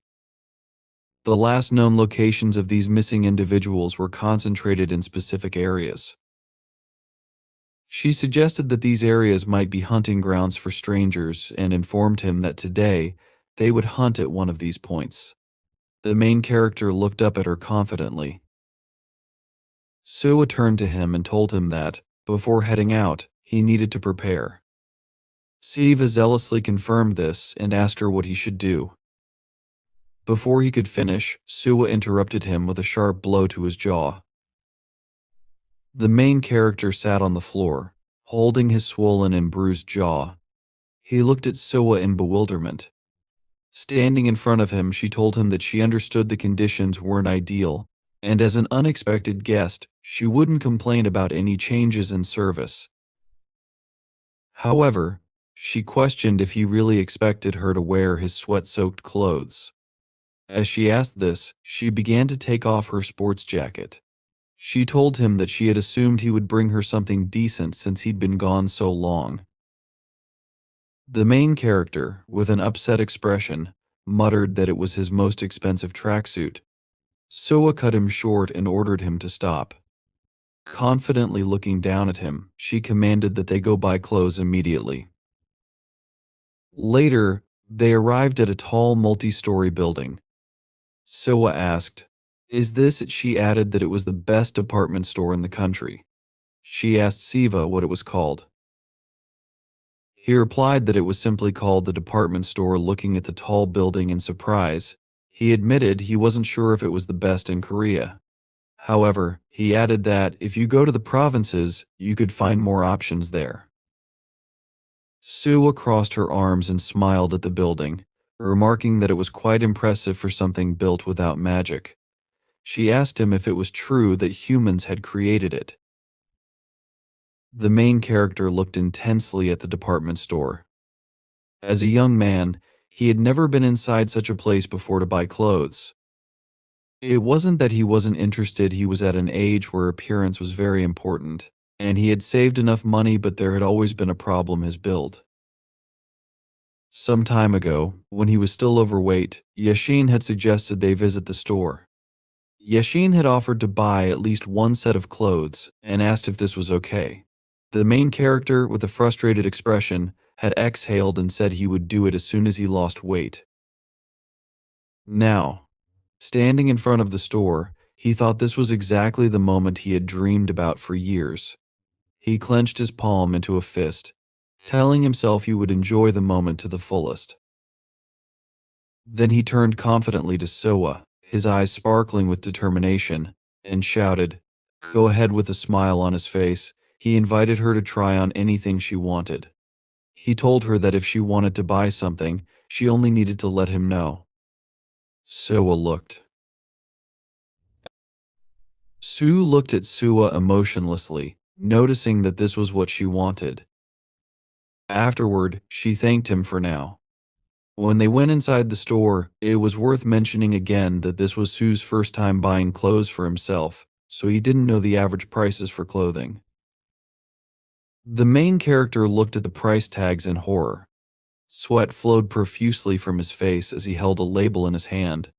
The label displayed an amount of 950,000, along with details about the style, color, and size of the clothing.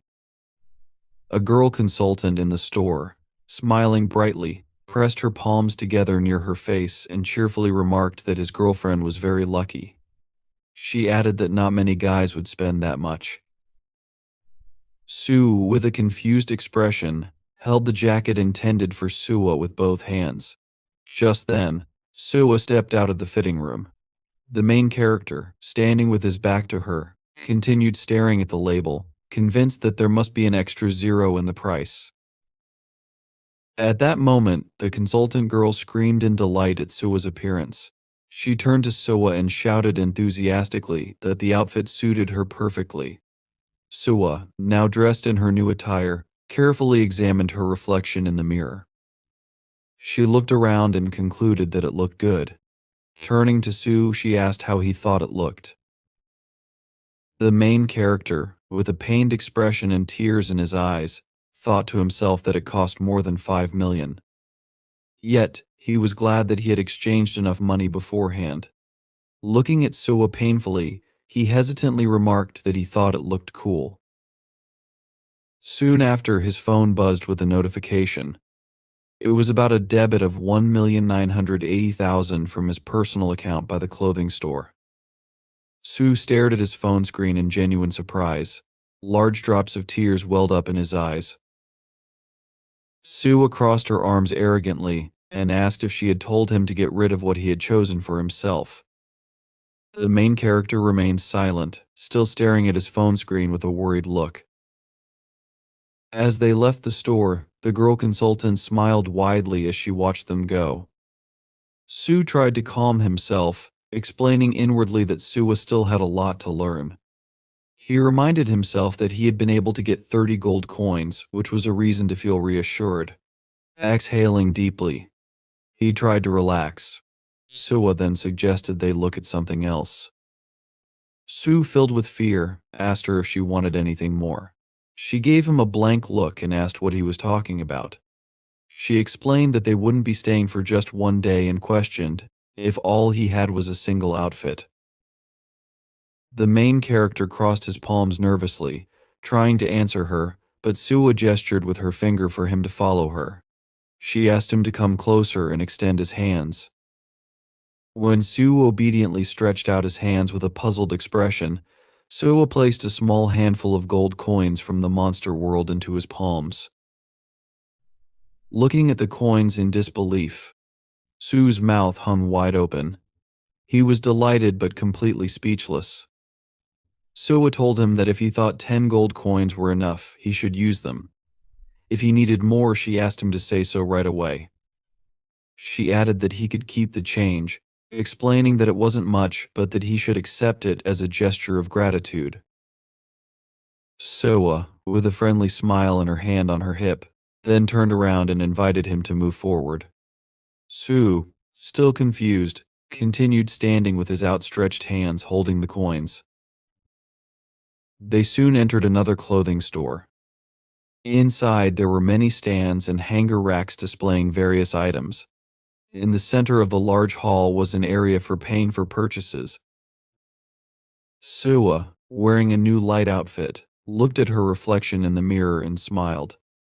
She asked Su how it looked. Su, clasping his palms together with a smile, shouted that it was great. Suwa then tried on another outfit, adding a jacket to the previous one. She asked Su what he thought.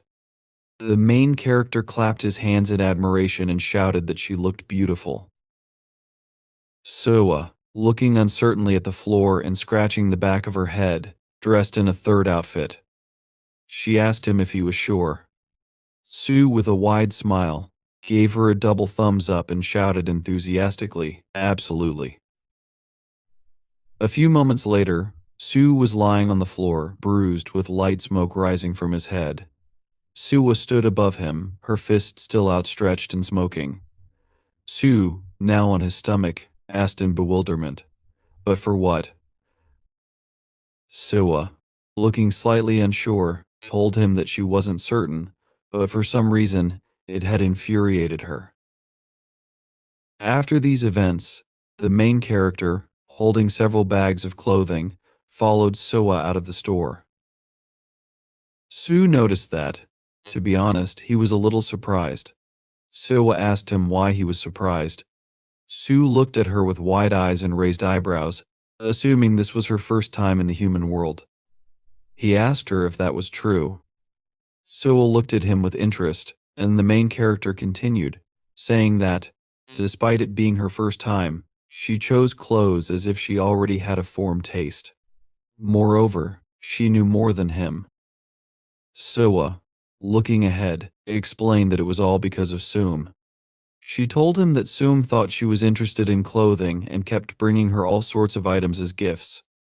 However, Suwa added that it annoyed her.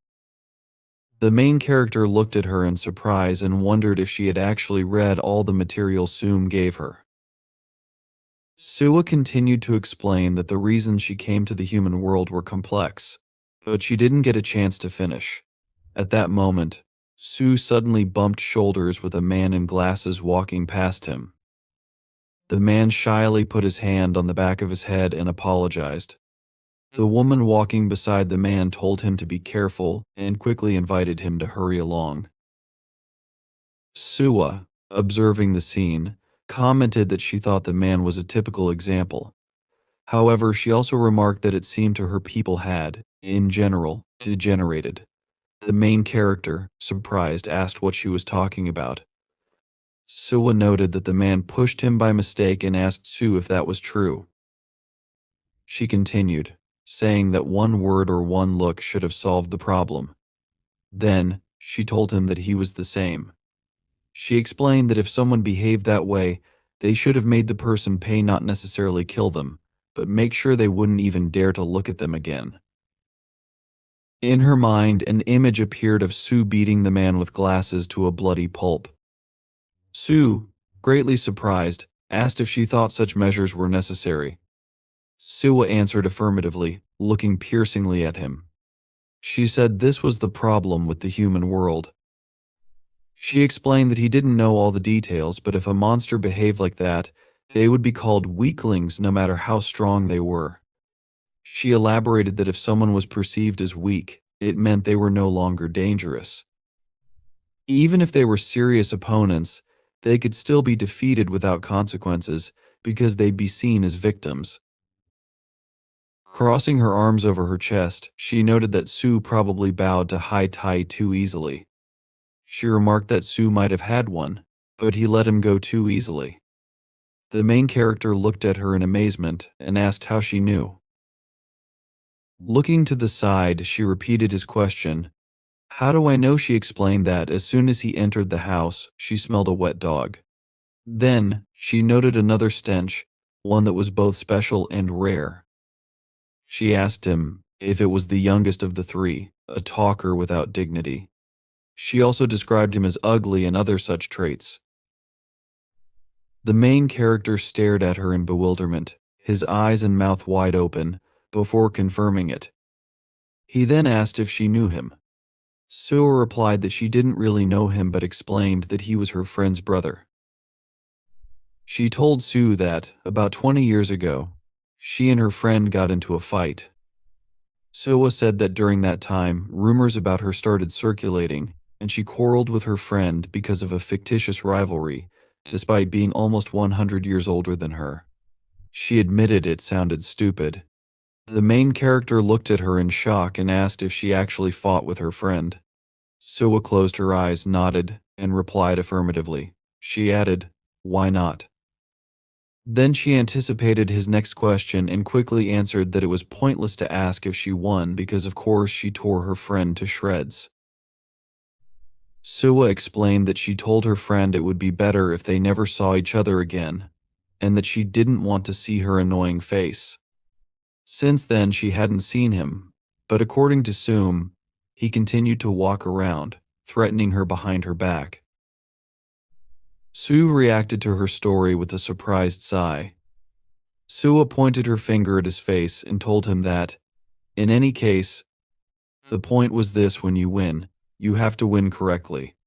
She looked at him seriously and raised her index finger, telling him that, as a human, he couldn't quickly understand how monsters thought. She advised him that when he used violence he should do so confidently.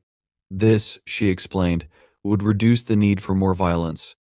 The main character looked down tiredly and told her he would remember this. Then, Sue pointed out that he needed to be ready to face anyone he met here. Sue raised his surprised gaze and repeated her words, asking, "Who will I meet here?" Meanwhile, the man in glasses and the woman who had encountered Sue earlier were running through the shopping center. The woman repeatedly urged the man to hurry up, holding his hand and pulling him forward. He suggested they take their time, but the woman, with a frightened expression, explained that if they were even slightly late, their reservation would be canceled. She added that she had been waiting a week for it. Suddenly, the guy whose hand she had just held disappeared. She turned in his direction in surprise and asked what was wrong with him. Then she reminded him that she had already said they were in a hurry. She looked behind her and saw no one. Looking around in bewilderment, she asked, "What?" At that moment, magical energy rushed away from her. The girl asked the missing guy where he was and begged him not to joke with her. With a frightened expression on her face, she sat on a chair at a table. Her lips were pierced with staples as she leaned her head on her hand, speaking seriously. This girl's name was Madeira. Holding a cup in her hand, she said, 20 guys, and they all taste disgusting then." She remarked that everyone was disgusting except those who could fight. She noted that it was better to eat those who were next to them. As she drank from her cup, she looked to the side in surprise. A boy, holding his mother's hand, was staring at her with wide eyes. Madeira looked back at him. The boy's face contorted, his mouth opened wide, and his face turned red as he stood in horror. At that moment, Madeira opened her mouth wide and pulled out the bloody glasses of the man she had recently eaten. Large drops of tears appeared in the boy's eyes, and his pupils narrowed from fear. He screamed loudly in horror. His mother, bewildered, asked him why he was behaving that way. Madeira, still calm, continued sipping her drink. Suddenly, voices came from behind her. Calling her the puppeteer, a man approached her and asked to talk. This man's name was Rai. Madeira looked up at him with an ominous smile and reminded him that the upper world was his territory, while the dungeon was hers. She asked him, wasn't there an agreement that we wouldn't interfere in each other's hunting grounds? Then she added that he apparently took the rule too seriously. After that, she asked why relatives should be separated when they were so close before. Rai, calmly looking down at her, said that the underground monsters of those territories were already coming. He explained that they had tracked them. Madeira, speaking happily, said, finally then, she asked if they would give up. She noted that the broker's conditions were to avoid fighting with the monsters here, and asked if that was true. Rai answered her, saying that, to be precise, the condition was not to create problems. He explained that, in other words, everything was permissible as long as they didn't cause a fuss. Madeira observed that he knew the theoretical conditions well. Then, she remarked that a month had passed since they started hunting, and only now were they doing something. She commented that the monsters in this region were no good and couldn't even protect their own cattle behind fences. She laughed, finding it amusing that they were afraid of them. Rai removed his glasses and explained that was precisely why he was doing this with his brothers and sisters. He continued, saying that if they were taking risks by being here, they didn't need to worry about casualties. With a smile on his face, he looked at Madeira and asked for her help. Then he told her that 2 local monsters had come here today, and they would simply catch and eat them. Soa, overhearing this, remarked that they were continuing with their impudent nonsense. The main character, looking at her in surprise, realized what this meant and said, "So you didn't come here for clothes?"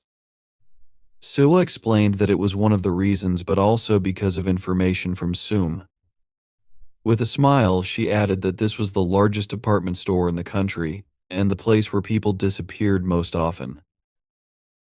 She revealed that during their shopping she had deliberately scattered seeds. Sue looked at her tensely as she said this. Soa continued, stating that in crowded places, it was better to observe and grab rather than run. With a sly smile, she looked ahead and asked, "What is this?" She noted that instead of running, the monsters were just sitting there. She concluded, "That's why we should give them something to fear." The protagonist and Siwa looked ahead with sinister, confident smiles on their faces. Sue remarked, "This area," but then interrupted himself, correcting, "No, this city is their hunting ground." Siwa continued, agreeing that they were very mistaken. She and Sue both thought about why there were so many people in the department store. They realized the reason was not only that it was the most popular department store in the country, but also because it was the intersection of 3 subway lines where large numbers of people passed through daily. In addition, the department store housed a bus terminal connecting the city with other regions. These 3 elements combined to create the center of the city, where tens of thousands of people passed every day. Suwa and Sue understood that if a few people disappeared here, no one would notice. Looking around, the main character added that if the monsters avoided witnesses and cameras, no one would know anything about it. However, he immediately corrected himself, suggesting that the monsters didn't even need to hide from the cameras, because in such a crowd, many would simply think the missing people got lost.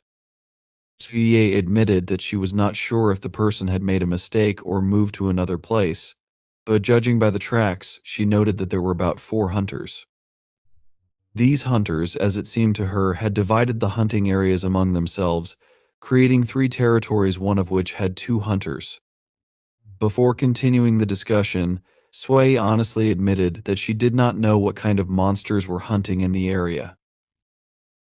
Having learned that there were 4 monsters, CVU asked if it might be better to report everything to the Divine Judge, given the number of hunters. He was also worried since they didn't know anything about the enemy. However, San noted that this would be a good option in another situation, but if they did so now, there would be no fight. She explained that the monsters seemed to be provoking them, almost as if they knew CVU and Subway had come for them. The monsters appeared to be warning that they would not run away. San introduced the hunters and emphasized that they should have an escape plan in case someone other than her and the main character became involved. Swa suggested that, in such a case, the monsters would simply flee. For her and CVU, this would amount to defeat. She understood that since their goal was to catch the monsters, letting them escape was not an option. She also admitted that pursuing the monsters might not be possible, as they had to obey the law. Looking at the crowds of people passing by, Soa warned that chasing the monsters would be difficult without harming civilians. She added that the monsters would likely use this advantage as soon as they could, and this would most likely dictate where the battle would take place. With a tired sigh, SVA mentioned that Bai had given them this test for a reason. She admitted that she saw no other solution unless they ran toward the monsters without a plan and approach that seemed reckless. Swa doubted that the area near the subway or terminal would be empty. Still, he glanced at his phone screen and asked if it was true that the department store would be closing soon. Though the staff remained after closing hours, Sawa grinned, realizing it wouldn't matter anymore. Meanwhile, in the garden on the roof of the department store, Brendan Byron noticed a man approaching. He asked the man where Madeira was. Ray explained that Madeira had left, stating that she did not want to get involved. He recalled how Madeira had told him she wasn't interested and would rather relax and eat. Taking a sip from a nearby cup, Madeira admitted she wouldn't give up her comfort, just to hunt and consume 2 incapable people. Ray frowned as he remembered her reasoning. He had assured her there would be no problem since 4 of them would surely be enough to win. Interrupting him, Madeira remarked that it was only Ray who thought so. Setting down her cup, she noted that it sounded as if Ray was inviting her to play roulette with odds of 50/50 at best. Smiling, she added that she understood Ray might be unhappy but asked what she could do. Madeira admitted that the hunters she had observed this month were unreliable. She asked Ray if he truly believed he could stop her by force. Ray clenched his jaw in frustration and asked if Madeira seriously meant what she was saying. He assumed she thought she could interfere with him and the others. However, standing up, Madeira calmly admitted that she wasn't planning to interfere with anyone. She asked Ray not to worry and revealed that she needed to find a new place to hunt. Deciding to be honest, Madeira acknowledged they were parting ways. Ray wanted to argue, but Madeira walked past him, thanking him for everything. She explained that she had learned a lot from him, but believed this was likely the end. With a final grin, she wished Ray good luck. Byron, crossing her arms, insulted Madeira, accusing her of not appreciating Ray's kindness. She added that Madeira's head should have been torn off on the spot. We noticed that Ray seemed to have a soft spot for Madeira. Ignoring Byron's remarks, Ray warned that nothing would change because Madeira was gone. She wasn't particularly strong, and Ray believed the 3 remaining hunters would be enough. Ween, placing a finger on her chin, agreed that this might be true but admitted she didn't expect Madeira to refuse, given how much she loved to hunt and consume. Byron caught Ray's attention and asked what he planned to do after killing the 2 rookies. She believed other monsters would need to be dealt with harshly. Ray explained that he had prepared a place for them to hide, where they could continue hunting in the area. Byron, surprised, asked if he truly meant they would stay here. Ray confirmed this, saying they would keep hunting people and eliminating the local monsters chasing them. He explained that they had a geographical advantage. If they disappeared into the crowd, their pursuers wouldn't be able to fight at full strength. Ween warned that this strategy had its limits, arguing that leaving their enemies alive might be more dangerous than risking a few casualties. Those trying to catch them would lose. Rai admitted that this was indeed the case and explained that this was why they needed to absorb as much as possible before returning to the continent and reaching the Kingdom of Seoul. Turning to Ween and Bian, Rai asked them to think about the humiliation their family had suffered. Frowning, he noted that they most likely wouldn't be able to return home yet. However, he added that when they did, no one would dare underestimate them again. Magic energy began to be released from Rai's body, and after calming down, he declared that together, they would not only control the monsters of all the Central Plains, but also rule the next era and become kings of the monsters. Bian and Ween smiled happily when they heard this. At the same time, Swa began to use her magic. Rai, Bian, and Ween felt the sudden surge of power and froze, their eyes widening in amazement. They were surprised by the sudden appearance of the monster's power, which engulfed the entire building. Soon after, a voice was heard. Swa asked, "Isn't it already late?" She ordered everyone to go home. The people walking around the department store, affected by Subia's magic, froze momentarily and then began to disperse, obeying her command. Subua added that they should act quickly and strengthen their innate magic, which was called Violet Whisper. The voice, enhanced by the monster's power, subtly convinced the surrounding creatures. The effect was stronger depending on the difference in strength between the monsters and the proximity of the user to the target. Now, using her skill, Sway remembered how she had used it on the main character. Moving toward Rai and his sisters, she asked, "Weren't there 4 of you, Rai?" And Bian frowned wearily, looking in the direction of the voice. Sabla admitted to herself that it was quite difficult to use this ability from afar and without a direct contract. Smirking, she noted out loud that Rai, Bian, and Ween couldn't be completely stupid.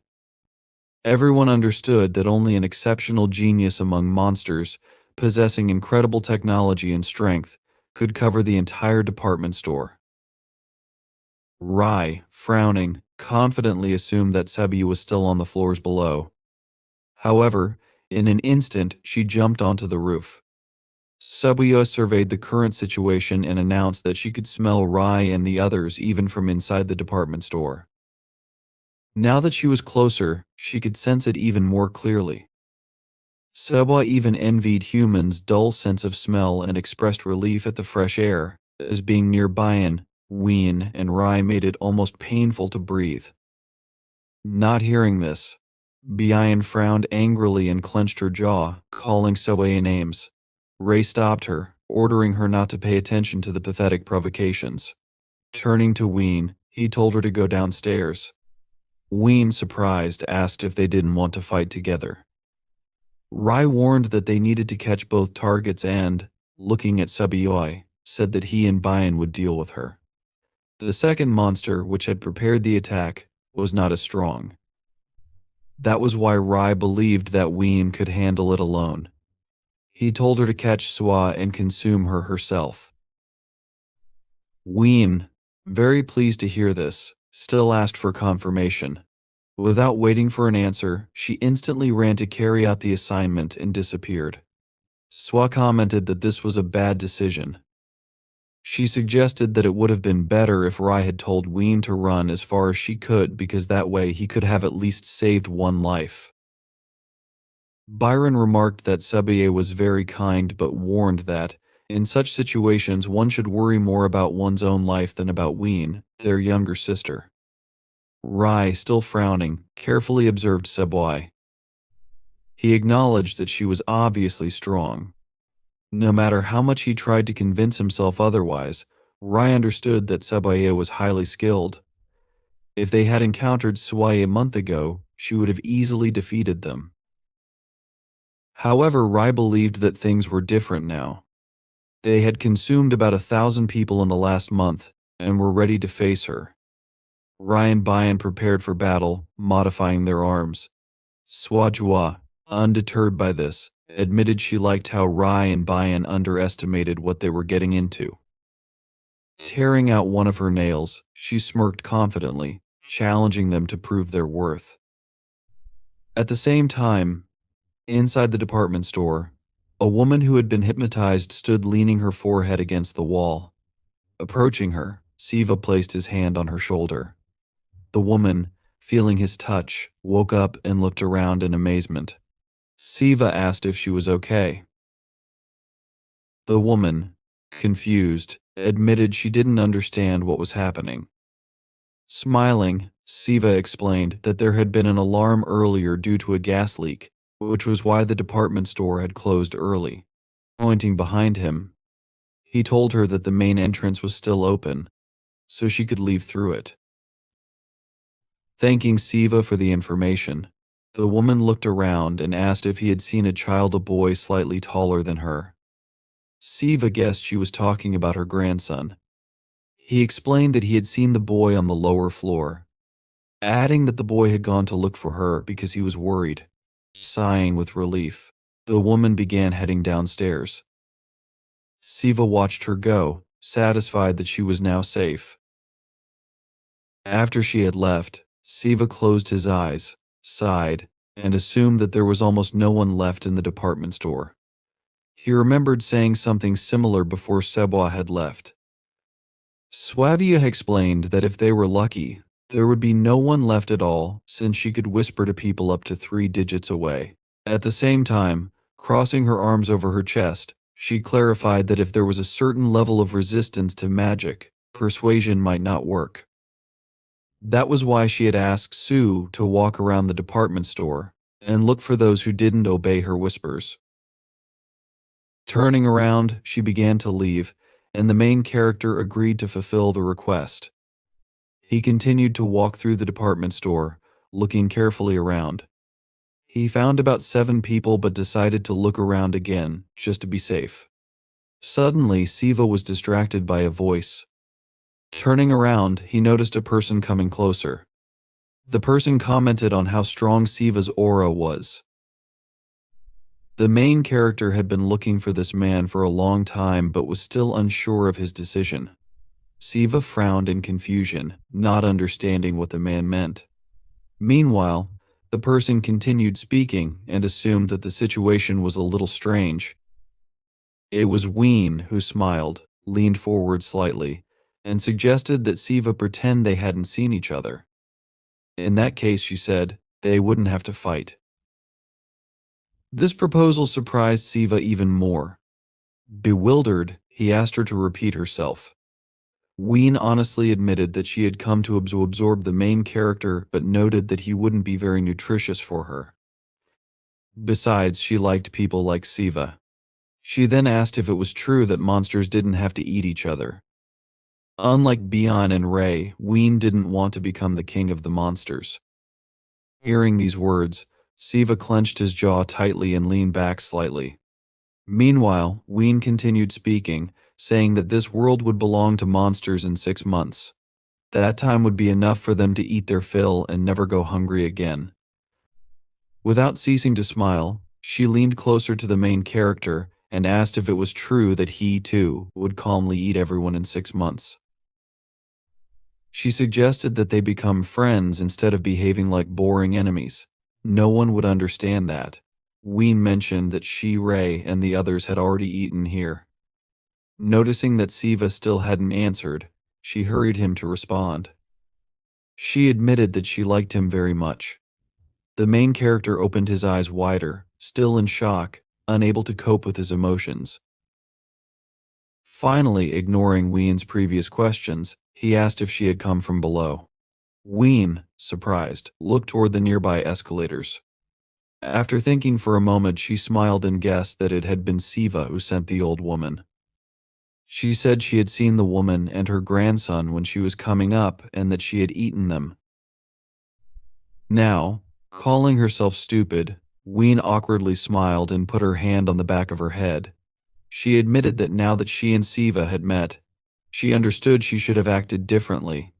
However, before Ween could finish speaking, Siva swung his hand forcefully and struck her in the face. Ween's head jerked to the side, and the main character gritted his teeth in irritation, frowning at how strong the blow was. Ween was thrown far back, hitting the wall hard. Dust and fragments of stone flew into the air. Siva, having calmed down a little, froze, thinking he finally understood everything. However, in truth, he didn't understand at all. Because the monsters had eaten people, the last 3 days had been complete darkness for Siva. He now personally understood what monsters were and how dangerous they could be. Remembering all the monsters he had encountered, Siva realized at that moment that he only knew the danger that one monster posed to another. Now the main character couldn't contain his emotions, and his hands began to shake. He understood that for ordinary people, monsters were a disaster.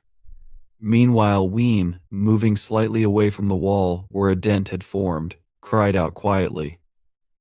Touching the injured part of her face with her palm, she asked if Siva thought he was being too rude. She added that he could have simply said he wasn't happy. Then, distracting herself from the topic, she licked the blood from the corner of her lips and was amazed at how things had turned out.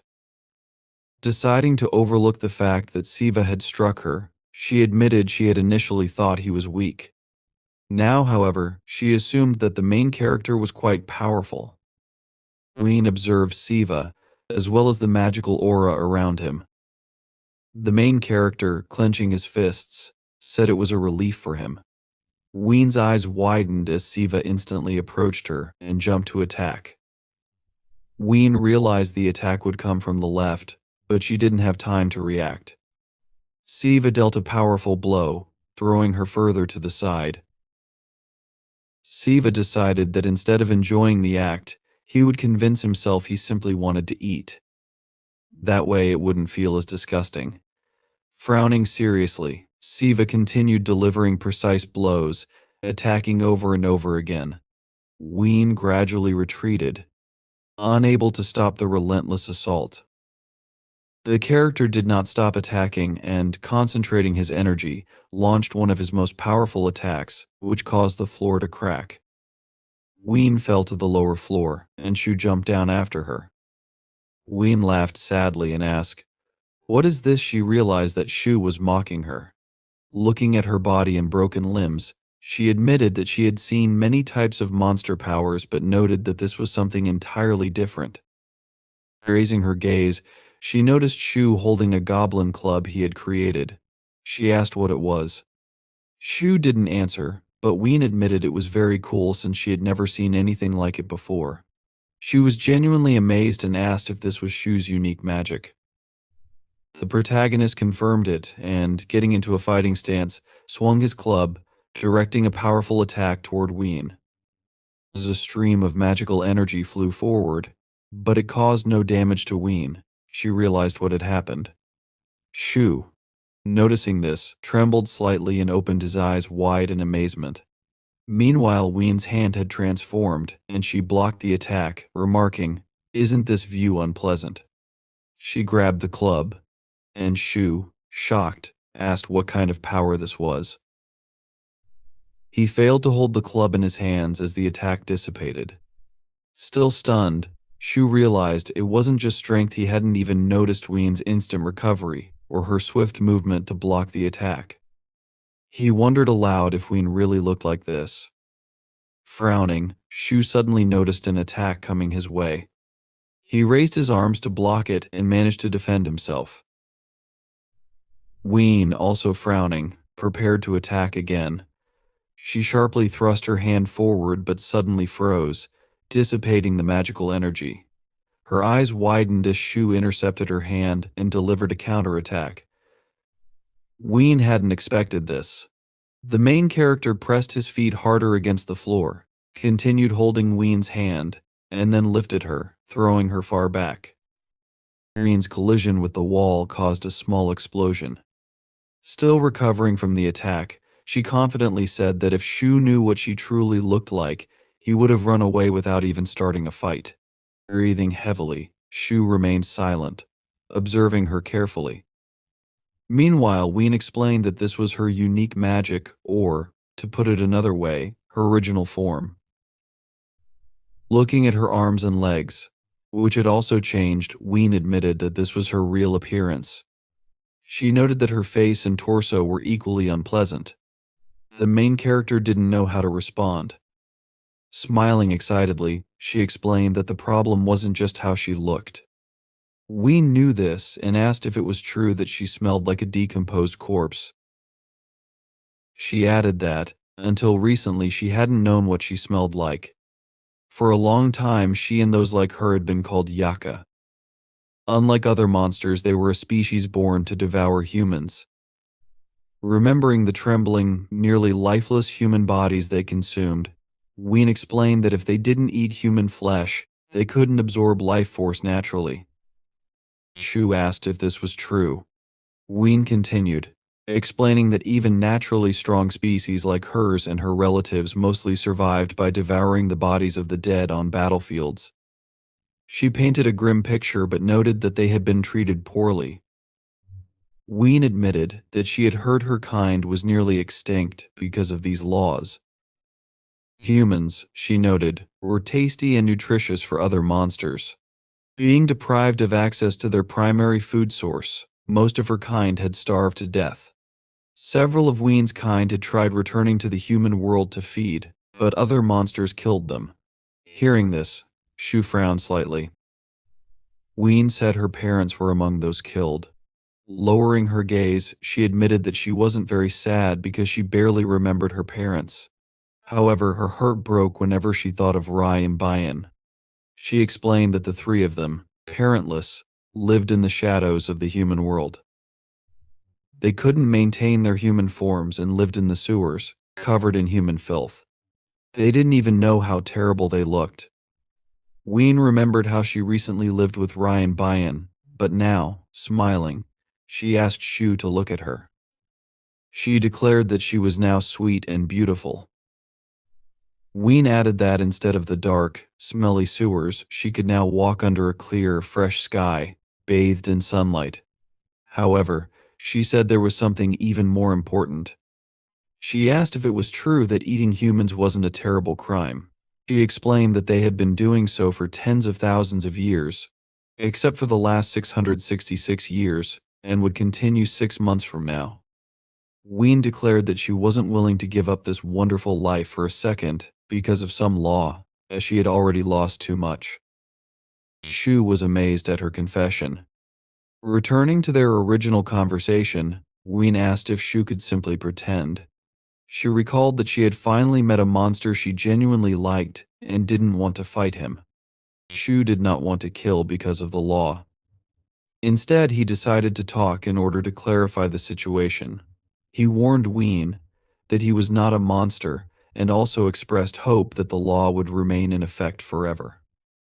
That was why, instead of talking nonsense without meaning or empathy, he suggested that Ween simply attack.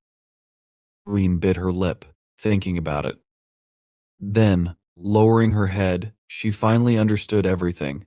Sharply moving forward, she began to attack, although she admitted she was sad things had turned out this way. Activating her magic, Ween launched the first blow. However, Shu was already prepared, defended himself, and frowned, wondering if Ween was even faster and stronger than before. He realized that a head-on fight was hopeless if this wasn't even Ween's full strength. Shu had all the qualities of a monster, but it was obvious he was special due to his bloodline, talents, and the combat experience thrown at him in such a short time. His mental toughness, skills, and ability to control the energy of monsters had significantly influenced his newfound strength. However, in this particular situation, the enemy was several times faster than his learning speed. Thinking about this, Shu looked at the enraged Ween who was charging to attack. He mentally noted that the difference in strength between their species was very noticeable. Ween struck, slightly hitting Shu. The protagonist realized one peculiarity when he dodged the blow, and it didn't hit its target. It instead struck the wall behind him and broke it. After apologizing, Ween admitted she wasn't yet accustomed to her new strength and speed, since she had only recently acquired them. Shu paused to catch his breath and realized there was one factor that erased any difference in strength: human flesh. Ween, stopping briefly, admitted she was almost used to her new powers, confidently noting she could deal with Shu without any problems.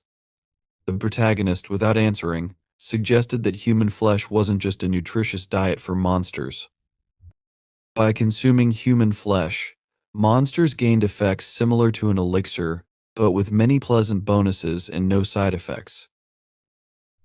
Shu imagined a person injecting themselves with an elixir and thought about how, over the past month, constant consumption of flesh had made Ween grow so significantly that even she hadn't realized it. Drawing Shu's attention, Ween asked him what he thought about using the spell he used earlier. Without answering, Shu snapped his fingers to summon a scroll and frowned. Ween noted that among all the protagonist's attacks, that spell was the strongest. Given its range advantage, it had the best chance of defeating her. Still, Shu wasn't sure of its effectiveness. Frowning, he put away the scroll and began to concentrate his energy. He punched, sending streams of magical energy toward Ween. However, she dodged and ran forward, assuming the speed and power of the spell wouldn't be much different from his barehanded attacks. She realized the spell was unlikely to be as effective as she had feared and ran forward to deliver an actual attack. Shu blocked it, although it required considerable effort. Striking again, Ween admitted she had no choice but to kill Shu and eat him. Soon after, when Ween briefly stopped, Shu, covered in blood and trembling, bowed his head. Ween suddenly admitted it would be nice to at least know his name since she would be pleased to meet him. Despite this, she continued attacking. Shu, thinking about the strength of the battle, realized there was still a chance of victory. He sighed but recognized some peculiarities. At that moment, Ween suddenly froze as if realizing something. She mentally noted that Shu not using his club was akin to gambling with his life. Suddenly, Shu grinned, grabbed her hand, and explained, "This is how it's done. It's called Goblin Sarim." He declared victory in the fight. A few hours later, someone asked Shu if he had truly fought with a black turtle. Shu, who was driving in a car, awkwardly scratched his cheek with his finger and admitted he wasn't sure fought was the right word. Despite putting in all his strength, there was no significant effect on the opponent. Although Shu tried, his opponent seemed constantly relaxed. Sihua, who was riding next to him, noted this was understandable since Shu's approach was wrong from the start. She remarked that Goya's blood was thicker than water, and his strength and skill in controlling it were exceptional. Goya pretended to be indifferent, but he was impeccable in combat, making him the best of the best. Additionally, even among monsters 300 or 500 years old, few on the Korean peninsula could match Goya's strength. Shu, frightened by this, simply asked if it was true that Sequoia was 500 years old. He assumed her statement applied to herself as well. Sewa, angered, glared menacingly at the protagonist and asked what he meant. Shu, nervously moving to the other end of the car, apologized, saying he didn't mean to offend her. Siwa, calming down, grinned as if amused. She was sure she would win because, no matter her age, she was the strongest. Returning to the original topic of conversation, Sui asked what CA was doing when he fought Goya. She suggested that it was not as pleasant as when Sia fought against her.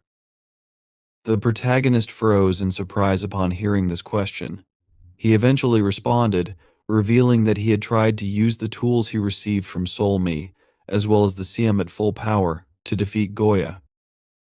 The driver of the car thought that young people nowadays had very strange conversations, CVU, meanwhile, lowered his head, closed his eyes, and admitted that he didn't see shock or anything like that in Goya because it was pointless. Swabi, crossing her arms over her chest, looked to the side and then asked if Goya hadn't moved. CVU asked again in bewilderment, and Sebe clarified that she was referring to the moment when CV used his technique. She suggested that, since Goya was not a physically focused fighter, he either stood still or CVU played on surprise. The protagonist confirmed that this was indeed the case and explained that he struck while they were shaking hands. Swa realized that the reason why CVU was unable to harm Goya was due to something other than the difference in their skill levels. In the end, she smiled and declared that it was simple. She noted that no matter how powerful magic is, it doesn't make everyone equally invulnerable. After all, Siam is primarily a contest of strength. She asked if this was true. Some time passed as Subiyue thought about what she was feeling. She was glad that it didn't make her angry.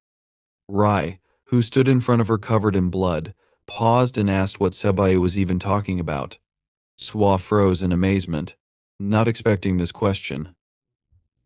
Then, smiling, she said that her assumptions had turned out to be correct. She admitted that she had left something just in case because she was worried. Rai and Bian were unusually strong, and she had been concerned they might die. Yet, Rai's level only slightly reminded Swa of the person she was thinking about. Rai, trembling in pain, stayed silent and listened carefully. Swa admitted honestly that she was a little disappointed. She thought Rai and Bian would force her to use at least 4 towels.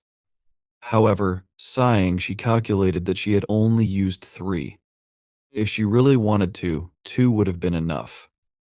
She realized that wasn't necessary and suddenly admitted she was wondering how many monsters similar to Rai existed on the Korean peninsula. She assumed that Rai and the others had crossed the border secretly. Looking at Bian, who was badly wounded and sitting a little away against the wall, she returned her attention to Rai. She asked if it was true that he should know at least something. She inquired how many monsters had come to the peninsula from outside. Additionally, she wondered who had brought the low-level monsters to hide there for a while. Frowning and clenching his jaw, Rai asked if Subway really thought he would just tell her this information. Swabi asked if it wasn't obvious.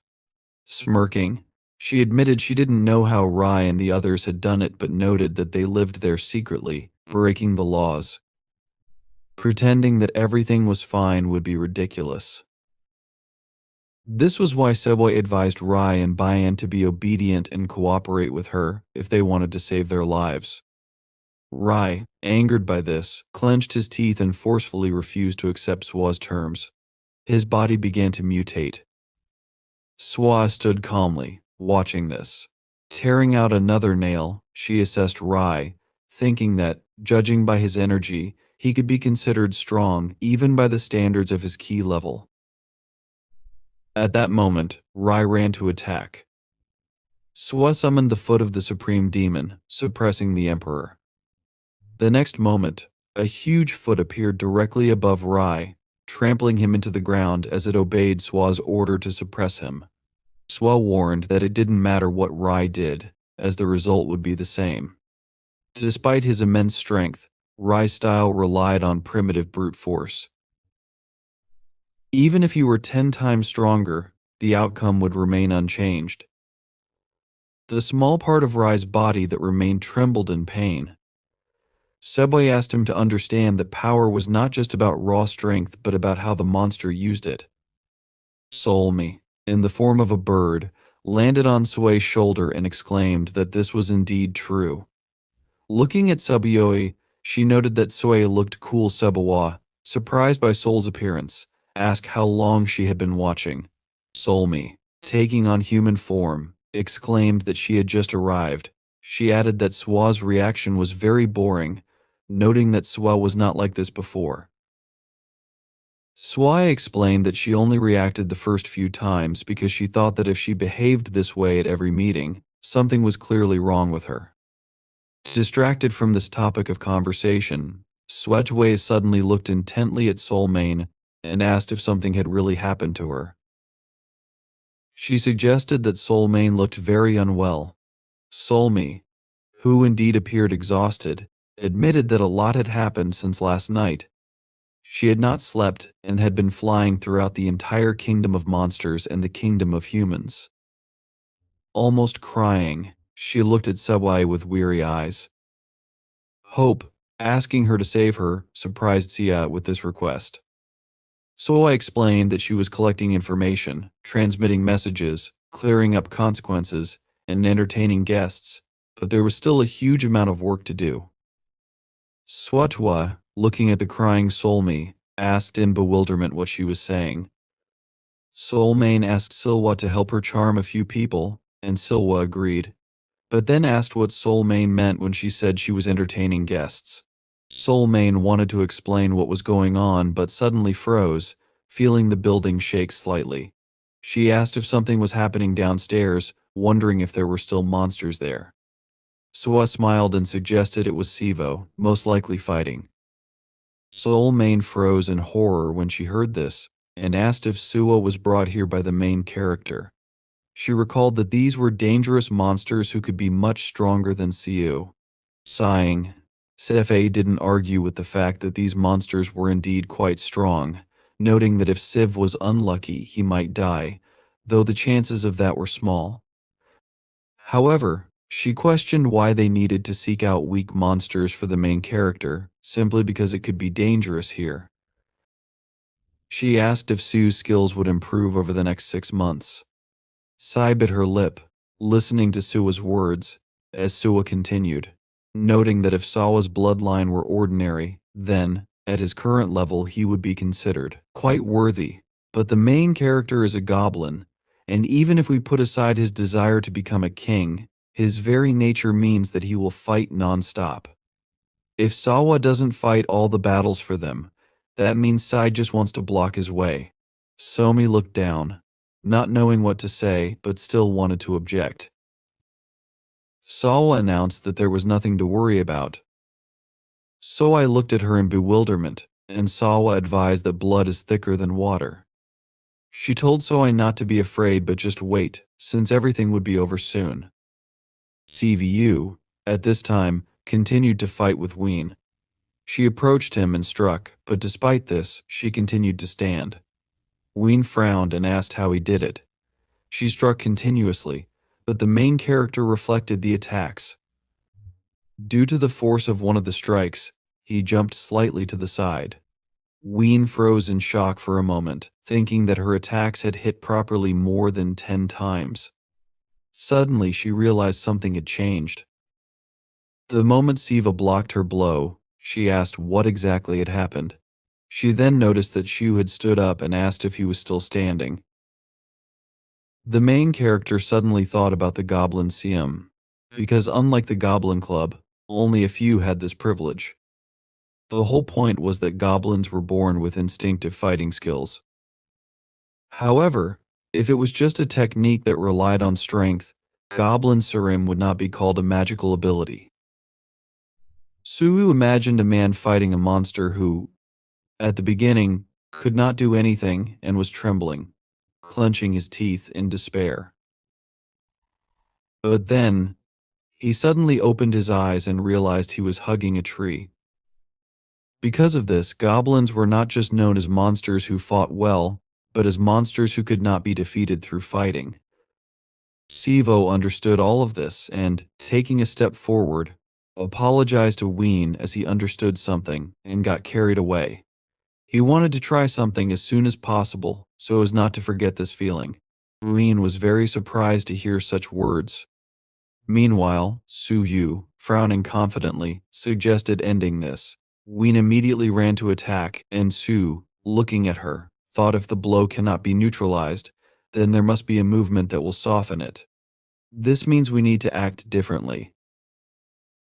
Ween, meanwhile, announced that she was returning what she had received earlier and hit the main character with her head. Siu, feeling this attack, mentally noted that the movement itself was simple.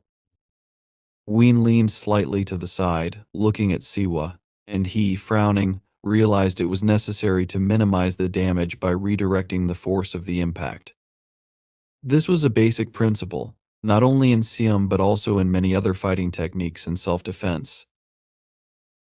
However, the protagonist learned that this was not all. It was possible not only to reduce the damage received but also to release it at a point of contact with the body to neutralize it. Sivi knew that goblins called these roots. Just as it was difficult to break a tree with strong roots, it was equally impossible to move a goblin who understood the root technique. In case the goblin stands firmly on both legs, minimizing the damage received, this increases the strength of the goblin Siam. Su Shu remembered his fight with the largemouth goblin, as well as the first time he used a club in a battle with Sawa, and mentally noted that, in this case, the goblin was beyond his previous boundaries. Only then could the goblin show true strength. Having managed to intercept Ween, Siu picked her up and threw her forcefully to the ground. Ween's eyes widened in horror as her body crashed through several floors. The main character jumped after her and, stopping on the desired floor, froze for a while. Ween asked if she could request a favor. She asked that Siu simply finish her off before she died from her injury. If her power wore off, she would return to her original form. But she wanted to be as beautiful as possible, even in death. Siu, however, said that he was not going to kill Ween because she had a lot of testimony to give about the other monsters that crossed the border and how they did it. Ween laughed desperately, noting that it would be good if he wanted to keep her alive for another reason. She asked if she was hoping for too much. Suddenly, the main character felt some movement. Frowning, he turned around, fighting off the attack. At the same time, Siwa, in order to hurry Somi to answer the question, asked what it meant when she talked about entertaining guests. She also wondered where these guests were from. Soli said that, among those who crossed the border, there were several monsters from the mainland. In the mainland monster kingdom, the monsters knew about the incident, so they sent help, thus taking responsibility. Sawa, crossing her arms over her chest, asked what was wrong with that. She admitted that she would like to meet these monsters if they were powerful and curiously asked what their level was. Soi thought that these monsters had all the necessary skills but excitedly noted that, out of pride, they had sent an assistant with a particularly high reputation in the monster world.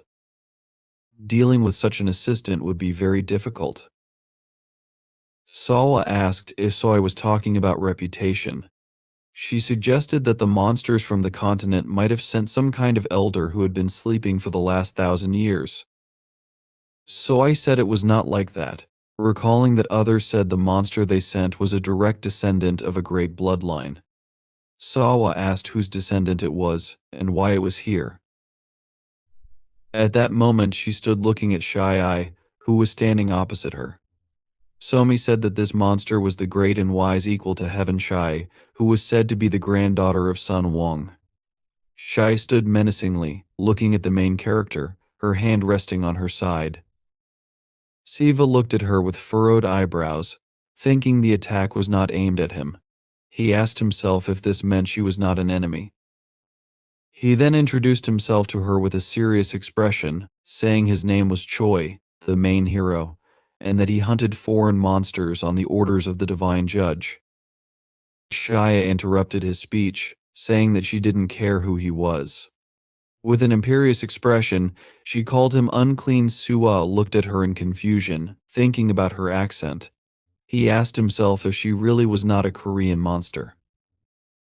Shai then said that behind him was a sinner who deserved death. She raised her hand and pulled a strand of hair, squeezing it between her fingers as her eyes began to glow bright pink.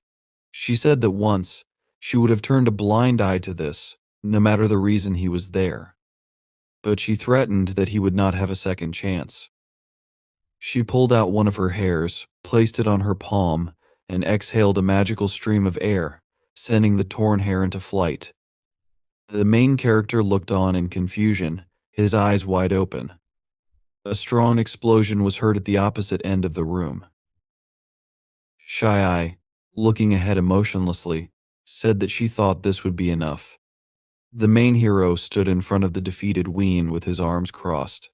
His hands were tattered, as were his clothes, and smoke emanated from him. Shy-Eye noticed that he was stronger than she had thought. CVU realized that if this had happened 30 minutes ago, he would already be dead. He looked intensely through his hands, which were shaking with tension. The stream of shock was executed perfectly. However, for the young stem and roots of the tree named Xiao Sorer, such force was very difficult to withstand. Fighting stance along with this, asking himself if he could block this blow twice, he understood that most likely he would not succeed. Hay asked him if he was still standing, then she noticed that it didn't matter. She explained that even if he evaded, she would still kill him.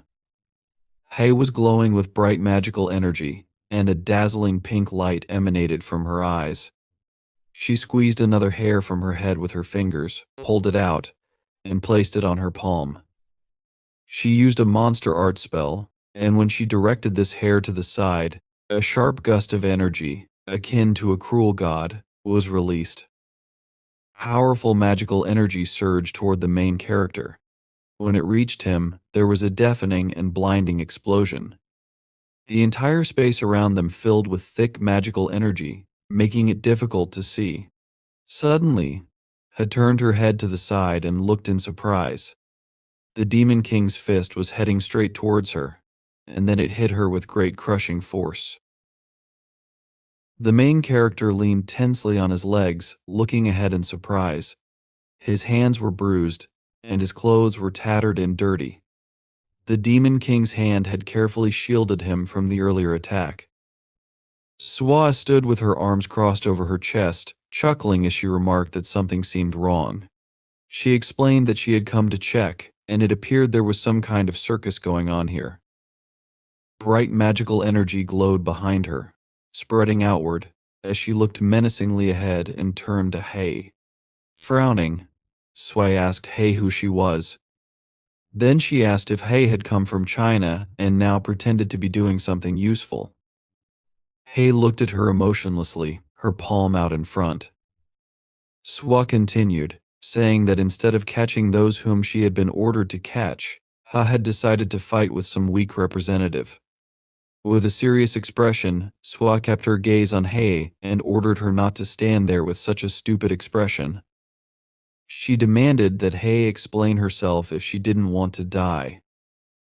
Ha looked at Subwa in surprise but remained silent. Swa then turned to Siwa and asked if he was okay. The main character confirmed with a painful expression and said he didn't seem seriously injured. Subjuted that it looked that way. Then she asked what had happened to the monster and the source of the noise. Sivi tried to answer her, but Swa interrupted, saying it didn't matter. She suggested that the real reason probably lay in something else. The main character, shocked, asked about this real reason. Subye smirked and explained that he stood out from the crowd, even if he didn't realize it. With a sly smile she added that it didn't matter how long he lasted, because he couldn't do everything exactly as told. Turning confidently to Hay, Swabai accused her of wanting to make an example of them, and asked whether she should capture them. Hay replied that she hadn't wanted to come to the Korean peninsula, but everything turned out worse than she thought. Looking surprised, she placed her hand on her forehead, saying that no one here understood the problem. Hay asked how they could tolerate working with people like this. Swabiwa, smirking, remarked about the mess happening and questioned whether Hay thought it was acceptable for things to be done poorly. She confidently grabbed a nail with her fingers and challenged Hay to name the place, saying she'd solve the problem. The main character looked ahead in confusion, illuminated by the bright magical energy emanating from Subaway and Hay. The two stood opposite each other, powerful magical energy rising and spreading upward as they locked eyes. Soy's gaze confident, Ha's gaze worried. Swa grabbed her nail, and Hay grabbed her hair. The main character, worried, put his hand in front of him and pleaded for forgiveness. An unexpected scream interrupted them, ordering them to stop. This furious cry belonged to Soi. Clenching her fists, Soi turned to Subioe and angrily asked what she was doing. She reminded Soi that she was a guest and explained that conflicts should be resolved without fighting. Soi furiously asked whether Subioe planned to constantly fight with everyone instead of eating breakfast or lunch. She demanded to know if Subioe would take responsibility for the problems. Soi hesitated, her eyes wide, and meekly answered in the negative. Soi then turned to Hei and criticized her as well. Addressing Hei, she accused her of being the first to use magic, even if Siwa had been rude.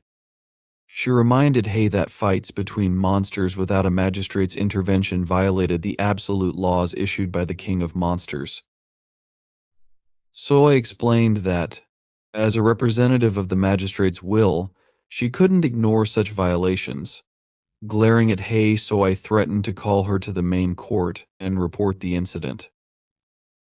Soi turned to the frightened main character and sarcastically remarked how surprising it was.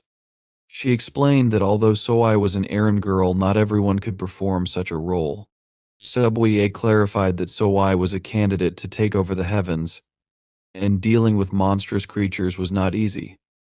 Delivering bad news to such beings without fear or giving in to injustice required a strong will.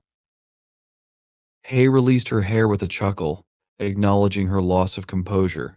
She admitted that proving anything to them was pointless. Swabby raised an eyebrow with interest, while the main character looked at her worriedly. Hei turned away, menacingly gazing behind her, and declared that she came to punish sinners, not to get involved with their methods. Out of respect for their land, she wouldn't interfere but warned them not to obstruct her. She specifically advised that the fox referring to Subway stay out of her way. Swa irritably called out to her, but before she could finish, Soi interrupted with an exasperated and distorted expression. Soi stood with a deathly terrifying face. She clenched her jaw, frowned her eyebrows, and the veins on her face bulged. Her bruises under the eyes and disheveled hair gave her a particularly frightening look. Then Soi exhaled deeply and said that, no matter how, the destruction had gone according to plan. She mentioned they had captured another one in the clothing store. The walls of the store were smashed to pieces, with fragments scattered throughout the room. Through the hole in the wall, the city at night was visible. Soi, placing her hands on her hips and turning to the main character, said that he had done a good job. She clarified that many people had disappeared here, and thanks to him, starting tomorrow, it would be peaceful. The main character looked at her in surprise, his eyes wide open, and asked, "Are there many such places in Seoul?" Then he noted that if this were true, they should at least close such places off to people. So I asked him not to worry and explained that he was not the only one who hunted at night. She told him that, like Goya, a monster from the human world, others like them had entered the human kingdom and were carrying out their mission. Everyone had been assigned their own hunting ground. With a nervous smile, she admitted that although it was not easy, she hoped to catch most of the outsiders today. Soa, looking at her emotionlessly with half-closed eyes, asked if there were others from the monster kingdom besides them. Then she asked Soai if there were really so many useful monsters in such a boring place as the human kingdom. Soai hesitated before answering, saying that this was not entirely true. She explained that not only monsters took part in the hunt, humans were also involved. She said that the old man told her that direct cooperation hadn't worked out, but they had reached an agreement regarding the zones. To the south of the Han River, their monsters were responsible, while to the north, human shamans organized purges. Siva looked at her in sincere surprise, his mouth slightly open and eyes wide. Mentally, he asked himself, really? At that time, Yashin was sitting near a thick bush, carefully restoring his breathing. A shaman's mask was on his face, and his blade lay next to him. From the outside, someone turned to him and asked why he had decided to do everything himself. A girl named Soan stood in front of him, holding a fan in her hands. She said she would go with him because, according to the law of Dorum, he could take 10 more shaman assistants with him. Then she asked him if this was true. Soan was an assistant to a free shaman. Yashin took the blade in his hand, leaned on it to stand up, and told her that he could handle it himself. He added that there weren't enough people for today's cleanup. After that, he explained that it didn't matter how many people were present because they would only get in the way. He told her he was more comfortable working alone since he hated giving out individual orders. Soan looked at him and replied that there were more reasons to use this opportunity to practice command. She explained that this was the role and duty of a shaman. Yashin removed the wooden mask from his face and told her that he had never asked for anything as a shaman. Then he asked her again if this was true. Taking off the mask completely, he said that the old man had put him in a position he never wanted. Turning to Soan, he told her that if she wanted him to refuse, he would do so at any moment and become a shaman only if she commanded it. Soan looked at him in confusion, pressing a closed fan to her face. She remarked that a shaman who didn't want to command and a shaman who didn't want to do anything on his own were both stupid. Then she noticed the monster behind him and said, "That one is quite large, isn't it?" She asked him if it was from the key class and whether it was the creation of a group leader in Namsan. Yashin turned behind him, looked at the creature, and asked her again if that was what she meant. He then confirmed that it was indeed from the key class, but clarified that it wasn't a leader, it was average within its group. In front of them, on the ground, lay a large defeated monster. It was a creature that lived in the mountains and preferred the meat of women. This monster mainly lived in Japan. Yashin commented sarcastically, as if that would change anything.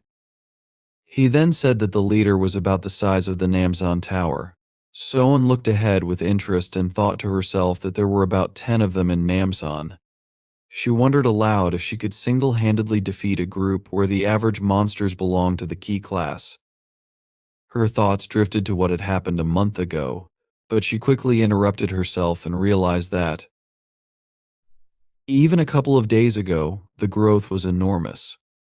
Looking ahead with a smile, Soan thought that although Yashin lacked experience, no one in the Sessa department was capable of achieving what he had. Despite objections, the elder appointed him as a shaman for that very reason. She realized that he was the first genius in centuries, born in a transitional state, to reach the level of Zen. While she was thinking about this, she looked at Yashin. He, looking around and summing up, asked, "What's next on the schedule?" Then he followed up with another question, asking whether she should meet someone and report the situation to the Minister of Defense. Soan answered him negatively and clarified that the report should instead be made to the head of the police, that is, the commissioner. Then, looking at her phone, she added that they were waiting for him, so she would send him right away. Yashin, with a tired expression on his face, hunched over in bewilderment and asked, "Now after that," he suggested, "maybe I'll just sleep and go tomorrow. It's just a report, after all."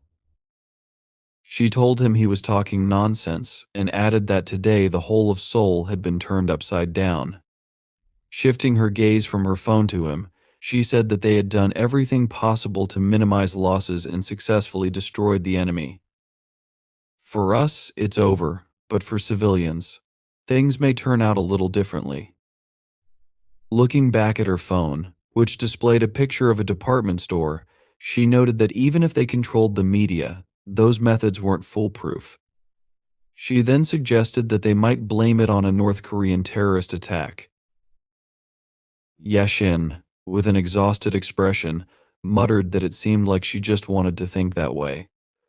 Soan replied, "This means you need to make people believe in it, even if it's nonsense."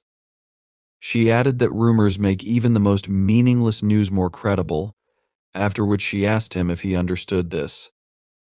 Yashin tiredly put his hand on the back of his head and told her, "Okay, I get it." Then he noted that it was late, but since it was the weekend, he figured it didn't make much difference. Soan emotionlessly informed him that he needed to be at Incheon Airport at 7 a.m. with her. Yashin asked again, in furious bewilderment, at 7 a.m., then he aggressively asked her why it was so sudden. Soan, not reacting to his expression, continued looking at her phone and confirmed that it was true. She explained that she had just received information from an elder, and it seemed the request had come from a rather famous Inoi family in Japan. She looked up at Yashin and added that they had asked to send 2 people, and the elder had agreed. Then she asked him if he had heard of the Cyrus family. She admitted that she only knew about Japan from anime. Yashin clenched his jaw in frustration and asked, "Why me? Why not someone else?" Soan assumed it was because the levels needed to match. She explained that the children of the head of the family were coming here, and they were his heirs. As the sun set and painted the city in golden red hues, a plane began to take off. A guy named Yoshihiro walked through the building, carrying a suitcase next to him. He remarked that just one look at the airport made everything seem somehow unreal. Then he noticed that even the air here was different. Yoshihiro turned to his sister, Yuzuru, and asked her if this was true. They were in the airplane terminal. She asked him to simplify what he meant, and then noted that this was their first trip overseas. She asked again if that was true. Yoshihiro, holding one hand in his pocket and gripping his suitcase with the other, replied that he knew it was difficult but hoped Korea would turn out to be a fun place. Yuzuru, who was walking behind him, carefully looked around.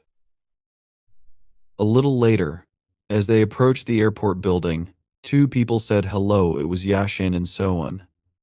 Soan, noticing Yashin intently looking at the screen of his phone, asked if it was too late for him to bother with a translator. Yashin asked Soan not to make any noise, pointing out that those who had arrived were guests and that he couldn't just talk about anything. Frowning, he asked what made Yoshihiro and Yuzuru's father approve of this business trip in the first place.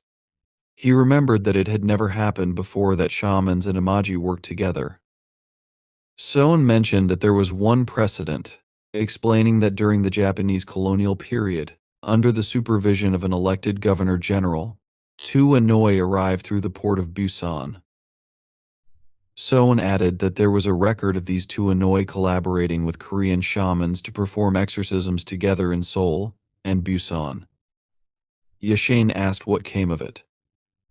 Soan explained that together, they were able to capture the supernatural creature causing the disturbance, but noted that there were problems in the process. From what Soan knew, she could tell that the atmosphere was far from friendly, especially between one of the resulting pairs, who didn't get along at all. She introduced the man and woman, saying that it eventually escalated to the point where one of them was ready to kill the other. The damage both sides suffered during their skirmishes was greater than what they received during the exorcism. Soan described the bloody sword and fan, noting that this was to be expected since their working methods and perspectives were very different from the Imaji. Finally, Soan asked Yashin to be careful. She added that, although she did not think the Ani who arrived had evil intentions, she still assumed that disagreements could very well arise. Yashin thought for a while, not knowing what to say.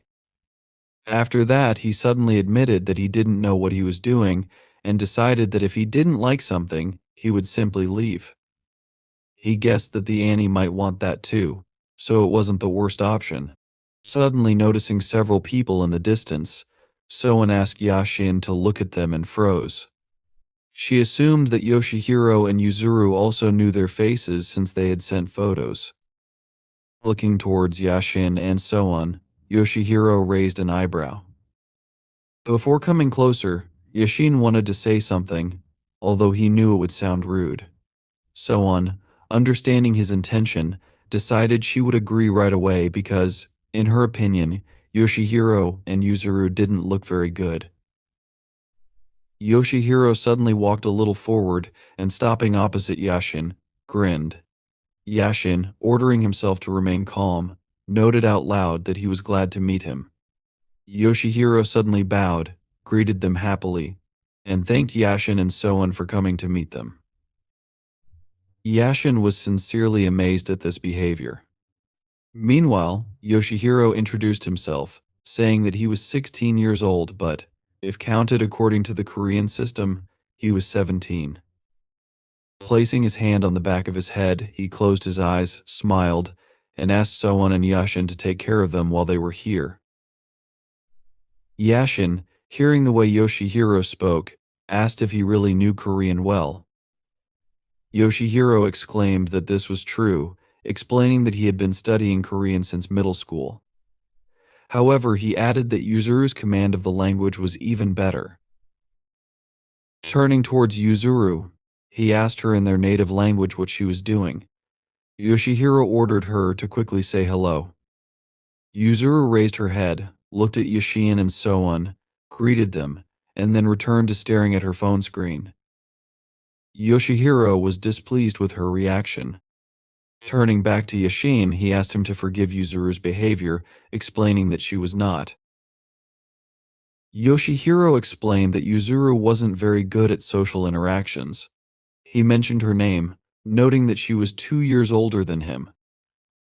Yashin, closing his eyes, said that there was nothing wrong with that, and thought it was better not to judge by appearances since both Yuzuru and Yoshihiro were risking much more.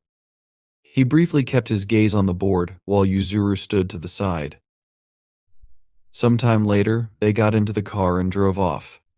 Yashin and Soan told Yoshihiro and Yuzuru that they had booked a hotel in Central Seoul for them. Soan added that they should immediately let her know if they didn't like the place or the hotel itself. However, Yoshihiro replied that everything was fine, saying that since they had asked at the last moment, they were grateful that Yashin and Soan had at least found something for them. Before continuing the conversation, Soan glanced at Yashin, indicating with her gaze that she was addressing him. Yashin, understanding what she wanted, asked if he could find out more about the purpose of Yuzuru and Yoshihiro's visit.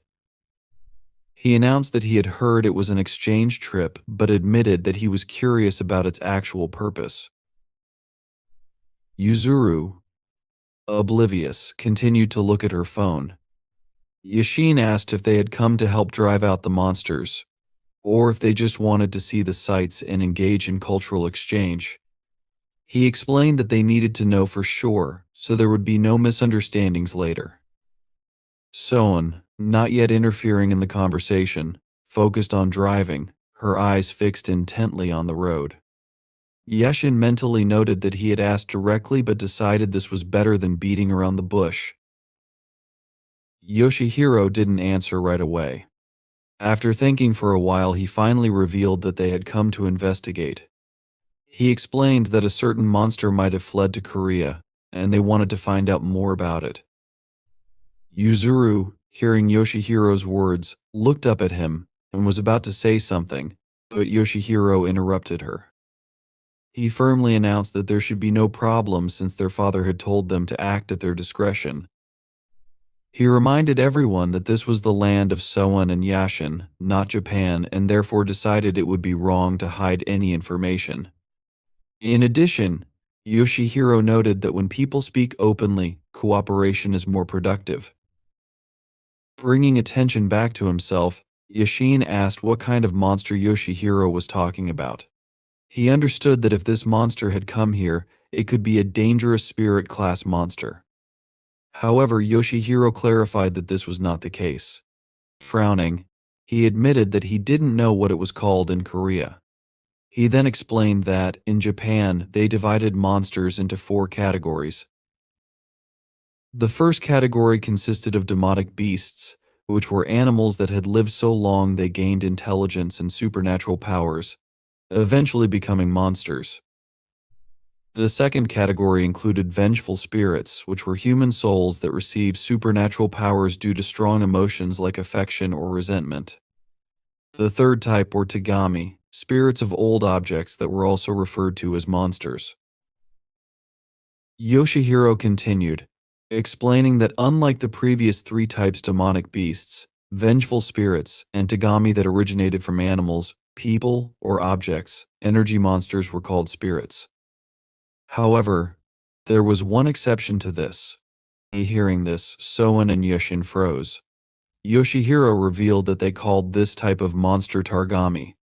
Weary, Yushin closed his eyes and placed his palm on his forehead. He asked if it was true that in Korean, these monsters were called the Dark God. Soen, sweating from tension, confirmed that it was indeed the case. She explained that the Dark God was a monster that did not fall into any of the four categories. It was, in essence, a monster created from emptiness. She noted that, until now, no one knew how these monsters appeared. It was believed that the dark gods were born from the fears and desires of all living beings in the world, both humans and monsters. Although there was a division between species, there were never two dark gods in one era.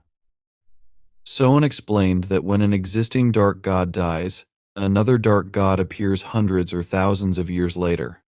While their form and abilities varied between species, all dark gods shared an invisible potential for growth and an endless thirst for it.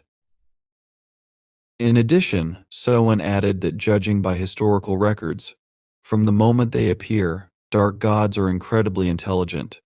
They grow stronger through devouring and endlessly strive for power.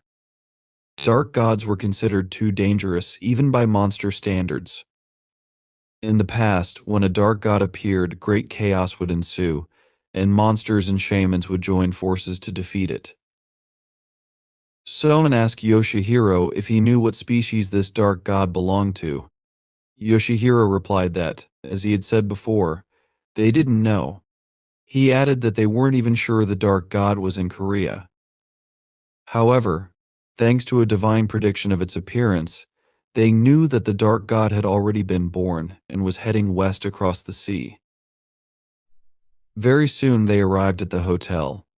Yashin, promising that they would contact Yuzuru and Yoshihiro in the evening, told them to rest for now. After Yuzuru and Yoshihiro left, Soen asked Yashin what he thought about all this. Yashin closed his eyes, sighed, and advised Soen to think and rest.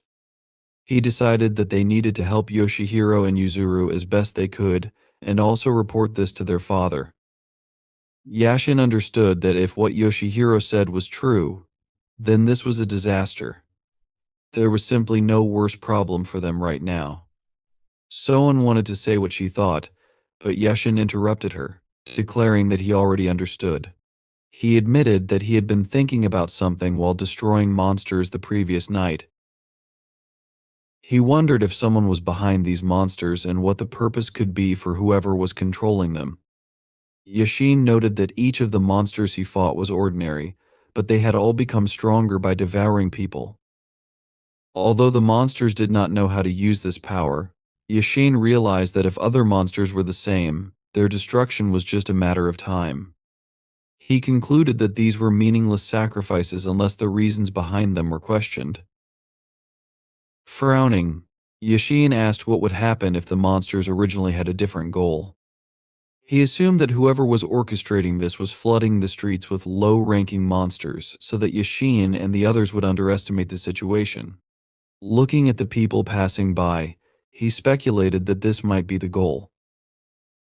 Soen, holding her chin in thought, lowered her head, agreeing with his reasoning. She admitted that she had thought the big purge last night would end everything. However, if a dark god was among the monsters that hadn't been caught, everything would be completely different. Yashin warned her that the dark gods might already be involved in this. Soen's eyes widened as she looked at him in confusion. Yashin recalled that not only were there monsters here, but there were also monsters from China and Japan. He assumed that there were fewer monsters from other regions, but they were still present. He suggested that if the dark god came from Japan, there was no guarantee that similar monsters wouldn't come from other places as well. In Soan's opinion, all of this was too complicated since dark gods were so rare. Yashin thought they might be overly worried but warned her not to relax. If the dark gods from other regions had been growing stronger over the past month, they would be completely different from the monsters they had encountered last night. While Yashin and Soan were talking, Madeira walked through the streets, looking around, and Xia Hai stood on a raised platform, frowning and peering at the street below her. Yashin, meanwhile, suggested that someone like the masters of Ai and Yan might have arrived to capture these gods, expressing the hope that it was just his worries. Around the same time, near Mount Moya in Seoul, Xia stopped in the forest and looked around, deciding that this place would be suitable since there were very few people on the mountain. Swa, grinning, noted that even if a few people noticed them, it wouldn't matter because this wasn't a department store filled with people who shouldn't see monsters. She added that everything would be fine if the number of people was controlled. CVU, closing his eyes, smiled, lowered his head, and noted that this was for their own good fortune. Noticing his reaction, Sui fell silent for a while, thinking. Then she asked if it was true that the main character couldn't sleep the night before because of the two people who had died in the store. Su sharply opened his eyes upon hearing this and looked at Subiyue in shock. She admitted that she didn't think it was Siwa's fault. If anyone was to blame for the situation, it was her, since the spell wasn't strong enough. She also admitted that this might sound like an excuse but explained that it was the first time she had cast this spell remotely and over such a large area. She suggested that the main character might not be any better because of this. Seo, hanging his head sadly, admitted that this was true but explained that he was just wondering if there was anything he could have done. Swai explained that this was why she called Shiva here, because situations similar to the one yesterday would happen again. From that day onward, whenever Swai had the chance, she decided to teach the main character. This, she noted, was her original role.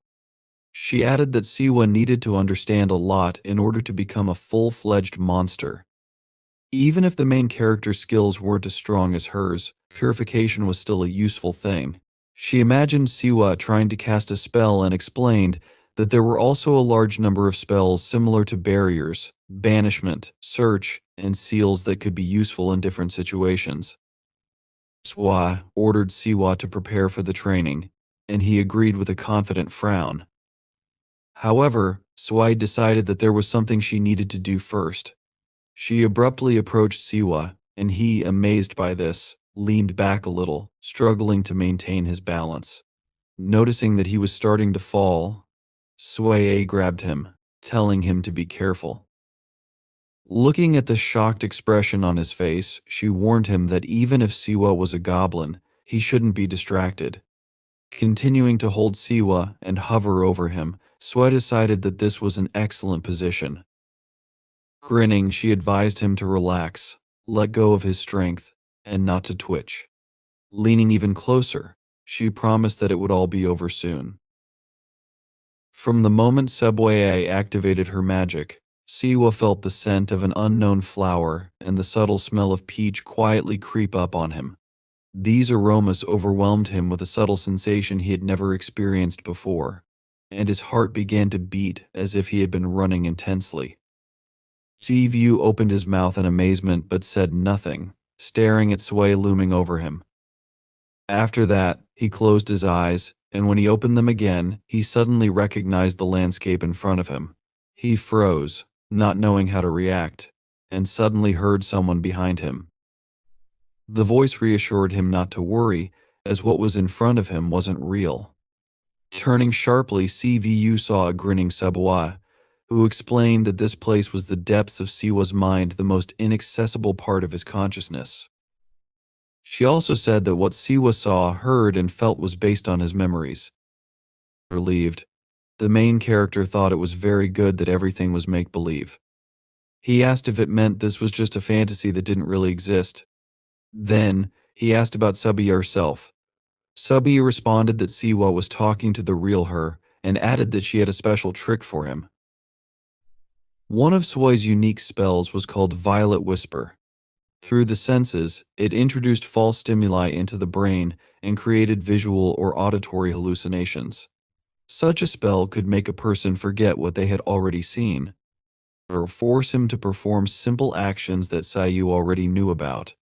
However, there was something a little stronger than this. It not only introduced the stimulus but also opened the gates of the mind. Thanks to this, Suejiwei and the main character temporarily united their minds. Swabu explained. To put it simply, I've mentally come to visit you sighing. She admitted that there was usually no special reason to resort to this, but now the situation was different. She activated her magic again, noting that, to be honest, the results of their future tests were interesting even to her. Saya was shocked when he heard this. Suajwa, extending her hand to the side, created a dark silhouette and offered to see how Siu would hold up against this opponent. The dark silhouette began to move forward, gradually taking on the outline of a person. The main character, smiling nervously, asked her to wait and said that this could not be happening. Sua warned him that the familiar sight meant nothing and noted that this was the first time Sia would face this opponent. A copy of Siu emerged from the shadows, resembling a time when he looked more like a goblin.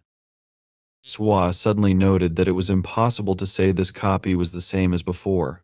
She explained that the copy was created from the information in Siu's memory, as well as from her own memories of fighting him.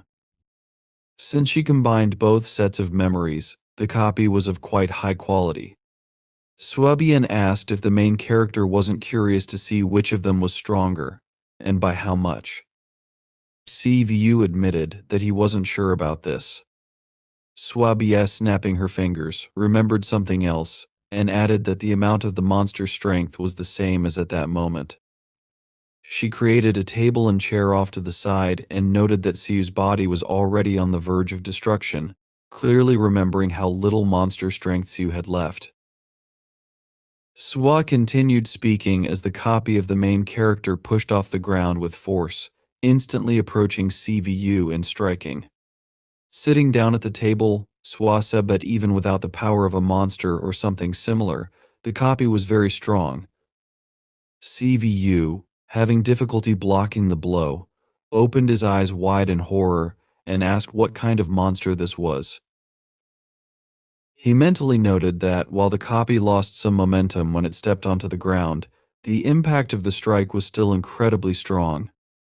The copy of Siu, meanwhile, continued to attack, this time using its leg. The main character couldn't defend himself, which caused him to frown. The copy relentlessly delivered powerful blows, and Siu barely managed to block them. He mentally asked himself, was I really that strong back then? He realized that both the strength and speed of the copy were superior to how he fought in the store. He also noticed there was something else about it. Just as Sayayu prepared to counterattack, his copy jerked sharply and hit him in the face with its knee.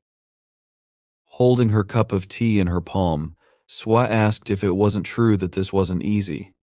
She recalled that she had already said Sayu had talent and admitted that, if she weren't a monster who used her body directly, it might have been even more difficult. Siu, ignoring the blood running down his chin, frowned as he thought about how his copy possessed an inexplicable level of fighting instincts. Meanwhile, Swabie looked on with satisfaction. Carefully watching the battle, Sio assumed that, so far, he had survived and won only thanks to his instincts.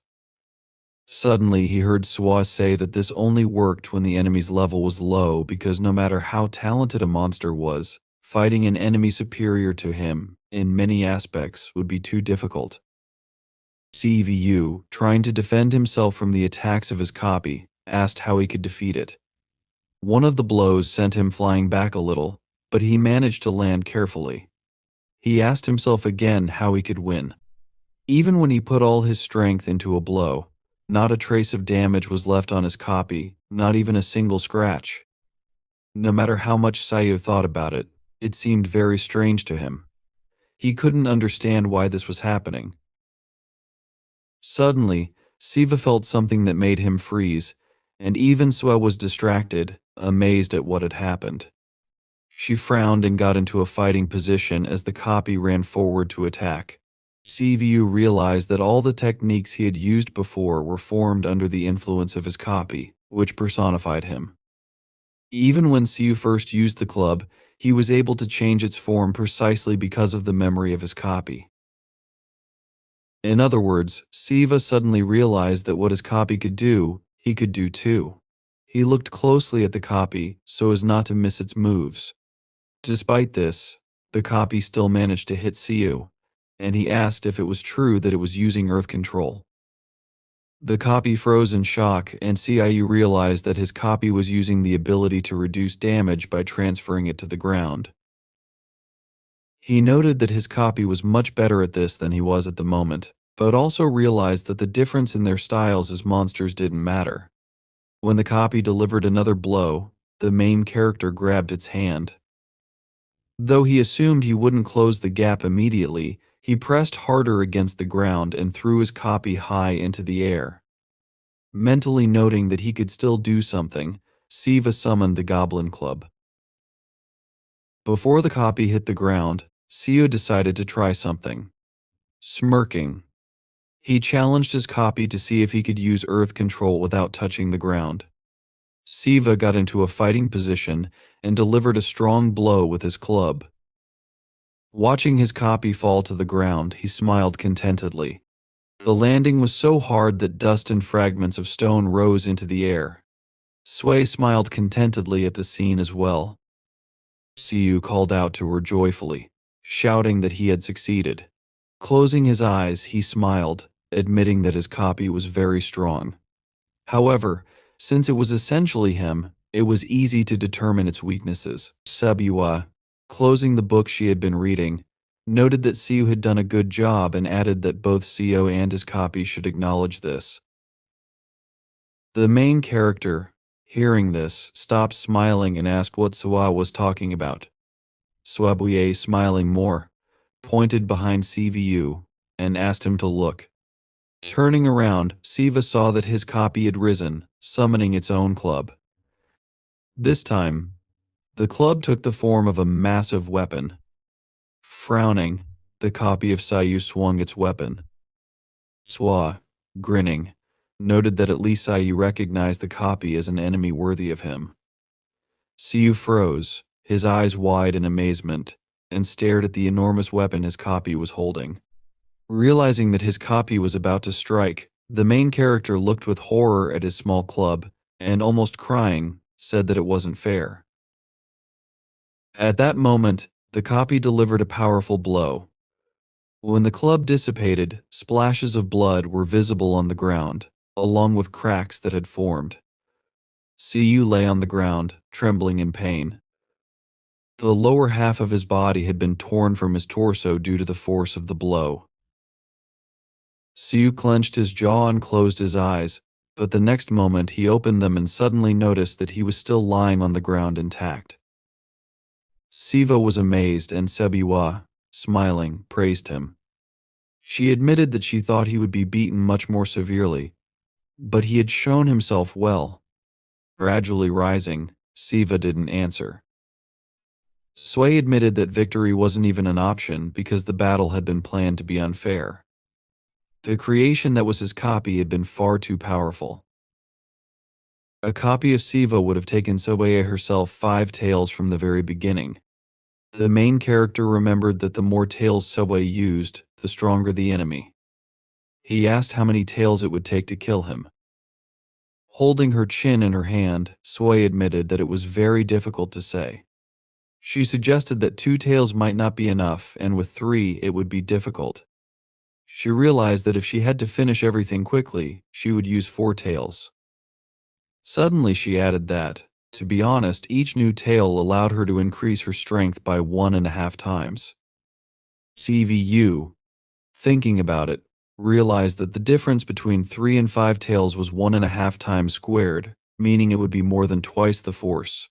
Swabue, looking to the side, said that she could deal with most of the monsters even with just one tail. She suddenly activated her magic, making her appear more threatening, and called out to the person she noticed a mouse peeking from the shadows.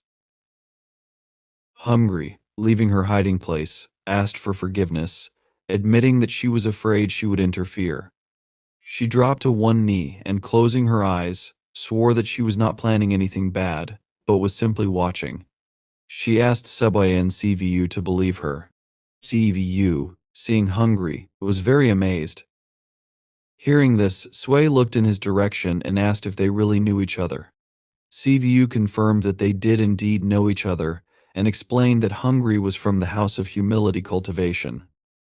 Hungry then explained that last time, she had made an agreement with their leader, and as an advance for this agreement, she had come to hand over the things prepared by the leader. She clarified that these were the best treasures of the monsters, as well as clothes for CVU. The main character froze, his eyes widening, as he did not know how to react. Even Sebue was a little surprised.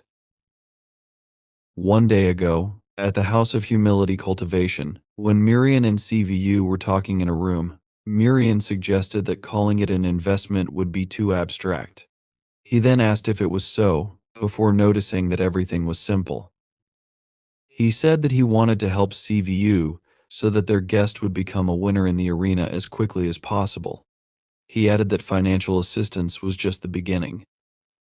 Raising his hand, he said with a slight smile on his face that he would also provide CVU with very special things that even their guest did not know about. Murian also mentioned that, in addition, CVU would be provided with various amenities, such as assistance with any information that reached them. CVU listened to this with a confused expression on his face. Lowering his eyes, he looked at the table filled with different dishes and replied that it sounded great. Then he raised his eyes and asked, "But isn't investing when there is an expectation that they will get more than they invested?"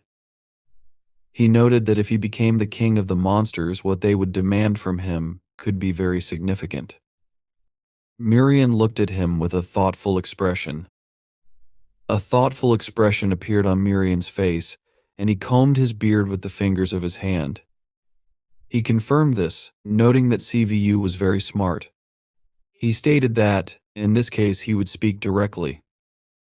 The main character listened intently to what he was about to say. Mirian explained that they wanted absolutely nothing in return for now. He said these words with a wide smile on his face and laughed loudly, his expression friendly. CVU looked at him in bewilderment. Mirian continued, explaining that, as he said, this couldn't be called an investment. He told CVU that, at the moment, he had nothing more to say. He suggested they be honest and admitted that he was not the only candidate in whom they were investing. The main character looked at him in surprise, his eyes widening. Mirian continued, explaining how not only the two sides were investing in candidates. He clarified that this was a given, as the king of monsters would rule the kingdom for the next 666 years, in sickness and in health. He said that relationships with the king would affect not only everyone personally but also the fate of entire groups. He then turned to CVU, sitting opposite him, and called him dear. He told him that those who weren't strong enough to dream of becoming a king at least wanted to be his faithful followers. The main character listened carefully to Mirian's words. Mirian added that, even if it was a stretch, they were going to select the most promising candidates. He explained that they were planting seeds for the future. CVU, looking uncertainly at his interlocutor, put his hand on the back of his head and said that, after hearing all this, it became much clearer to him.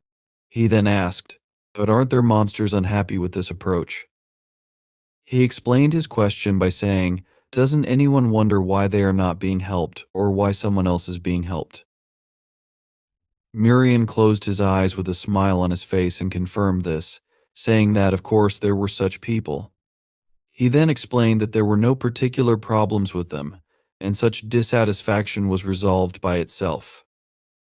After that, he gave an example, mentioning the youngest of the Hai Tai family, with whom he had a conflict.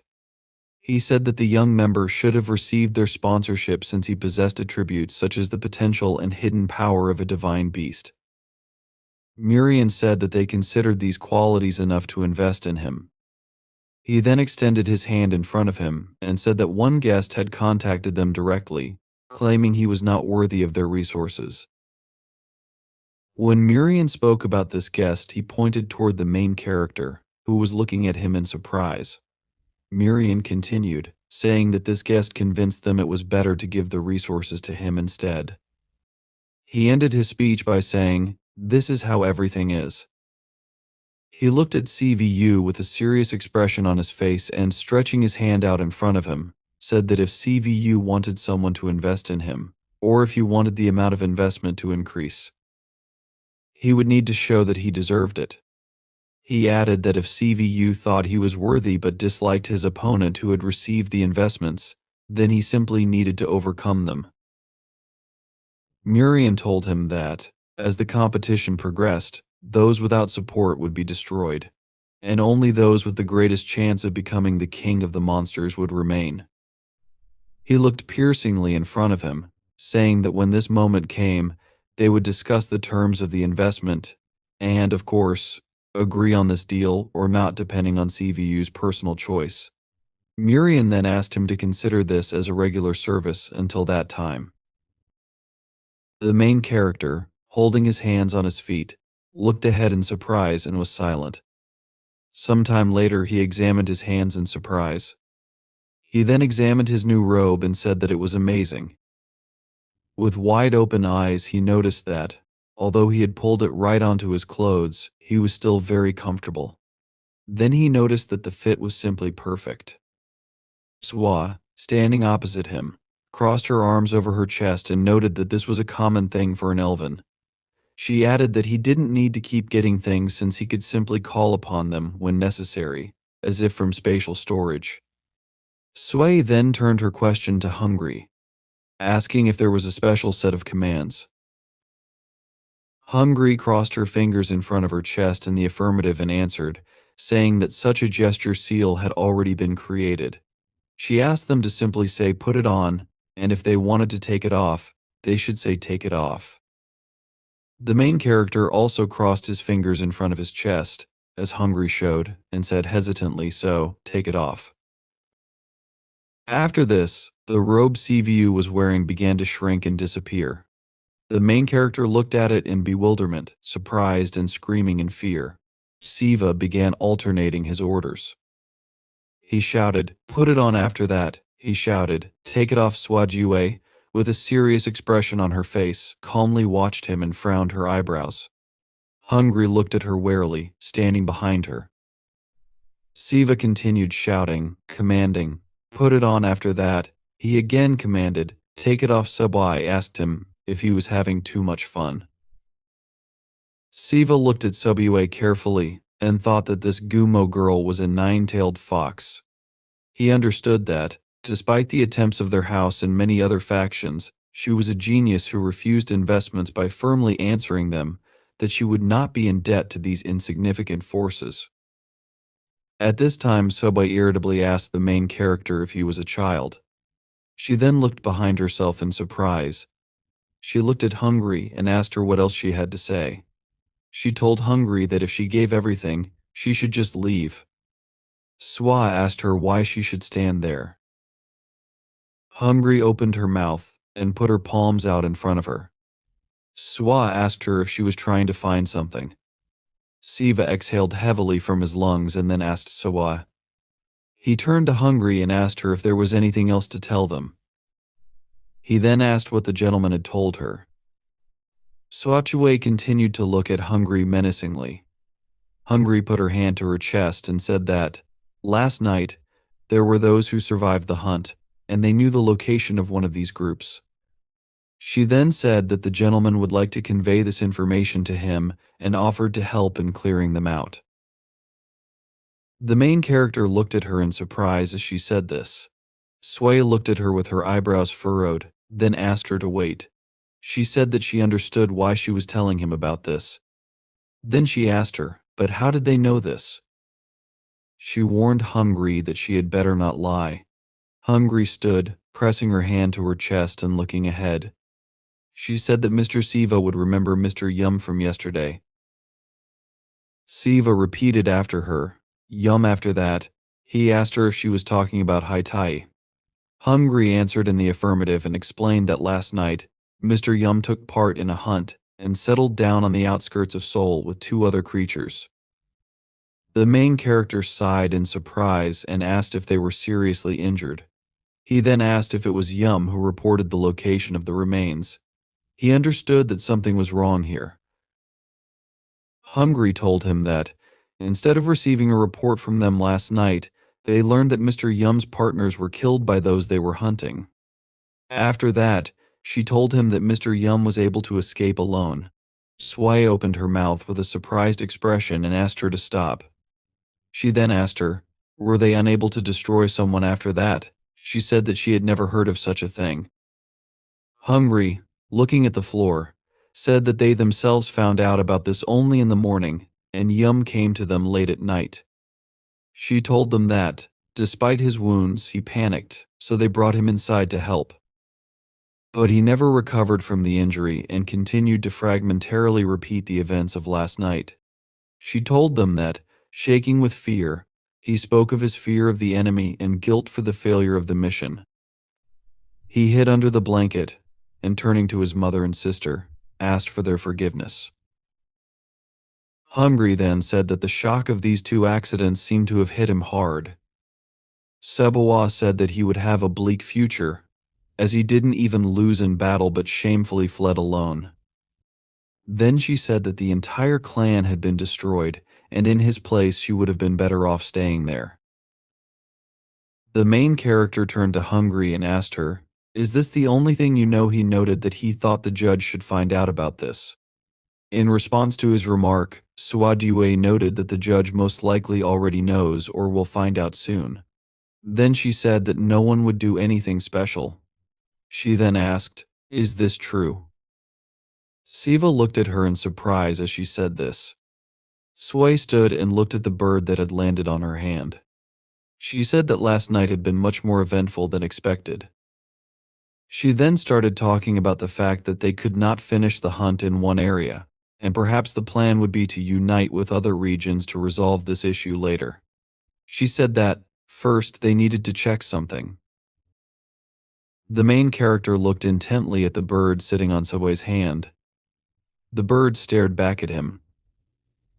Soe suggested that she thought Soul Main was suffering from the consequences and was a little inexperienced in using the skills she had learned. Sway turned her head to Siva and said, "If you care about this." Then she asked him to check on her. Okay, the main character asked her in bewilderment. Is that possible? Sobaye, stroking the bird on the head, noticed that the master would most likely say not to tell Soul Main or her father. However, she noticed that it was she who thought so, and now permission was not needed. After that, she asked if it was known where the monster was. She said that if she caught the monster and reported on it, there would be no problems. After that, she said that something else was more important. She asked him if he wasn't worried too much right now. Saying this, she noticed that if at least one monster was captured, then at least several people would be saved. She then asked him if this was true. Swab, looking carefully at the main character, said that in his place she would go, so she would not stop him. Letting the bird fly with a gesture of her hand, she said that if he wanted advice, she recommended that when he saw the enemy, he should determine its type. Then, going to the side and glowing with bright magical energy, she said that if the enemy's feature was physical strength, then everything would be fine. However, she clarified that if the enemy's feature was magic, she recommended that he be prepared to run away from the battle and advised him to fight accordingly. She explained her advice by saying that whatever he decided, everything depended only on him. Then, with a sharp magical jerk, she teleported to another space. In the place where she had just been, a stream of magical energy was formed, rushing far upward. The protagonist and Hungry looked at this. Siu, without looking at Hungry, assumed that she would not forget about it, after which he asked her if this was true. Hungry looked at him in surprise, her eyes wide open. The main character turned to her with a serious expression and asked her to tell him everything that Yum had told her. At the hotel where the newly arrived guests from Japan were staying, Yoshihiro asked his sister where she was going. Walking away from him, she turned around gloomily and repeated his question, "Where are you going?" She then told him that it was obvious that she was going sightseeing. Then, she asked him if he had come here to stay in the hotel. Yoshihiro answered her negatively, after which, with furrowed eyebrows and placing his hands on his sides, he told her that she understood what he was talking about. He then explained to her that he was asking if she really cared about Ceci. He further said that they had already discussed this and asked her if this was true. He explained that they were guests and this was not Japan. Yoshihiro reminded her that there were rules and customs that they did not have. He then asked her if she had already noticed. After that, he said that they did not want to help, even if they cooperated with them as needed. Yuzuru exhaled heavily from her lungs and asked him back, "What about you?" Then she asked him again, "What do you think of me?" She looked into his eyes intently, asking him if he thought that she would just go hunt monsters. She asked him another question in a foreign territory where I don't even know the streets. Yoshihiro looked down at her in surprise and asked her in confusion, "But you won't go?" Yuzuru pointed an irritated finger in his face and said that he was pretending to be a temporary leader. She told him to behave accordingly. With furrowed brows, she told him that instead of doing stupid things, he should concentrate on doing his main job properly. Yuzuru then pointed at his confused expression with her finger. "Who is causing them problems with the Suid family?" Yoshihiro chuckled in response, confused. Yuzuru, not paying attention to him, left the room. Turning around, she told him that she would return in the evening, and if he was worried, he could call her or do something like that. The door slammed shut, and Yoshihiro continued to look ahead in confusion towards the closed door. Then, exhaling air from his lungs, he said that even if he called, she would not answer. Yuzuru, who was in the elevator, thought that no one knew how long they would be there. After that, she pressed the button in the elevator with the picture of the number 1. She understood that she couldn't actively interfere because if the monsters wanted to find her, then so be it. Around her, the magical energy of a bright blue color began to increase. Above her hand was a short anthropomorphic spirit with a certain object in her hands. She formed it thanks to her magic. Looking in front of her, she said that she needed great luck. After which, she asked the spirit she had formed in her hands, "Could you do it?" Kira Yuzuru is a Shikigami shaman, meaning she can control various spiritual beings. The spiritual being she summoned told her that it was possible, given how much she had collected up to this point. 7 lucky children increased their shaman's day luck by maintaining energy and normal luck. There are 7 types of luck: wealth, health, love, business, study, family, and society. Yuzuru took out a paper bundle of magical energy from the box that the spiritual being she had summoned was holding in her hands. Pulling it out, she thanked it with a smile on her face. The shaman cannot choose which of these types of luck she will get. The 7 lucky children automatically give the luck that, in their opinion, is most suitable for the shaman at the moment. Yuzuru looked at the unfolded paper package with a smile on her face and thought that she was very sorry to use such a lucky chance, but she understood that this way she could grab the monster without problems and figure it out later.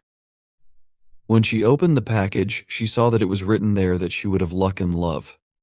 She looked at it in shock, her eyes wide open. Then, confusedly, she looked in front of her in bewilderment, asking, "What is this?" It was literally written on the paper that it would be a wonderful day when she would meet the betrothed of her dreams. Then there was an inscription: "The process can be extreme after that." It was written on the paper that the color of luck is black. In an incredible rage of misunderstanding, Yuzuru loudly screamed, "What kind of nonsense is this, people on the street?" Not far from her, turned worriedly in her direction. She looked at the paper in bewilderment and asked, "Do I need this in this situation?" With an irritated expression on her face, she said that even if something went wrong, she needed a normal one. Her indignation was interrupted by a voice that sounded not far from her. The voice suggested that someone had made a mistake. Then the voice asked if he had the correct address. Someone got out of the taxi, saying that he was probably right. Then this person said that he would just walk because it seemed to him that it was close. Yuzuru looked towards the taxi in bewilderment, her eyes wide open. She saw how the main character, exhaling air from his lungs with a tense expression on his face, looked at his phone and said that if he had known that everything would turn out like this, he would have taken the bus. Seoul's Han River Park looked like. An embankment was located along the river. Along this embankment, there were many benches situated near the lawn and trees. City residents walked through this park. A guy named Bone, who was a monster, sat on a bench and carefully watched people passing by him with a smile on his face. From the outside, they addressed him by name and said that he was having fun. It was Madeira who said that it seemed to her that he hated people. He turned to her and leaned his elbows on the bench on which he was sitting. Looking at her, he asked, "Is she here too after that?" He asked her how long she had been there. Madeira, holding a drink in her hand, answered that she had been there for a couple of minutes and was enjoying the view. Not wanting to disturb him, she lowered her gaze and said that his unexpected appearance was quite interesting. He asked her if she didn't expect this. Then he closed his eyes, leaned his hand on his hip, and told her that in order to watch something, you don't have to love it. He explained that most people don't like insects, but from the outside, looking at them is quite interesting. With a smile on his face, he looked in front of him and told her that it was the same with him. He said he was sometimes interested in watching how these people scurry around. Madeira sat down on the bench next to him, and with a bored look, lowered her face into her hand. She said that even if they were unpleasant to him, Bun laughed, telling her that she was still young. Then he told her that she hadn't even celebrated her second birthday yet. He asked her if that was true. After that, he continued talking about how, given how quickly she learns, she would soon understand what he was talking about. Madeira looked at him with a bored expression and chuckled in response. Then, exhaling air from her lungs and looking at the people passing by, she said that this was certain. She noticed that some things can only be understood after they are over. After that, she asked him if those three monsters were dead. Bun, looking ahead with interest, told her that the eldest two, Ray and Bayan, had definitely died since their enemy turned out to be surprisingly strong. After which, he said that the youngest, Ween, might still be alive, but she could consider him dead. He explained his reasoning by saying that if she had already been captured, they would have done everything to get information out of her. He then noticed that she wouldn't be able to tell them anything about the fact that, last night, she regretted what happened. She told Bun that until she refused Ray. Everything had been fine, but when she left the store, the more time passed, the more it dawned on her. After that, she asked how she looked to the three of them. She said heavily, "And what did I do?" Bun looked at her with interest, and she said that it was quite stupid. After which, she asked him if it was true. She said that she had spent a year with them and only now understood. Then, with a crazy face, red and blood-filled eyes, a wild animal grin, and dripping saliva flowing down her beard, she said that she had to eat those three. She said through her teeth that she was very angry, and the more she thought about it, the angrier she became. She said that all night she ate whatever she wanted. People walking in the park began to hug their bodies, shaking in bewilderment from the cold and asking what had changed so suddenly. The girl was trembling from the cold and squeezed her shoulders with her hands, saying that she was so cold. Madeira said that her hunger had not been satisfied. Bahan, looking at her with a smile on his face, asked, "How many did you eat?" Madeira, with incredibly wide-open eyes and small pupils, looked madly at the floor, indicating that she hadn't counted. However, she mentioned that the building in which they hunted with those three monsters was now useless since she ate everyone inside. Then, she turned to Bone and asked, "Is this possible?" Pun, smiling, answered her that it didn't matter whether it was possible or not since there was no point in hiding anymore. He explained to her that after last night, the inhibitions had disappeared, and wherever she went and whatever she did, there would be consequences. He then told her that he would not interfere or stop her since he never had the right to do so. He looked at her friendly and told her to go and have fun. He said that this is all he asked of each of the 7 of them. He took out his phone and, with his fingers clicking on the screen, said that all the residents of the apartment complex were missing. Then he asked, "Will the news spread by lunchtime?" Madeira, continuing to hold the drink in her hands, asked how he knew that Ray and Bayan met a strong enemy, and that only Ween survived. She hesitated, then asked if he was there too.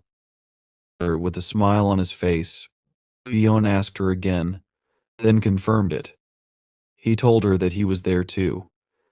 After that, he explained that it wasn't that he had anything to do with her or those 3 monsters.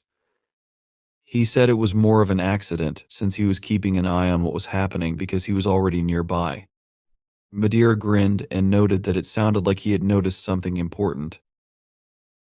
Bion, with his eyes glowing with magical energy, answered her that there was nothing special about it. Then, he noticed that there was nothing like that, at least not yet. Shiru walked along a crowded street, with Yuzuru carefully following him. She mentally stopped herself and asked, "What else is this?" Looking at him in surprise, she realized that his aura was as if he was not trying to hide. She thought that even if he wasn't the kind of monster who breaks the law, given the recent events in the country, this was quite stupid. The main character walked with one hand in his pocket and the other holding his phone, which he looked into with a tense expression on his face. Yuzuru, looking at him carefully, understood that she needed to take into account a couple of nuances.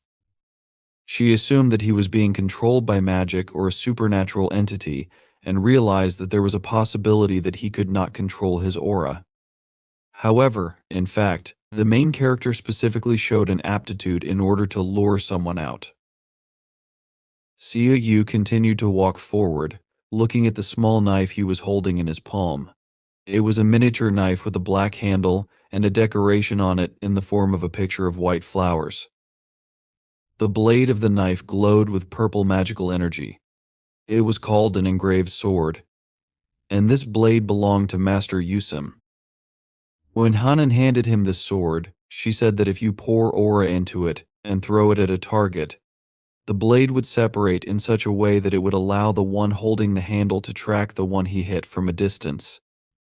The main character then asked her if the broken part of this blade was in the monster that Yusum was chasing. He asked her another question if there were restrictions, like how long the blade could stay inside someone. In response, Hanan explained that the effect worked at a distance of about 1000 km or until the target reached the blade. However, she clarified that there was a special condition for this. She told him that the condition was that he could only get it with a stronger aura than the one who drove it into him. She said that this was the only way to retrieve a piece of the blade. The main character, with a surprised expression on his face, opened his eyes wide and looked at her as she said this. Now, as he walked along a richly built-up city street, he thought that when it was taken out of the handle, the missing part would grow. After that, he thought about the fact that if the enemy was able to overpower Yusum, and not only him but also 2 other monsters, then despite the fact that he had the strength to defeat the blade, he could not reach it because the sword was still broken. Siu thought about this while carefully looking at the dagger that glowed brightly in his hand. The main character looked confidently in front of him, frowning his eyebrows. He understood that there was only one explanation, which was that the enemy deliberately did not pull out the blade from himself. Siu saw, at a short distance from him, a large building similar to a factory, glowing with a thick purple light of magical energy. This factory was an abandoned building with a lot of debris and construction material inside. Someone's voice addressed Tao. The voice belonged to a monster with an unusual appearance called Zen, to whom Tao turned in response. Zen hesitantly pointed his hand, buried in his sleeve, at him and said that this was blood in Tao's hand. Then Zen asked him if he could just leave it like that. Tao, with a wide smile on his face, asked him if he was talking about this thing. Tao sat on the rubble of construction, stretching out his hand, pierced through by a blade in front of him. It was a blade from a sword belonging to Yusim. His hand was bandaged. Tao said with a smile on his face that everything was fine. Then, he explained that the wound was small, and he wouldn't pull out the blade, as new ones would come to him. They were interrupted by the voice of a monster approaching from the direction. This monster with extreme squinting eyes was called Hufin. Hufin, simultaneously looking in different directions, turned to Tao and asked him what was the matter. After that, he asked him if he wanted to attract those who were hunting for them. He then asked him another question, what's the point. He noticed that if the chase continued, they would be able to feed on people as before. Tao, continuing to smile, confirmed this and began to talk about the topic. He told them that from now on he would not eat people. After these words, Hufin and Zen looked in his direction with wide open eyes in bewilderment. Hufin furiously asked him what he was talking about. Then he explained that if he didn't eat people, then he would. Tao didn't let him finish and told him affirmatively that they were delicious, and the more you eat them, the tastier they become. However, looking thoughtfully ahead, he said that for some reason, no matter how much he ate, he couldn't satisfy his hunger. He told them that he had thought about the reasons but did not find an obvious answer. He then told them that last night everything became clear to him. He mentioned the 3 monsters they fought. He noticed that they were strong. He also said that if they had encountered him as before, he would not have gone up against them. But he said, the latter fought well in the end, and be that as it may, after defeating them for the first time, he felt he was really full. After that, he said that the one who brought him here probably understands what he is talking about. He assumed that it was obvious that he was born for this feeling. Zen looked at him in confusion. Rising to his feet, Tao, with his eyes burning with interest, said that he wanted to hunt those who were worthy of defeat, and not just for the sake of taste. With his hands resting on his hips, he said that if this is a feeling that people cannot give, then he does not think that he should eat them. Hufin, straining his jaw, noticed that this sounded like nonsense and he was losing interest. After that, he said that he didn't understand him and didn't want to understand, because they had a great chance, and he didn't want to get into trouble because of his whims. Tao turned to him with a smile on his face and asked, really. He then suggested that perhaps this was true, but his greed and his view of things were incompatible. Tao approached Hufin and, with a smile on his face, suggested that this meant everything was over between them. He said that he was very sorry, but noted that perhaps it would be better this way. Hufin stood in front of him, his back straight, confused. At that moment, looking confusedly in the direction of Tao, he stopped himself, thinking that if he was not going to eat people, then perhaps. He looked in fear at the hand that Tao extended to him. Tao, with a wide smile on his face and a friendly expression, extended his hand in front of him. He turned to the 2 monsters surrounding him, Hufin and Zen. He told them that although they had known each other for a short time, he had learned a lot, and if not for them, he would have died. He continued to hold his hand outstretched and said that it would be nice to continue together. However, he admitted that they were right, and he thought it would be much better if they went their separate ways. He apologized to them and thanked them. Hyufen clenched his jaw in great tension and called him a bastard through clenched teeth. He then turned to Zen and told him that if he had heard everything, he ordered him to move.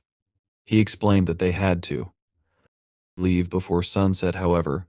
Zen did not move from his place. He stood unwaveringly, looking uncertainly in front of him. Hyufen, irritated, asked him why he was hesitating. Zen said hesitantly that he wanted to be with Tao. Hyufen asked him again in bewilderment. Zen exhaled heavily from his lungs and spoke about what they experienced last night, thanks to Tao. Then he asked if this was true. After that, he confusedly continued to say that he also wanted to become as strong as Tao. Tao looked at him in surprise while Zen continued to say that, in this case, he wanted to fight, not with people. Hyufen asked him irritably, "What are you saying then?" Angrily, he pointed his finger at Tao and said that he didn't even know the details. He asked him if he had forgotten who he and Zen were in the first place. Pressing one of his hands to his chest, Hyufen shouted that the transformation of their bodies was not the same as Tao's. He shouted loudly that he was just a dirty copy. Tao said that, as he said, it was dangerous to be with him, especially for Zen. After which, he warned him, saying that he would most likely die. Hyufen turned his surprised face toward Tao. After this, Tao noted that, while he was with him, he promised him this, with a confident smile on his face. He clenched his palm into a fist and told him that if he died, he would not do it before him. Zen, looking in front of him in surprise, said Tao. Hyufen looked at him irritably, with his eyebrows raised high and his jaw tense. Then, he turned away from them, and exhaling air from his lungs and closing his eyes, said that he could not stand it.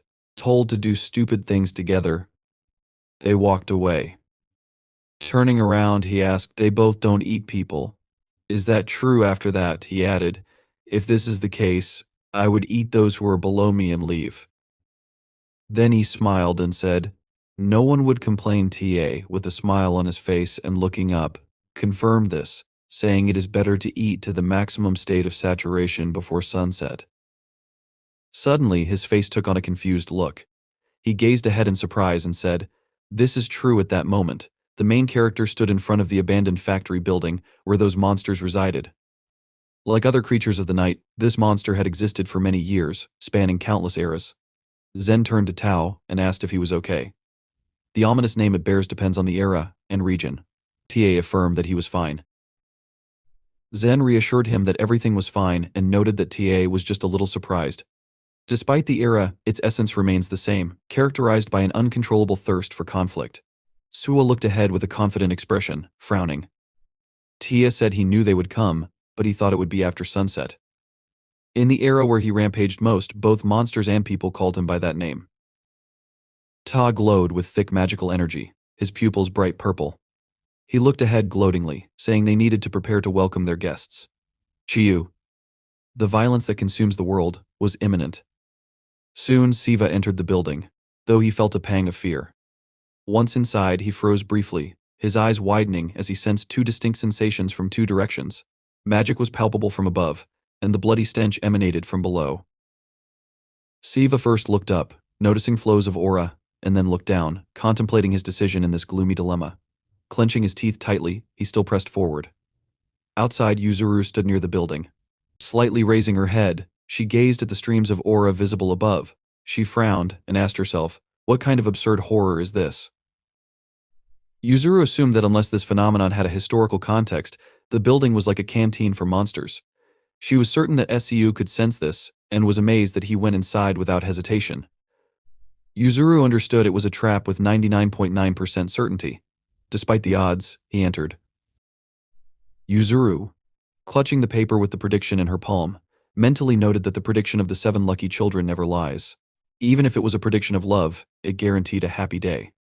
Whatever happened, Yuzuru was certain she would meet her love safe and sound. Suddenly lowering her head, Yuzuru realized something else and asked herself what Shay was all about.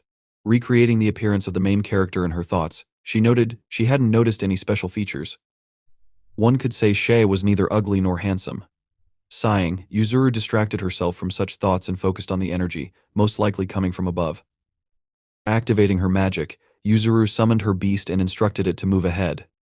The beast took Yuzuru and jumped to one of the building's upper floors. Landing carefully, Yuzuru frowned, assessing the situation. She wondered if she was being overly cautious. Seeing Zen standing in front of her, she realized he didn't seem like a dangerous monster. Zen appeared harmless as he stood, trembling violently, trying to convince himself that he could do it. Grinning condescendingly, Yuzuru decided to catch everyone who came across. Shay was descending at that time but suddenly stopped when he noticed Hyufen sitting on the ground, bending over a shapeless heap obscured by darkness. Sensing the main character's presence, Hyufen turned sharply and asked what was happening. At first he assumed a human had come, but he soon realized it was a monster. Siva lowered his head and seriously asked, "How many people have you and your comrades managed to eat?" He realized that his question was stupid and instead asked how many other creatures were there. He was sure that Hyufen could not be the only one and assumed the others had most likely gone upstairs. Hyufen, running his hand over his mouth, called Siwa a joker and asked if he understood that there was no point in asking. The main character suddenly realized that this was an opportunity to quickly kill Hyufen and leave. Hyufen, smiling, announced that because of Siva, he couldn't even calmly eat his stash and decided that Siva would have to answer for this. The main character simply smiled and said he agreed. After that, he ran into the attack. Hyufen, unable to react in time, froze with his eyes widening. Siu, clenching his palm into a fist, prepared to strike, telling Hyufen to force him to stop if he could. The next moment, he struck Hyufen in the stomach. Hyufen screamed and spat out blood, thinking how fast Siu was. Siva, without hesitation, grabbed Hyufen by the clothes and, pressing his feet harder into the ground, threw him far to the side. Hyufen flew into the wall and stopped, clenching his jaw. The main character then announced that he would ask another question and demanded to know how many monsters there were and the strengths and abilities of each. As magical energy began to release from him, it seemed more threatening. He ordered Hyufen to answer quickly. Hyufen, having modified his body, called Siwa funny but noted that the main character practically didn't react to the changes in his body. The next moment, Hyufen suddenly struck. Blood sprayed from a scratch on Siu's body, but Siva continued to stand without moving. Hyufen, smiling, announced that he needed to finish him off. When Siva was close, Hyufen suggested that Siu was trying to look cool but was only making things worse for himself. He added that everyone else had boldly come here, not understanding why Hyufen had such a nickname. Noticing that the main character was still standing without moving, Hyufen asked himself if things had gone more smoothly than he thought. He decided this was a good thing since, with his ability to strike from a distance, his targeted attack wouldn't fail.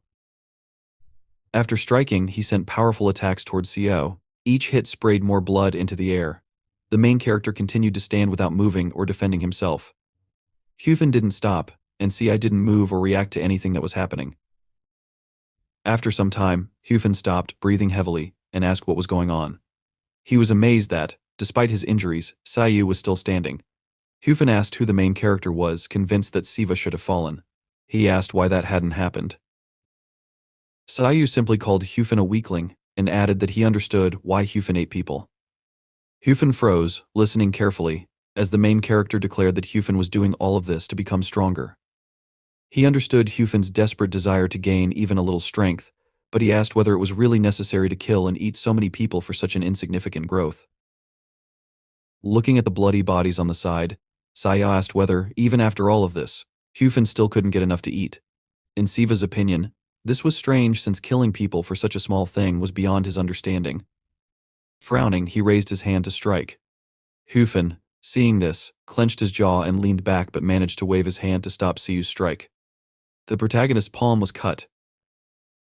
The blow severed his hand, but even so, he didn't stop his attack. With the remaining part of his hand, he struck Hyufen in the face, throwing him fair and slamming him into the wall. Hyufen laughed with all his might, calling Siu funny, and declared that the reason they eat people was obvious because they could. Siu stopped listening to the explanation.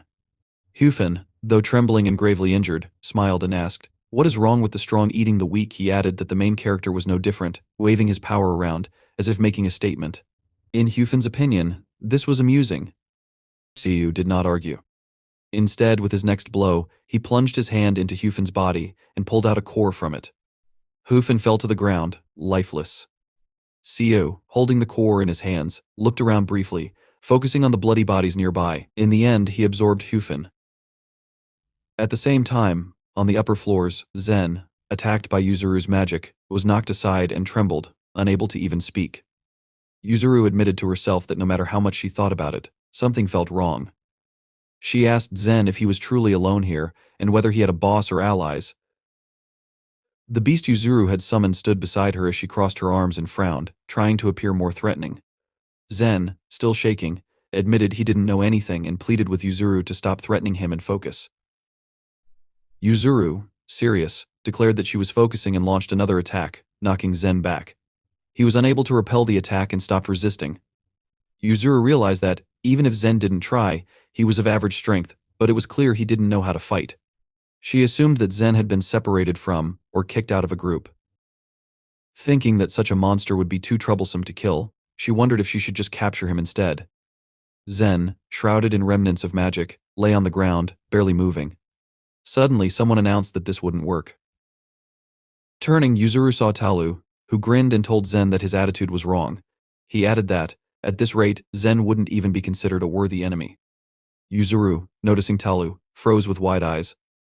She thought about how, due to the unique nature of the Japanese archipelago, psychic abilities were used much more frequently in this region compared to others. Yuzuru, an exorcist since the age of 14 in Korean reckoning, had banished over 100 spirits within 5 years. But the experience she felt now surprised her. Turning toward Talu, she watched as he declared that catching the right moment in a fight was all that mattered. Despite her experience, none of the spirits she had faced could compare to Talu, who now stood before her. Talu smiled and continued, saying that even if the enemy was stronger, it was crucial to make it clear that victory wouldn't come easily. Yuzuru, ignoring his words, clenched her jaw and asked if Talu had been hiding all this time. She could feel his energy overflowing. Though he wasn't the spirit she and Yoshihiro were searching for, the dark energy emanating from him was overwhelming. Assessing its intensity, Yuzuru realized it had reached poltergeist level. As Talu approached, he appeared increasingly menacing, enveloped in magical energy. He apologized to Yuzuru, claiming he didn't want to cheat but wanted to give his colleague a chance. Yuzuru didn't respond but realized that her chances were the same whether she fought or ran away. Talu, meanwhile, wanted to continue speaking, but suddenly he sensed something. Turning sharply, he put his hand in front of him, catching a long vine. The vine, controlled by the goblin club used by Siu, stretched toward Talu. Looking in the direction of the thread, Talu noticed the main character jumping closer, preparing to strike. Even before landing, Siu regrouped in midair. Clenching his jaw, he swung his leg to strike. Talu, noticing the new enemy, smiled in anticipation. In the next moment, Siu delivered a powerful blow, sending Talu flying to the side.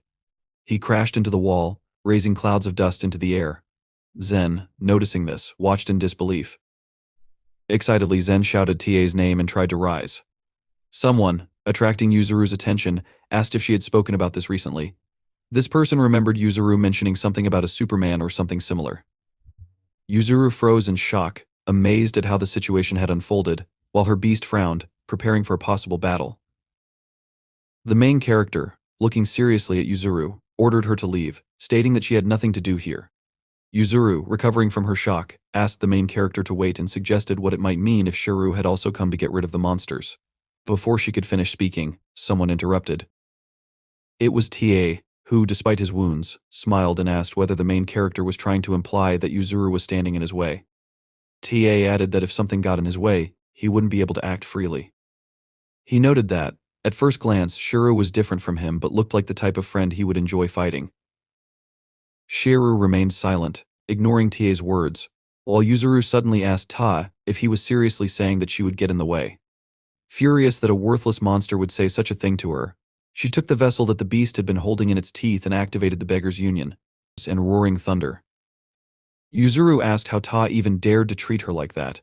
TA, amazed at the turn of events, watched as Yuzuru, drawing Shiru's attention, declared that if she were in his place, she would have moved aside. She was not going to restrain her power just to avoid hurting the main character. Shiru looked at Yuzuru in bewilderment. Yuzuru, once again activating the roaring thunder, waited for the required amount of energy to concentrate, and then summoned a furious thunderclap. The beast, previously standing beside her, transformed into a ball of energy and flew forward, turning into a powerful attack. Yuzuru stood firm, concentrating.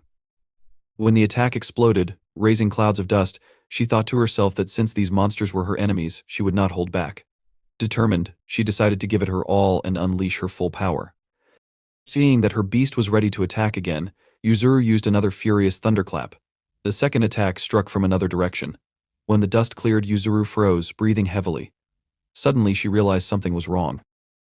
After only 2 lightning strikes, she was already exhausted far more than she should have been. This was not even half of what Yuzuru was normally capable of. Her eyes widened as she realized that the energy of this country didn't align with her own. The next moment, Shiru suddenly approached her, grabbing her hand, and asked her to strike a little less forcefully. Yuzuru looked at the main character in bewilderment but didn't question him. He explained that it hurt. A powerful attack suddenly flew toward Yuzuru and Shiru, but the main character quickly pulled her toward him, removing her from the trajectory of the attack. When the attack dissipated, Yuzuru looked to the side in shock. Shiru frowned, noticing an opening in the wall that had formed during the attack. Yuzuru asked if TA had escaped, but Shiru disagreed. He suggested it was likely the opposite, reasoning that TA could have freed himself long ago if he had wanted to. Shiru felt the thread he was holding suddenly grow tense. Looking along the thread, Shiru noted that TA was one of those monsters completely unaccustomed to fighting. He explained to Yuzuru that this was why TA had been on the defensive and admitted he had completely forgotten about Zen during the attack. However, Shiru added that TA would return soon. He suggested that, in this way, TA might also be inviting the main character to follow him. In the end, Shiru decided to pursue him. Shiru declared that it was time for him to go and added, as he had already said, that he did not need Yuzuru's help. Yuzuru asked irritably, "What kind of nonsense is Shiru talking about?" She suddenly opened her eyes wide, scared, as Shiru asked if he needed to demonstrate something to her. He activated his magic and began to look taller and more menacing. Then he asked if Yuzuru really didn't understand how things truly were. She leaned back, frightened by what was happening. The main character, grabbing her throat with his hand, admitted that he had never killed a person, but even after one touch, he could tell something for sure. Yuzuru trembled, trying to grab Shiru's hands to remove them, but she couldn't do anything. Shiru declared that if he applied any more force, her neck would break. He asked if she would just stand there. She clenched her jaw but still couldn't do anything. The main character warned that if she didn't act right now, she would die. He suddenly froze in amazement, feeling something. He looked to the side and noticed that the spirit summoned earlier by Yuzuru had become much smaller, but was still trying to attack him. It crashed into his side. Shiru paused for a moment, thinking, and eventually released Yuzuru's neck, asking for forgiveness for his behavior. Yuzuru fell to the ground, clutching her throat. Shiru admitted that he hadn't thought he would cross the line. He wasn't sure if Yuzuru knew this, but he warned that the attack had actually been aimed at him, not her. Yuzuru was surprised to hear this. Shiru explained that Yuzuru wouldn't have been able to dodge the attack, and he knew he had to save her. The main character remembered the moment when Yuzuru saved him from an earlier attack and explained that this was why he had staged his own attack to delay Yuzuru and buy some time. He didn't know whether it was pride or something else, but looking at the disappointed expression on Yuzuru's face, he asked if she now understood everything. Shiru warned that her strength wasn't enough to defeat TA right now and declared that it would be better if she simply turned around and left. The spirit Yuzuru had summoned frowned, ready to fight, but didn't attack. Shiru, stepping aside, warned that he didn't want to see more people die, at least not today. Suddenly, he remembered something else he needed to say. When Yuzuru turned in his direction, Shiru mentioned that there were human remains in the basement of this building. Although he understood it was an extremely unpleasant sight, he asked Yuzuru to take care of those people. He insisted that they couldn't be left like that, and needed a proper burial. Having said this, Shiru left. Sometime later, while following the thread, he stopped when he heard someone express happiness at his arrival. It was TA, who honestly admitted that they could have fought back where they were.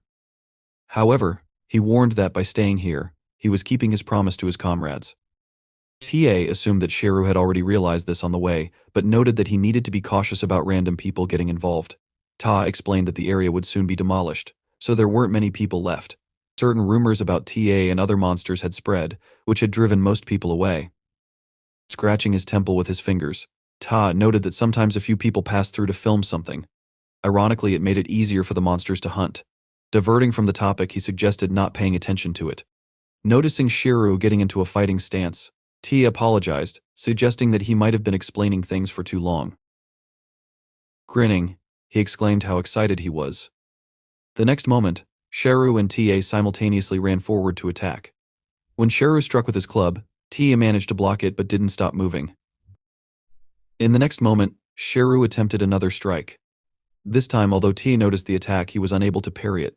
The blow sent Tia flying back, crashing into a wall and breaking it. Tia opened his eyes wide, and in the next instant, noticed Shiru jumping closer to deliver another attack. This time, Tia was ready and parried the blow. At first glance, the battle seemed evenly matched, but as it continued, the difference in technique became evident. However, both fighters landed powerful strikes on each other, gradually moving across the battlefield. TA, fully aware of his nature, smiled enthusiastically during the battle. His strength was truly remarkable. The battle was stunning. When TA struck again, the protagonist spat out blood from his mouth. TA used perfect compatibility, and there was quite a lot of blood.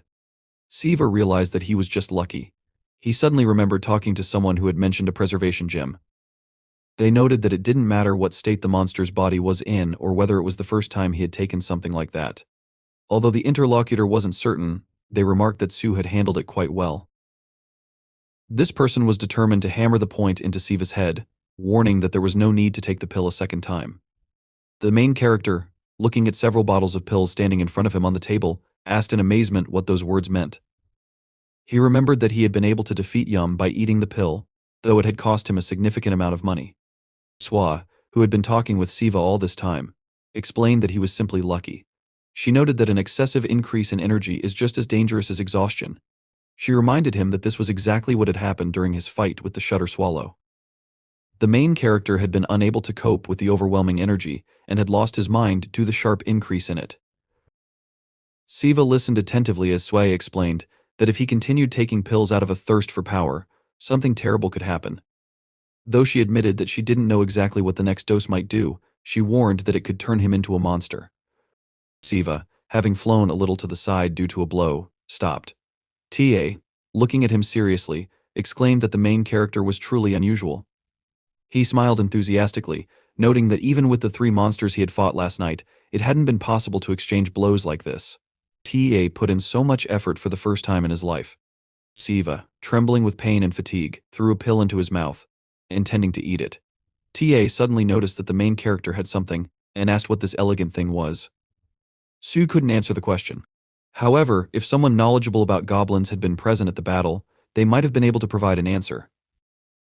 What appeared through the use of Shu's magic was called the goblin cap, the third ability possessed by the goblin race. Sometime earlier, someone had been talking with their companions and swore that they had seen a goblin with their own eyes. The man, sitting with 2 others at a table, expressed displeasure that his friend was once again talking about the same old things. He exclaimed that even when looking at a cat, the friend claimed it was a tiger. But another man insisted that this time it had really happened. He recounted how, on the day he was crossing the mountain range, a snake-like creature appeared, claiming to be some kind of supernatural entity. However, a goblin suddenly appeared and saved him. The third man asked if it was possible that after saving him, the goblin had mentioned something about belonging to his race. The man who had seen the goblin pondered aloud, wondering what it had looked like. Looking up as he remembered, he began to describe it. He started with the fact that the goblin was huge, elated, and almost twice as tall as a human. Its shoulders were several times broader than his own. Yet, in other respects, and no matter how strange it seemed, the goblin wasn't much different. A man, recalling the appearance of the goblin, noted that the monster was different only in its slightly dark skin tone. Apart from this, there was nothing unusual about the goblin.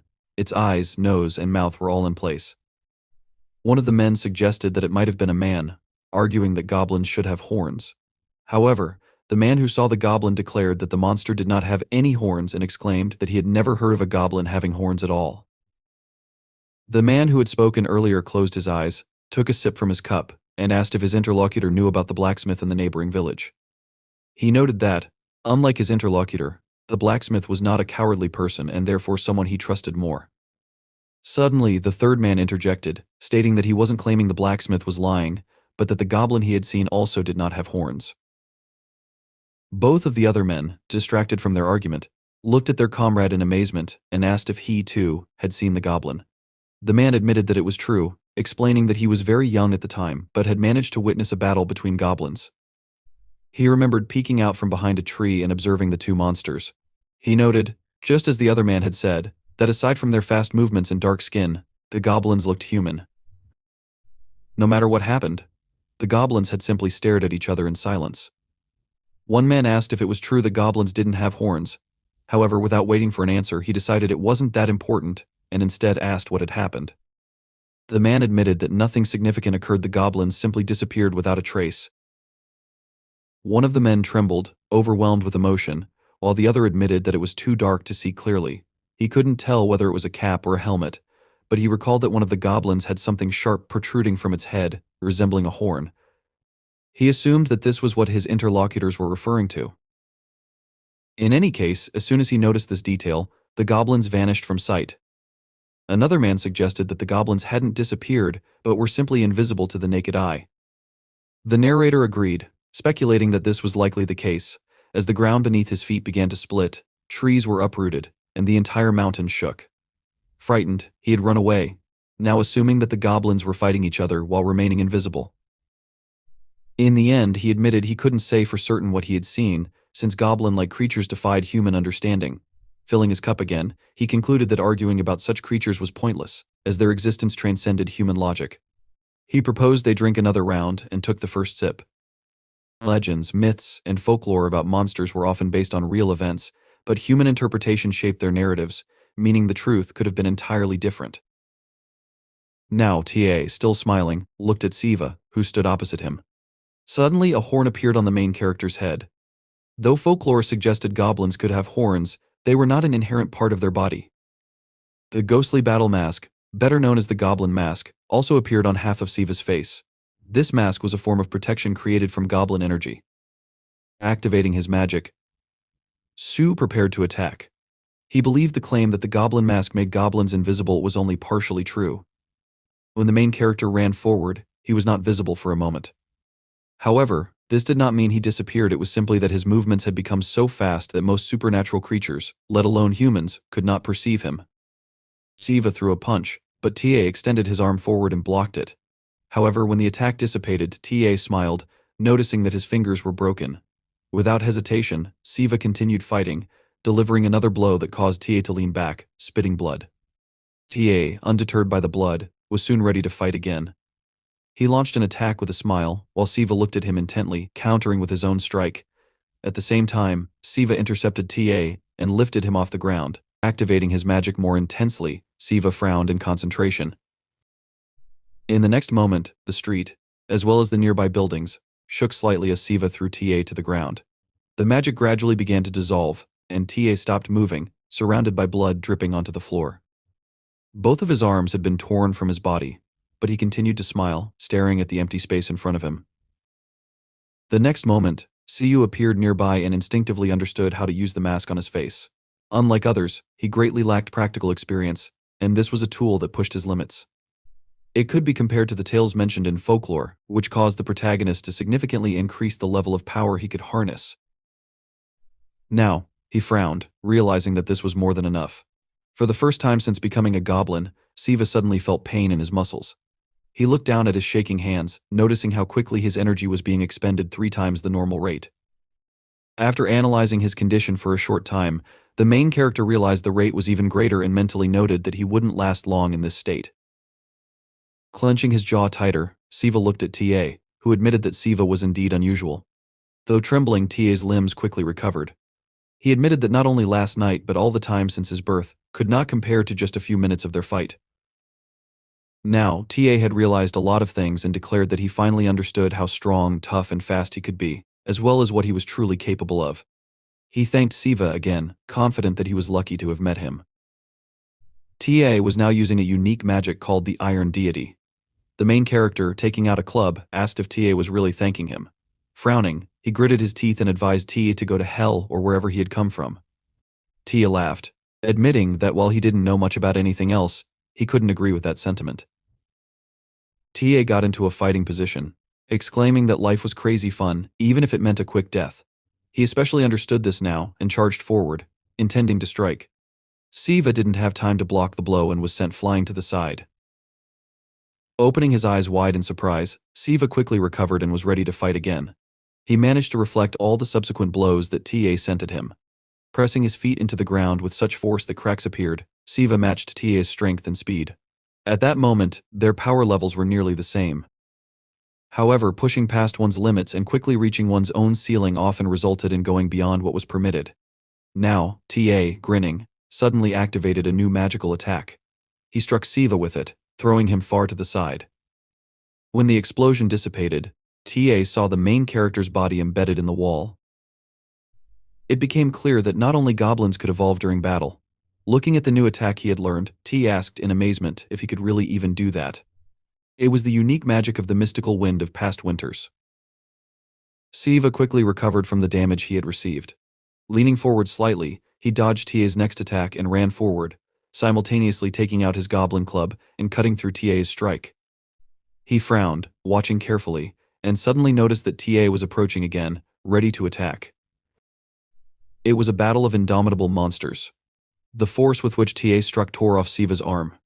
The main character, gritting his teeth, continued to fight with one hand, realizing that to defeat an opponent like TA, he would need a level of power head and shoulders above his enemies. Siva and TA continued their fierce battle, both understanding the stakes. TA grinned while Siva frowned, and TA began creating weapons using the Iron Deity and the mystical barrier of past winters. His hands began to gradually form the Spear of the Windlord, and at that moment, the main character started changing the shape of his goblin club, endowing it with his magical energy. Ta struck, and a powerful stream of attack flew towards Siva. However, when it dissipated, TA, spitting out blood, noted that this was all very unfortunate, but at the same time, predictable. He admitted that the main character's weapon was much better and gradually began to lean to the side, having suffered serious damage. Siva stood for a while, breathing heavily, and looked at the weapon he had created. But suddenly he heard someone say that it was all amazing. Turning around, Siva noticed someone approaching him, who commented that Siva was using a ghostly battle mask, as well as goblin wrestling. It was Bayun, who admitted that even for an ordinary goblin, all of this was very impressive. Smiling, Bayun noted that in any case, he was glad to meet the main character and introduced himself, extending his hand forward. Finally, Bayun announced that he and Siva were the same and activated his magic, causing his eyes to glow dimly. The main character stood a few meters away from Bayun. Bayun, looking at him carefully, told him that he shouldn't strain himself too much. He then explained that he didn't plan to interfere in their fight with TA. The main character, regaining his breath, looked carefully at Bayun, his eyes wide open. He asked himself, did he say that they were the same? Then, in surprise, he asked himself if he really meant it. Bayun interrupted his thoughts by throwing an object in his direction. Siva opened his eyes wide in surprise when he heard the sound of a falling object. He turned around to where the object had fallen and saw Bayun, standing with his back to him, looking at the defeated TA. Bayun told him that T looked happy. TA was lying in a pool of blood, his clothes and body smeared with thick drops of blood. His body had been cut into two parts by a straight line across the upper part of his body. On his bloody face was a happy smile, from which thick streams of dark burgundy blood were oozing. Looking at this, Bayun said it even disappointed him a little. He noted that if he had more time to get used to his magic, the outcome could have been completely different. Then Bayun added that there was nothing wrong with it, and that next time, he would definitely succeed. The main character, jumping up behind him and preparing to attack, said that there would be no next time. Bayun opened his eyes wide in surprise, and after that, the powerful blow Siva made provoked a strong explosion, emanating streams of magical energy. The main character, with a concentrated expression on his face, looked menacingly in front of him, frowning his eyebrows. Bayun reacted in surprise and, standing on the cracked concrete, told him that even with a perfect block from behind, the horn, he still felt the blow. Bayun held a large weapon with his bloody hand, and turning to Siva, told him that he had a rather sharp horn. His hand was shaking from the tension it felt after blocking the blow with the horn. Then Bayun noticed that he could have lost his sight if he had made a mistake. The main character looked up in sincere bewilderment, his eyes wide open, mouth slightly open, with a drop of sweat running down his face. What he now felt so clearly was the same thing his opponents felt when they hit him. Blocking a blow inflicted with full force was only a matter of pure strength. The completed form of the technique that Siva had awakened not so long ago was called dispersing a blow using the ground. Bayun, looking at the main character with a smile on his face, and continuing to hold the sharp horn with his bloody hand, through which drops of blood were flowing, told him that he thought there was no need for additional evidence. However, he was glad that Siva understood everything. After that, with a slight movement of his fingers, Bayun threw away the horn with which Siva had just attacked him. The main character was thrown several meters into the distance from such a strong push. Bayun continued to say that he understood this might shock Siva a little. Then he told him that they said he was the only remaining goblin in the whole world, and now someone like him appears. Siva looked at him from under his brows, heavily recovering his breath. After this, the main character confidently said that he was not surprised. Then he added that, besides, he didn't care if he was a goblin or someone else. After that, his destroyed arm began to grow from his shoulder. He moved forward, saying that he was just curious, and that was all. Then he asked him a question: did he really bring all? These monsters from other countries came to this one, so that they would hunt people. Bayun, with a wide smile and a friendly expression on his face, shouted, confirming this. He then loudly said that this was how it was. He explained that from their recruitment to all these murders, as well as various hiding places and providing information, he shouted loudly, saying that all of this was created by him. He then turned to the protagonist, assuming that he was wondering why he was doing all this, after which he asked him, isn't that right? Siva looked at him in surprise, without saying anything in response. Bayun, still with a smiling expression on his face, put his hand in front of him and began talking about how there was no problem with this and no point in hiding anymore. He would tell him everything. After that, Bayun began to tell him that they were the same species and everything like that. He said that's why he thought it would be very interesting to talk with him. He then looked piercingly at the protagonist with his glowing eyes. Siva tried to make a sharp lunge, striking the place where Bayun had just recently been. His eye glowed with a bright red light from the rage that overwhelmed him. Bayun, with a calm expression on his face, slowly stepped to the side, dodging the blow. Then he chuckled, and heading toward the main character, said that his first advice to him, as a fellow man, was. Then, using an uppercut, he struck Siva in the torso. From such a strong blow, the main character spat out a cloud of blood from his mouth. Siva's eyes widened from the pain he experienced. Bayun told him that they were facing an opponent much stronger than him. He should make sure that at least one of his feet was on the ground. After that, standing right in front of Siva, he told him that even though their horn was small, it was an absurdly unbalanced magic. The main character, with a tense and angry expression on his face, looked at Bayun, who was preparing his new blow. Along with this, he told him that unless he dealt with the magic of poisons or curses, as long as he stood firmly on his feet, he wasn't at all afraid of most attacks.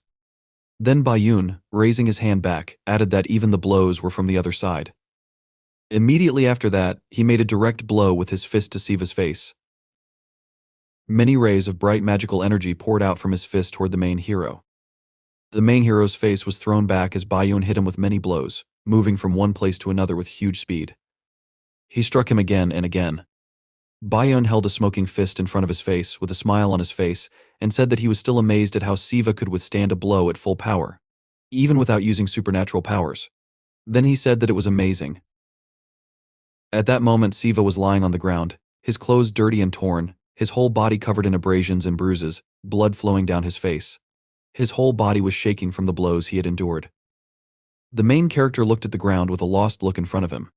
This time, he talked about how, without any training, he had mastered almost all the basic abilities of goblins. Then he asked him if they could return to their conversation. He addressed Siva by name and asked him if he liked dogs. The main character looked at him with wide-open eyes and bewilderment. Bayun continued, saying that dogs were beautiful and, in many aspects, even superior to people. However, he noticed that sometimes these could be annoying. For example, in his opinion, dogs that are raised by a weak owner bare their teeth without even realizing the whole situation. After which, he noticed that they sometimes even bite people. He asked Siva if this. It was true. The main character was on his knees shaking. There were many bruises on his body, and his clothes were stained with his blood. Bayun, standing in front of him, said that, of course, in such cases the fault most likely lies with the owner. However, sometimes these pathetic creatures became incredibly repulsive. He said that creatures that exist solely to satisfy the needs of the superior race are able to live only by receiving care and attention. He told him that the fact that these creatures wagged their tails without understanding all the dangers was obvious in itself. With his eyes glowing with magical energy, he said that as soon as this realization comes, these creatures cease to be cute puppies. He continued, thinking aloud, telling Siva that they were disgusting and useless creatures that lived in ignorance. The main character, looking at him from under his brows, called him a crazy bastard. Then he said that he would release monsters and kill people for such a stupid reason. Bayun suggested that it seemed to him there was a misunderstanding, after which he answered in the affirmative, saying that he did not like people. However, he added that he despised not only those who didn't understand anything. With a smile on his face, he exhaled the air from his lungs and said how long ago it was. He explained to him that the king of monsters did not yet exist. Then he added that there was no need for him. He squatted down opposite the surprised main character and told him that there were no laws among monsters since force ruled everything. He told him that the only thing that mattered was the food chain of the strong and the weak, or his position was determined precisely by strength. He said that if the strength of people and monsters was not enough, then they were nothing more than prey, destined to die. Then, with a wide smile on his face, he noticed that if you think about it like that, it even sounds interesting. After that, he asked the main character, sitting opposite him, "Is this true?" Without waiting for an answer, he said that countless monsters were looking forward to the end of these 6 months so they could finally freely catch and devour people again. However, he noticed that if you delve a little deeper into this topic, there's nothing more fun than this. Bayun continued to think out loud, saying that most likely, the vast majority of these creatures were initially not much different from people. He said that only the prey had been protected for much longer. Siva looked at him in bewilderment, his eyes wide open, listening carefully to his words. Meanwhile, Bayun talked about how such people could only bark at the weaker, as if they themselves were predators. However, at the same time, they lived in safety, much more than people. Bayun gave an example, saying that creatures of the same species with them were unpleasant even to look at. He suggested that with people, everything was exactly the same. After that, he turned to the main character, suggesting that he had probably seen a lot of these in his life. He then asked him if this was true. Bayun said that parasites who receive much more than their worth, under the protection of laws, common sense, and various organizations, without any shame, make purchases for which they are not able to take responsibility, as if it's their inalienable right. He said that they live in the hope that they will be protected. After that, looking carefully at Siva, he asked him to imagine what a world would be like, where such unreasonable defense did not exist at all. He asked, "Doesn't that sound great?" Then he began to argue out loud that there was no such right or law that allowed such a parasite to exist. He again said that the only criterion was strength, and those who could not answer for their actions simply die or suffer. The main character frowned at him, frowning, and tried to restore his breathing by actively inhaling and exhaling air from his lungs. Siva, with blood running down his face, said that this was far from beautiful and sounded like the sick fantasy of an 8th grader. Bayun laughed at this comparison and noted that perhaps this was so. Then he added that he did not expect Siva to understand everything just because he said it, noting that in any case, such a reaction was quite normal. After that, standing straight, he informed him that despite the fact that they belonged to the same species, their age, experience, and values were different. Looking down at the main character, Bayun said that that's why he decided to make them look alike. Siva looked at him with a questioning, surprised look. Bayun explained that since he had defeated TA, he had an interest that went beyond the usual kinship. Bayun stood next to him, hands in his pockets, smiling, and invited the main character to join him. Then, with his eyes wide open and lighting up with interest, he said that he would tell him everything that he was capable of as a goblin and what he needed to know in advance. Then he added, saying that he would explain to him what kind of creatures they were and what debt the main character seriously looked up at him and told him that he didn't want to. Then he said that if Bayun asked him to stop talking nonsense, he should. Bayun closed his eyes with a condescending smile on his face and said that everything was fine. He explained that this wasn't a case where he had the right to choose, so he shouldn't worry. Suddenly, like energy lines began to appear around Siva. Looking intently in front of him with a serious expression on his face, Bayun said that although this was disappointing, Siva should have already realized that resistance was useless. Suddenly, Bayun's eyes widened in surprise. A few meters behind him, from behind a pile of construction debris, Yuzuru flew up, holding an artifact in front of her. Bayun turned to look at her in surprise. Yuzuru, holding the artifact in her hands, Used the Nocto Thought Power spell. It was a lightning trap spell. After she cast it, many powerful, dazzling lightning bolts simultaneously hit Bayon's body. Such a strong attack made him tense up, his entire body rising into the air. This was an attack aimed not at causing damage, but at pinning the enemy. At that moment, the main character, with eyes burning with rage, rushed into the attack and struck Bayon's jaw with his knee from the bottom up, throwing his head back with the blow. Bayon's body began to fly up, and Siva, at that moment, formed a goblin club near his palm. Regeneration had slowed down due to the fact that the entire nervous system was focused exclusively on one thing. The main character formed the goblin club weapon in his hand and ran toward Bayon. The formation of a goblin's own club was an incredible and boundless transformation, and almost nothing was known about what exactly provoked such changes or the principle responsible for increasing strength. But one thing can be said for sure about the emotions experienced at that moment. After her attack, Yuzuru landed on the ground near Siva. In the past, the term that was used to refer to the Goblin Club essentially meant a weapon that could become anything. However, more precisely, this weapon can be described as something that takes whatever the owner of the form wants. Yuzuru looked up with a concentrated, surprised look, holding the artifact in her hands. Using this ability, the main character could use a variety of forms for different situations. However, even now, Siva, with his eyes sparkling from the magical energy overwhelming him, held in his hand a goblin club, which spread out in clots of dark magical energy throughout the space surrounding him. What he did was not just a tool that would be useful at this moment. It was much more than that. Now, a fierce desire to achieve his goal had been added to it. The main character looked at his victim with a menacing gaze, a monster that devours people and the people who are eaten. It was no longer possible to prevent this terrible catastrophe. But if this is so, then at least one cannot miss this goal that is right in front of his eyes. Without taking his eyes off, he looked at Bayon, who was in the air. The main character confidently told himself that he would not miss this time. After which, he furiously turned to Bayon and told him not to even doubt that he would kill him. Siva, with his eyes brightly glowing with multicolored magical energy, holding a powerful weapon with many sharp teeth in his hands, looked up for the first time. He put into the club all his determination and emotions that came from the heart. Bayon laughed, looking down at him. The main hero was clutching The goblin club glowed with a bright, bloody color. The main character had the intention of killing. After that, with a sharp movement of his hand, he struck, imbued with the will of the owner, the true nature of the goblin club. Siva made a powerful blow aimed at Bayon, who was in the air.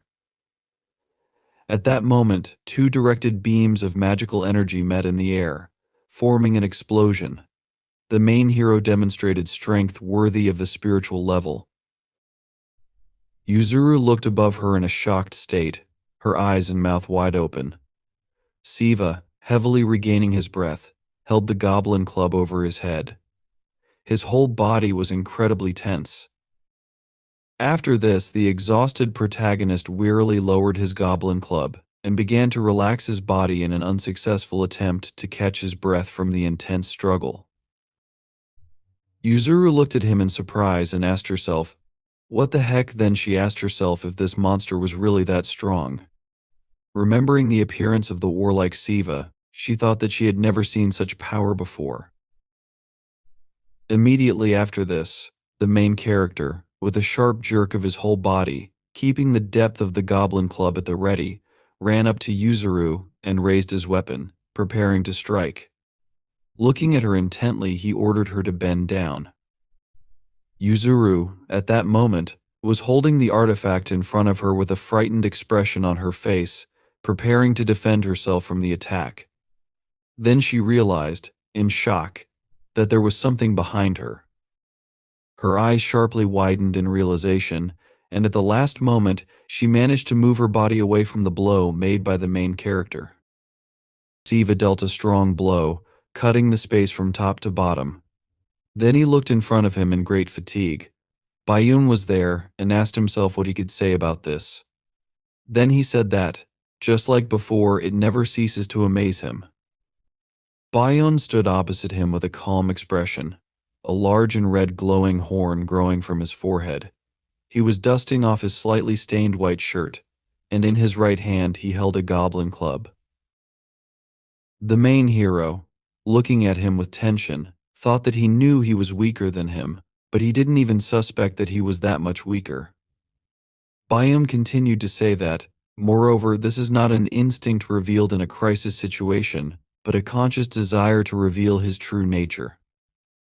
Then he asked if Siva was capable of this at his age.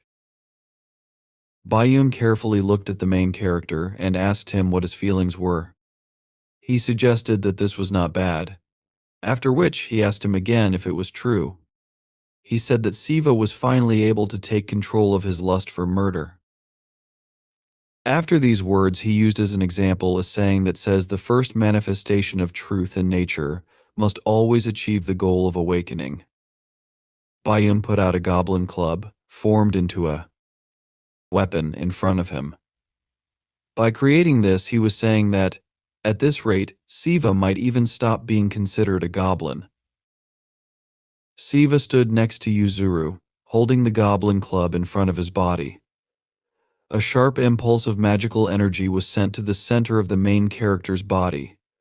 Siva was able to put the goblin club in front of him, which received the blow. Bayun, with a smile on his face, told him that this would not work. Immediately after his words, the club that the main character was holding in his hands broke into two parts, the fragments scattering in different directions. Due to the broken defense, the attack from Bayun hit Siva, causing him to fly several meters back. Yuzuru looked at him in fear. Approaching her, Bayun said that the essence of the club was that the shape it took depended on the desire of the owner, and now his club was a weapon created to kill him. He explained to him that, in other words, the only purpose of it was to kill. He further said that trying to defend himself with this would not make much difference from simply taking a blow on his naked body. After which, he interrupted his words, denying what he had just said. He admitted that if Siva had prepared for the blow from the very beginning and not tried to fight back, that would have been even better.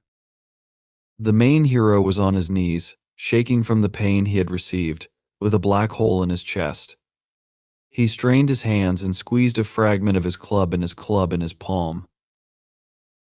Bayun approached Yuzuru, who stood with her back to him. Turning to her, he noticed that she was not from this country, after which he asked her if this was true. Yuzuru looked ahead with a frightened expression on her face, then looked at him in shock, her pupils greatly reduced in fear. Bayun asked her why she was here. He then remarked that he certainly had one guess, but at the very least, she should have found out about this place first before interfering. Bayun spoke these words with wild eyes. He voiced his desire, which was that he wanted to wring her neck right now. Then, turning to the main character, he asked him what he thought.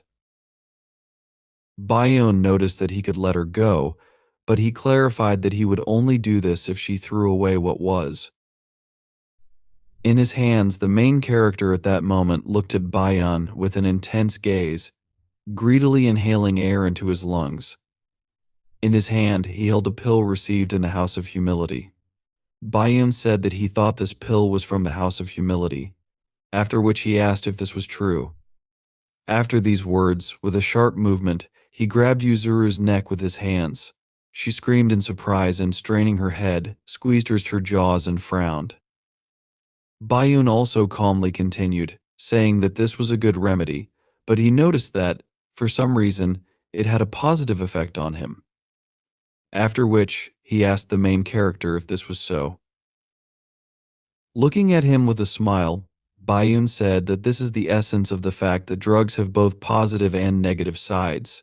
He assumed that this was the second time, after which he asked him again if this was so. Bayan began to talk about how the sudden surge of energy overloaded his energy center, and it would recover 3 times more than usual. He admitted that he couldn't even imagine what could happen in the worst case. Then, continuing to speak and turning to Siva, he told him that even if nothing happens, he still wouldn't do anything about it. The main character calmly continued to look at him, holding the pill in his hands. He did not answer his words in any way. Summing up, Bayun lifted Yuzuru, whom he was squeezing by the neck with both hands, and asked him to sit aside for now, since he did not want to cause him even more harm. Yuzuru was shaking from the suffocation she was experiencing due to Bayun's hands squeezing her neck. Yuzuru turned to Bayun and asked him not to listen to Bayun. The main character continued to silently look in their direction while holding the pill near his mouth. She said that she died during an exorcism through suffocation. She said that she was always ready for this death, because it was her job.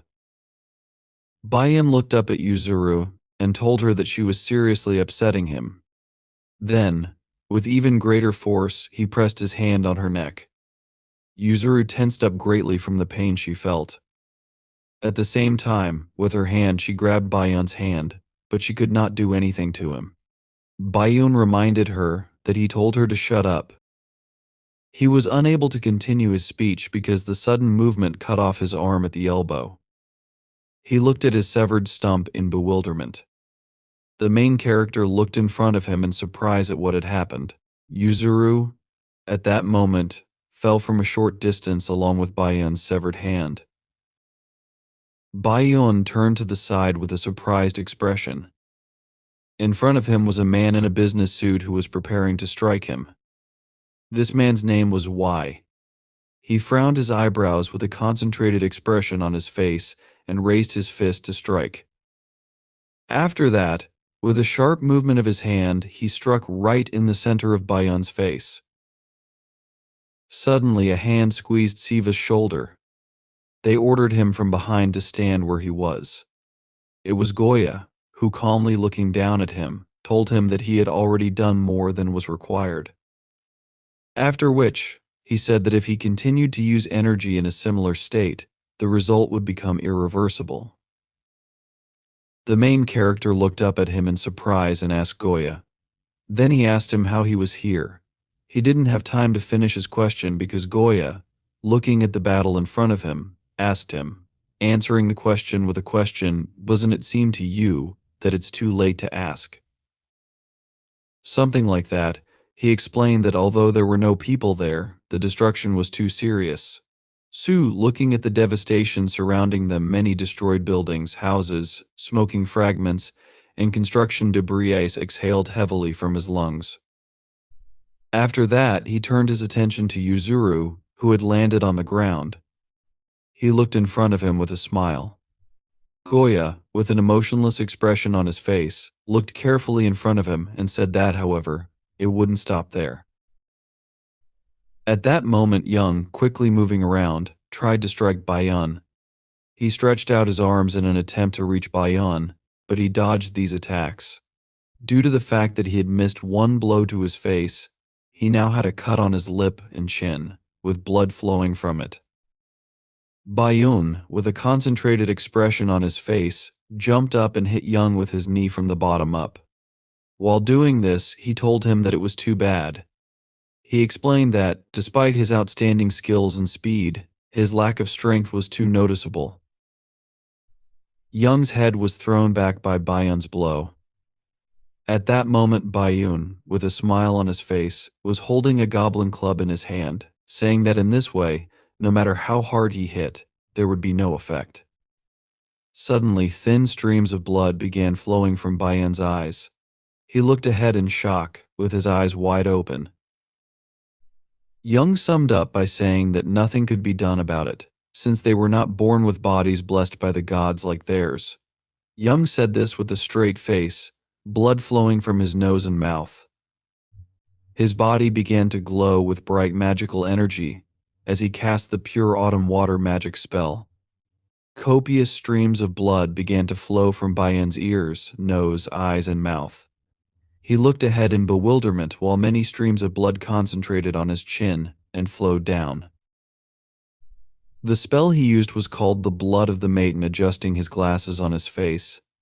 Young said that when fighting such an opponent he had no choice but to use this method.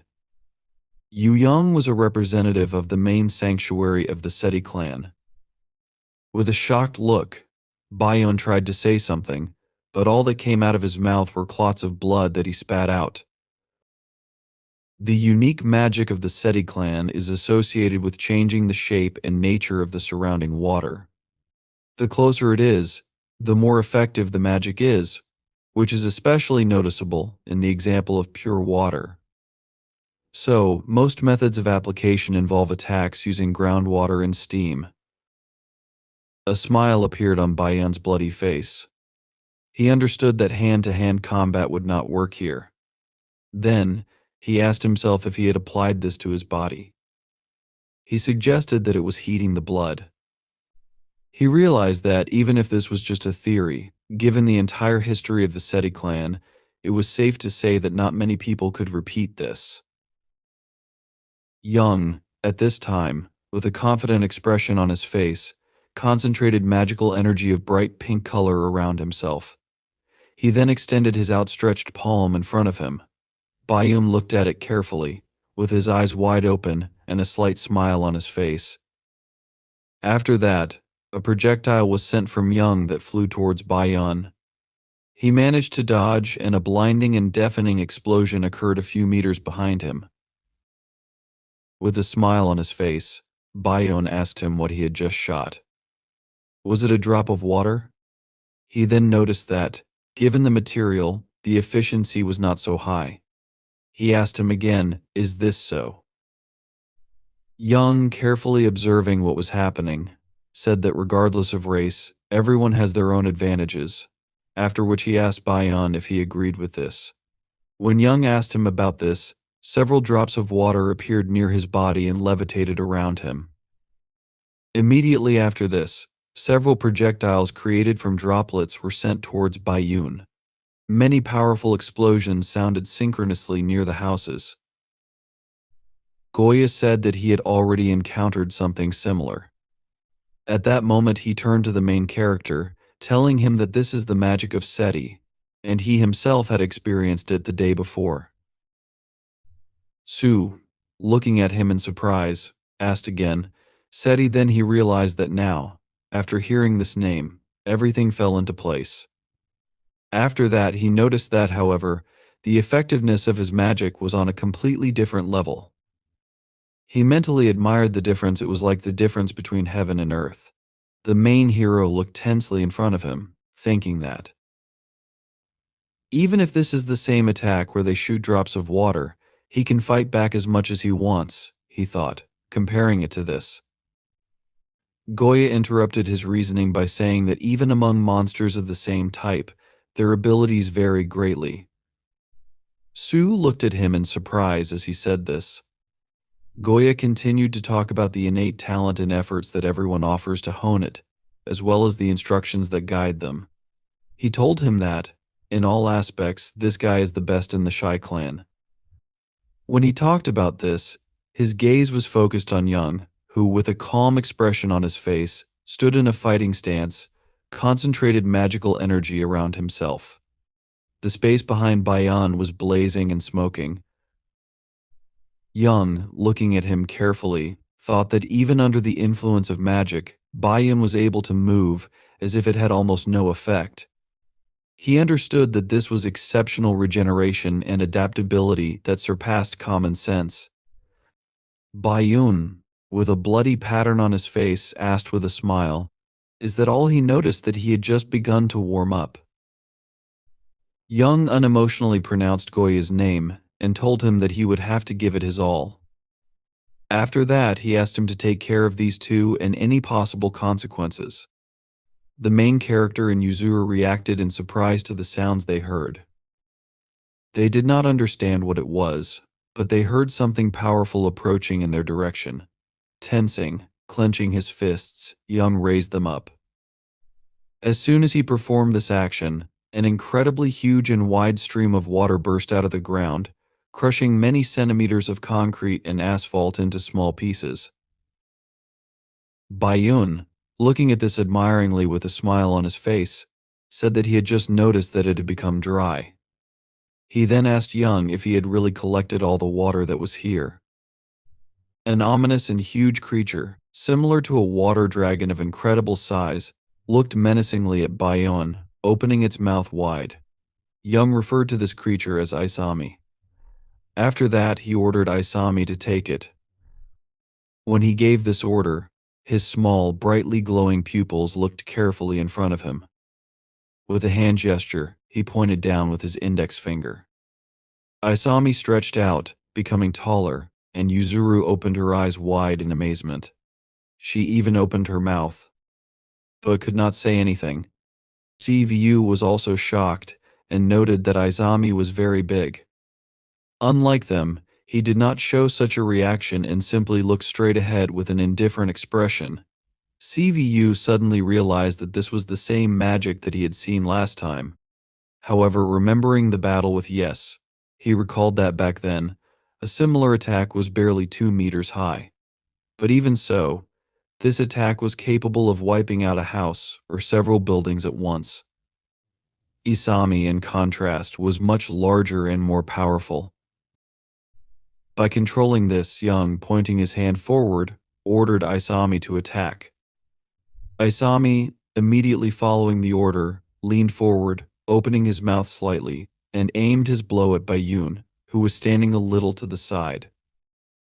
Bayun, seeing Isami approaching him, smiled and exclaimed enthusiastically that this was simply magnificent.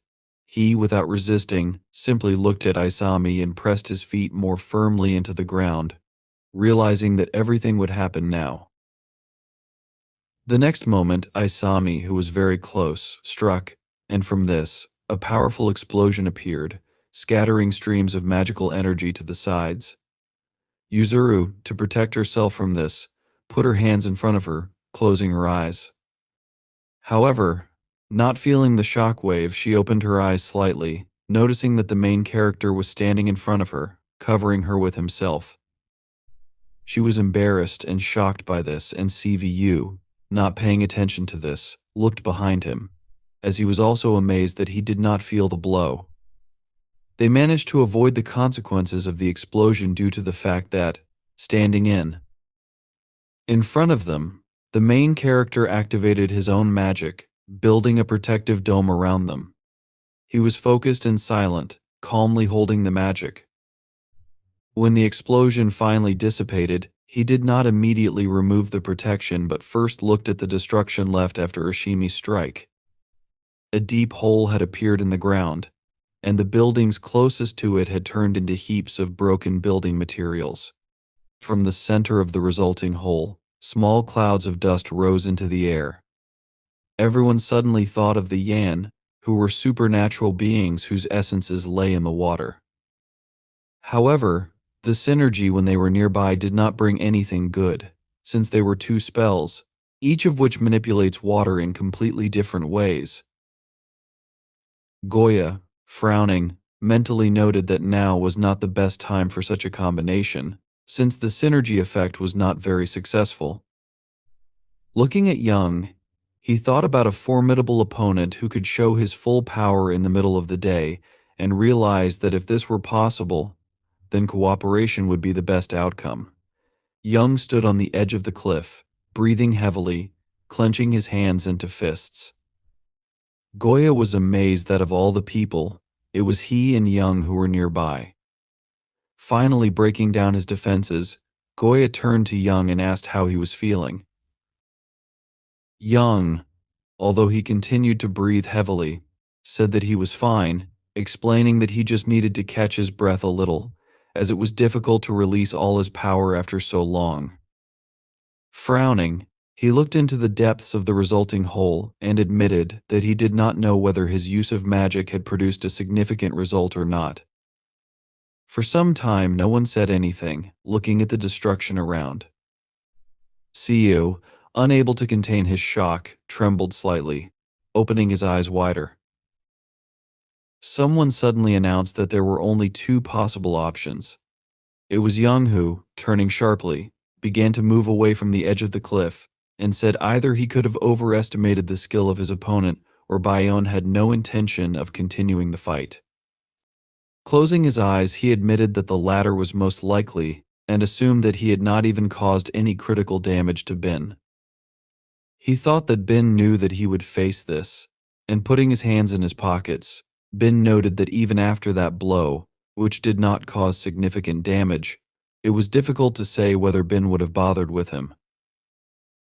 Young did not answer anything to this, but suddenly frowned, clenched one of his palms into a fist, and looked seriously at Siu. The main character was amazed to notice such attention to himself, and Yuzuru, who also noticed this, looked at him in fear. Young suddenly extended his hand forward, launching a magical attack towards CVU, and he did not have time to react to block it. He was sent flying far back. Yuzuru turned sharply to the side, looking at the fallen CVU, and asked, "What does this even mean?" Hearing her question, Goya looked in her direction, and Yuzuru frowned, asking if they weren't on the same side. She did not understand why, out of the blue, Young attacked the main character. Young, adjusting his glasses, closed his eyes and asked Yuzuru not to worry about it, since he just did what he had to do. Looking at the face of CVU, lying to the side and no longer hidden behind the mask, Young announced that the main character would now return to normal, since there were no longer any factors posing a threat. Yuzuru frowned, pursing her lips tighter, but said nothing. Young said seriously that, from now on, he and Goya would take care of this matter, since people should not interfere. Gradually, they left the destroyed area. A little later, when it began to get dark outside, in another place, TA was sitting with his eyes closed, leaning against the wall. Madeira, looking at him, realized that he, too, was a dark god like her, and assumed that T felt different due to the fact that he belonged to a different species. This was slightly different from what she expected, however. Madeira realized that in this case, it would be even tastier. She opened her mouth, about to devour TA, but Bin stopped her as he came closer. He was sure that, even if they didn't know what would happen in the future, they still needed to take a more friendly approach. Madeira stopped and looked at Bin in surprise. He smiled and noted that it was not bad that Madeira and TA could absorb each other. He came closer and expressed hope that they would both grow up and do everything right. Looking at Bin with displeasure, Madeira cursed and asked why he was still alive. Bin didn't understand what she meant and noted that this was too much, reminding her that he was not so easy to kill. However, at some point it even seemed to him that this was quite possible, since Young knew perfectly well about his strengths and weaknesses. He talked about the roots, which was a spell used by Bin to redirect attacks into the ground. Recalling the moment before Ashimi's attack, Bin noted, in other words, if the ground underfoot is unstable, then magic will not work at full strength. That is why, before extracting all the water from the ground, Young changed the terrain as much as possible so that Bin could not completely redirect the blow. Before creating Ashimi, Young weakened the soil using underground water. Currently, Madeira, listening to Bin's story, decided that she would keep this in mind when she decided to eat him. Bin suddenly trembled slightly and asked, "Is it really amazing to face a creature that even people couldn't tame in his opinion?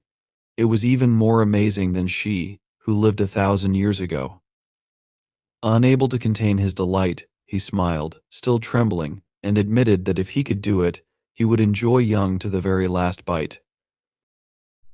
After taking a few sips of the drink, Madeira suddenly admitted that she didn't quite understand this, but she felt that this was a completely different sensation, one that was different from her desire to satisfy her hunger.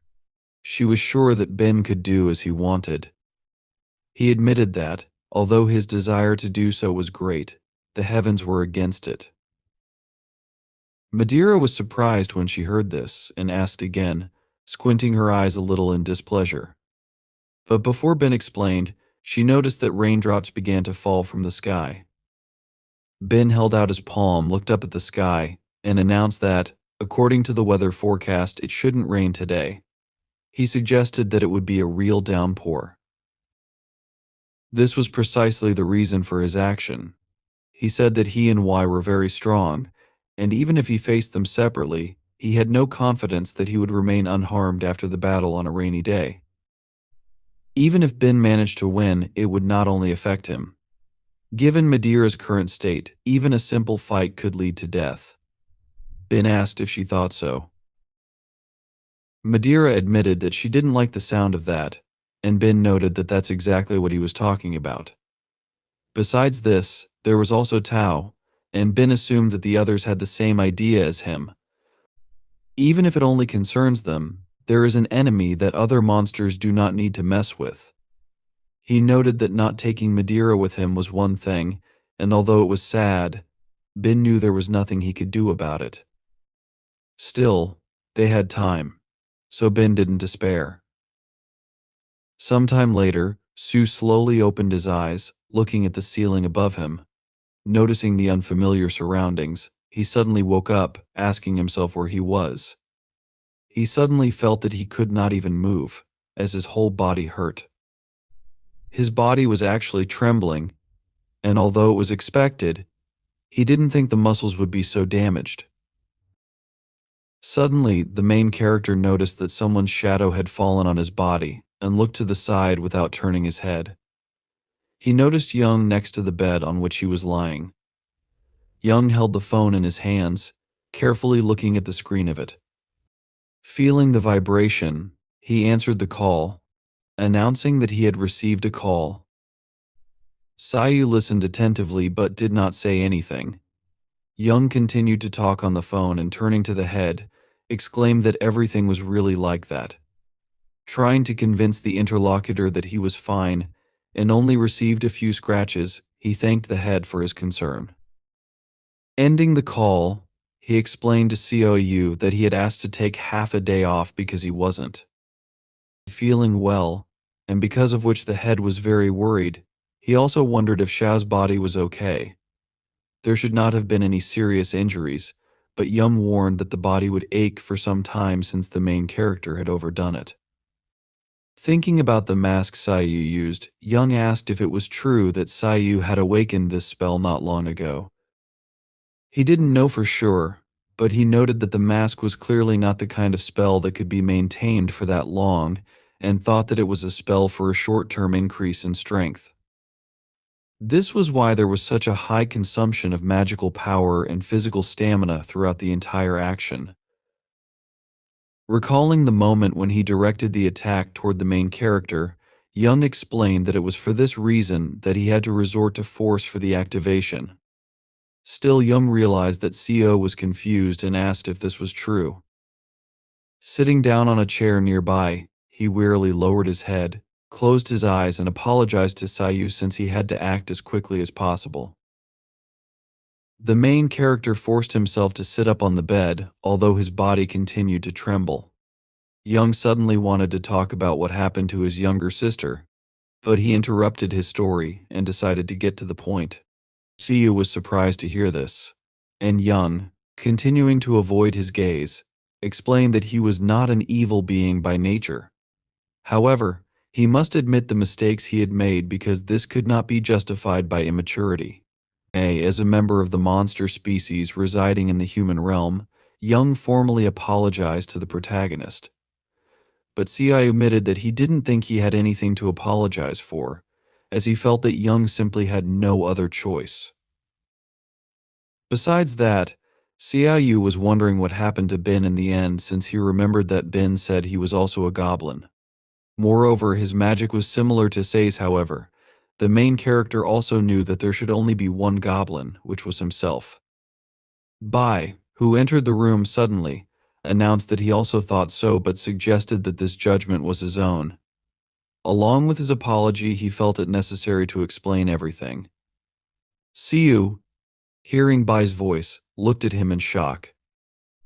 Young also turned his head, and closing his eyes, touched his beard with his hand. He called the name Baiyun and explained that he was the prince of the goblins who lived on this peninsula 1,000 years ago. In addition, it was possible that Baiyun was Ci's ancestor. At the same time, while it was still raining outside, some people walked by hiding under umbrellas, and someone, placing their palm under the drops, thoughtfully noted that in the human world, the rain is exactly the same. It was Siwa who was amazed that people were surprisingly resilient, since she thought that in such weather, everyone would sit at home without going anywhere. Solmi smiled and asked who Siwa even thinks people are. In any case, she diverted from this topic by declaring that yesterday she was able to survive only thanks to Sa. Yesterday, while communicating with the department store staff and with all the witnesses, Solmi kept thinking that she could not cope with this alone. Recalling the moment when Siwa helped enchant the right people, Solmi noted that if she had not helped, the situation could have gotten out of control. Siwa advised Solmi to save her gratitude for the main character, since it was not at all difficult for her to do this, and she decided to help Solmi instead of communicating with the guy. Closing her eyes, Solmi suddenly admitted that she was very ashamed since she said that she would help Sa, but she herself was only causing trouble. They soon came to a small cafe that had a sign on the door saying it was open. Around the same time, two girls came out of the cafe, one of whom looked very upset. The other girl, putting her hand on her shoulder, smiled and noted that they didn't even talk normally, and the person they were talking about didn't even recognize their number but immediately offered to. Sitting in an empty seat, which was a little strange in their opinion, this person really didn't understand the hints, especially considering how many people were already likely asking him about such things. Sui frowned upon hearing this and so suddenly became embarrassed. Looking after the girls as they left, she asked, "What does this mean?" Soi, opening the door to the cafe, explained that most of the visitors are actually people who come to see Goya, but what is most ironic is that he did not even understand this. Walking inside the cafe, Somi and Siwa folded their umbrellas as they were walking under. And who didn't realize it was them at first apologized, announcing that they were closing early today. However, he soon realized that it was Subui and Solmi, smiling, explained that Goya was ahead of her, and asked why he decided to close the cafe. Although it was not yet evening. Sad didn't react to this, and Goya explained that they weren't originally supposed to work today since they only needed to serve a few customers, including Solmain herself and Soa. He asked if they wanted something. Solmain exclaimed that she wanted a drink, as usual, and Siwa, without answering the question, looked to the side, concentrating, closed his eyes and said, even if Solmain said that, he still has no idea what she's talking about and advised her to order what's on the menu. Solmain was offended when she heard this and asked him to stop since she had already gotten iced coffee here several times. Besides them, in this cafe, there was Wang Yi, who, sitting on the side, was eating ice cream, not paying attention to the argument between Goya and Solmi, but was distracted when he noticed that someone had come closer. Solmain, also distracted, called out to Siwa and asked what would she do. She noted that there was tea here, but one wanted to recommend some kind of drink if Siwa was not against it, but fell silent when she noticed that Siwa was looking at Wangu without looking away. Wang Yi, displeased, asked why she was looking at him. He assumed that Siwa wanted to die, and the next moment, someone suddenly screamed, asking Siwa to calm down. It was Solmi, who, running closer, asked if Siwa could see that Wangu was just a child. She didn't make excuses for him, of course, and Siwa said she knew that, adding that they weren't in the monster world, and Wang Yi, whoever he was, shouldn't act so arrogantly. So I asked if Siwa and Wang Yi knew each other. Suddenly, someone said that in a place where there is no tiger, the raccoon thinks of itself as the main thing. Wangu, frowning, remembered that someone told him that where the tiger disappeared, ruthless creatures had appeared, and one fox was especially disturbing. He stood up from his seat, and Solmi, hearing these words, looked at him in amazement. Saul was outraged, thinking that even among monsters, there was a concept of natural enemies. This mainly concerned those who came from the animal kingdom, and the confrontation between the original individuals still had an impact on the monsters even after transformation. However, after becoming monsters, the balance of power between the species could not coincide at all, and yet the entity did not disappear anywhere, and this influenced the descendants in whom the same blood flowed.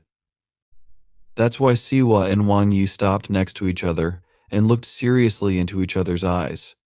Solmi, looking carefully at Wangu, thought about the reason why such an atmosphere of fear could arise from their instincts. She guessed who Wangu might be, but was distracted as Siwa told her not to worry because even if Wangu made the first move, she was not going to pounce on the first person she met like a weak-willed animal. Not paying attention to all this, Goya calmly wiped the table in front of him with a rag, and Swaji, looking threateningly at Wangu, asked if they needed to call bye-bye. She was already ready for battle since she came to the human world. She had not really had normal food. Wangu didn't mind this, although he wasn't very interested in fox meat, and he assumed it wouldn't take much time. However, before anything could start, someone suddenly stopped Wangu, realizing that they couldn't leave him alone even for a minute. Elsa's voice called out, and Somi turned around, noticing William approaching closer. He reminded her that Bai had given Wangu a rare opportunity to enter the human world, and if he got into a fight on the first day, it would affect his reputation. Looking at her with disappointment, Wangu exclaimed that Soa was the first to provoke him. He reminded her that Bai had said other monsters could also call him, asking if, even then, they shouldn't fight. Yan, remaining calm, reminded him that in the business world, mere adherence to protocol is not enough. Since Soa, with whom Wangu was arguing, is currently the most powerful member of her time on the Korean peninsula, Wangu himself, who is not even a member of the tribe, is in no position to argue. Moving closer to Wangu, she leaned against him from behind, warning that in this case, it didn't matter at all who was really to blame. Wangu did not argue further, and Yan added that, ultimately the responsibility would fall on Wangu. She also noted that Suwa was well aware of this. Wangu did not answer but simply frowned. He eventually admitted that, of all the requests for mercy she had heard before, this request was the most pitiful. In the end, this time Suwa decided to forgive Wangu since she was even embarrassed to kill a tiger cub who had not yet known the taste of life. Soulmane realized that, fortunately, this was more of a provocation than a real threat. Given Suwa's personality, this was probably the only correct answer, because if Wangu had decided to attack or begged for mercy, Suwa would have killed him without any pity. Meanwhile, Squaw noted that all of this was quite old-fashioned since there wasn't only a possible Sukran, but also a Changi who had raised a young tiger for many centuries.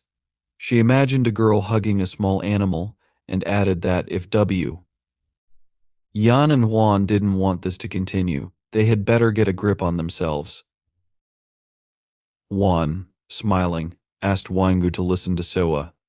Soa admitted that she didn't know why Juan cared about Wangu but noted that, for someone like him, it was simply ridiculous. In the end, distracted by this, she frowned and asked why anyone even needed to call her. Soulmane also asked that the others just say why they were there since it was a cafe, and she didn't like it when anyone smelled like burned wood.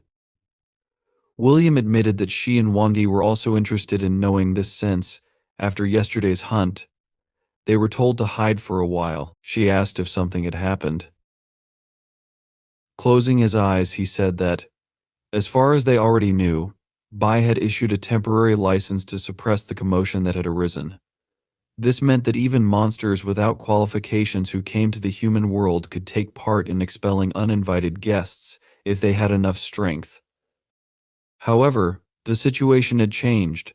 Wanggu and Wulangu were warned that all temporary license holders, except them, were ordered to return to the monster world due to a lack of skills. Everyone was amazed to hear this and wanted to know more about the details. However, interrupting his words, Sua and Soul Mane simultaneously asked about Sua's situation. Honestly, he said that he did not know what was happening but noted that, with the main character, everything was different. Juan, not understanding what they were talking about, watched the others in amazement. Solmi, horrified, asked if it was true that the others hadn't sent Sua to the monster world alone. She exclaimed that otherwise, this would go beyond all reason. Sua agreed, saying that, although Sua was not so weak that she could be beaten by the first person she met, it was still dangerous. She asked if it was true that Goya understood that strength is not everything. Considering the pure power of the monster, the main character was still not ready. The point was that a human, no matter how skilled in battle, is just prey. If Sua were left alone in the monster world, it would be perilous. He would only live a few days before being hunted down and eaten. Closing her eyes, she turned around, heading towards the exit. She said she was leaving and would inform Bai that she was returning to the world of monsters. She planned to train the main character for a month, as promised, and then appear in court. She was confident that everything would be fine because Siwoo was persistent. Goya, sighing, warned them that, no matter what Sawa and the others decided, it all depended on them. However, he asked that they first listen to him to the end.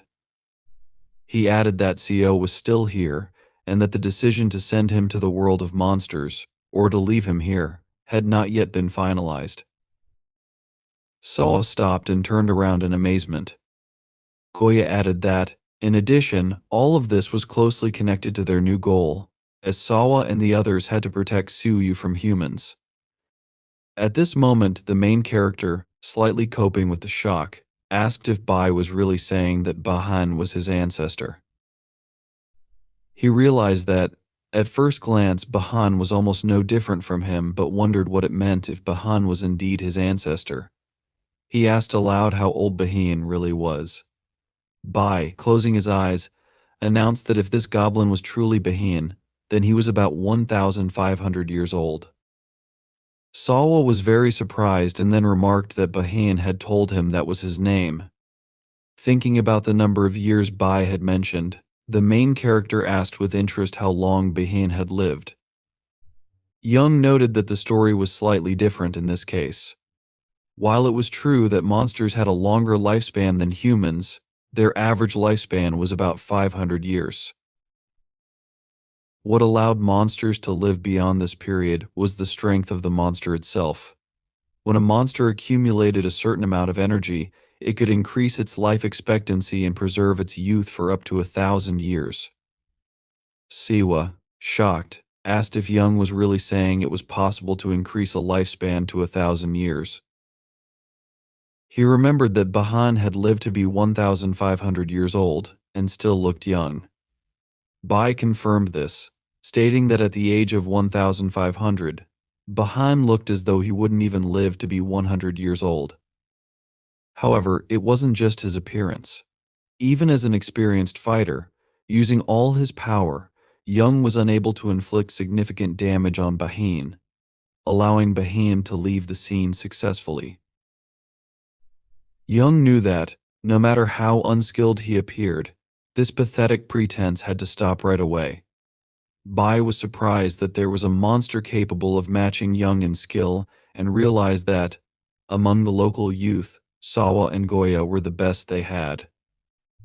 Even if Bahin claimed to be a goblin, he could not have met Young with a decrepit and old body. In that case, he would only be an ancient myth to be told to Siwa if they had the time. The last time goblins completely hid their traces of resistance was 666 years ago, right after the Great War. Bai explained that over 1,000 years ago, the goblins split into two opposing sides. The Goblin King of that time and his faction were defeated, forcing them to hide from the world. However, the victors also suffered serious losses, and their numbers dwindled until, 666 years ago, only one goblin remained. This last goblin was Bahan, who lived until the second half of his allotted time but eventually died from wounds received during the Great War. From that moment on, goblins were considered extinct. This was why Bai thought the main character might be a secret descendant of Bahan. When Bahin breathed his last, more than 100 years would have passed since his transformation into a goblin, even though he was the only one left. Even though there was no direct evidence to identify Sawa's ancestors, if Bahin's short lifespan was taken into account, it somewhat aligned with Sawa being a descendant of Bahin, left 666 years ago. The main character listened attentively, and Bai added that one of the infamous family members who died 1,000 years ago was Bahan. The fact that Bahan had now returned, maintaining his appearance and strength, raised many questions. Siu realized that if other goblins existed and Bahan was still alive, then they could indeed be his ancestors. Young and Bai confirmed this, acknowledging that if the goblin Siu encountered was truly Bahan, it no longer mattered how he had avoided aging. More importantly, it raised the question of why a goblin with such power had been hiding for so long.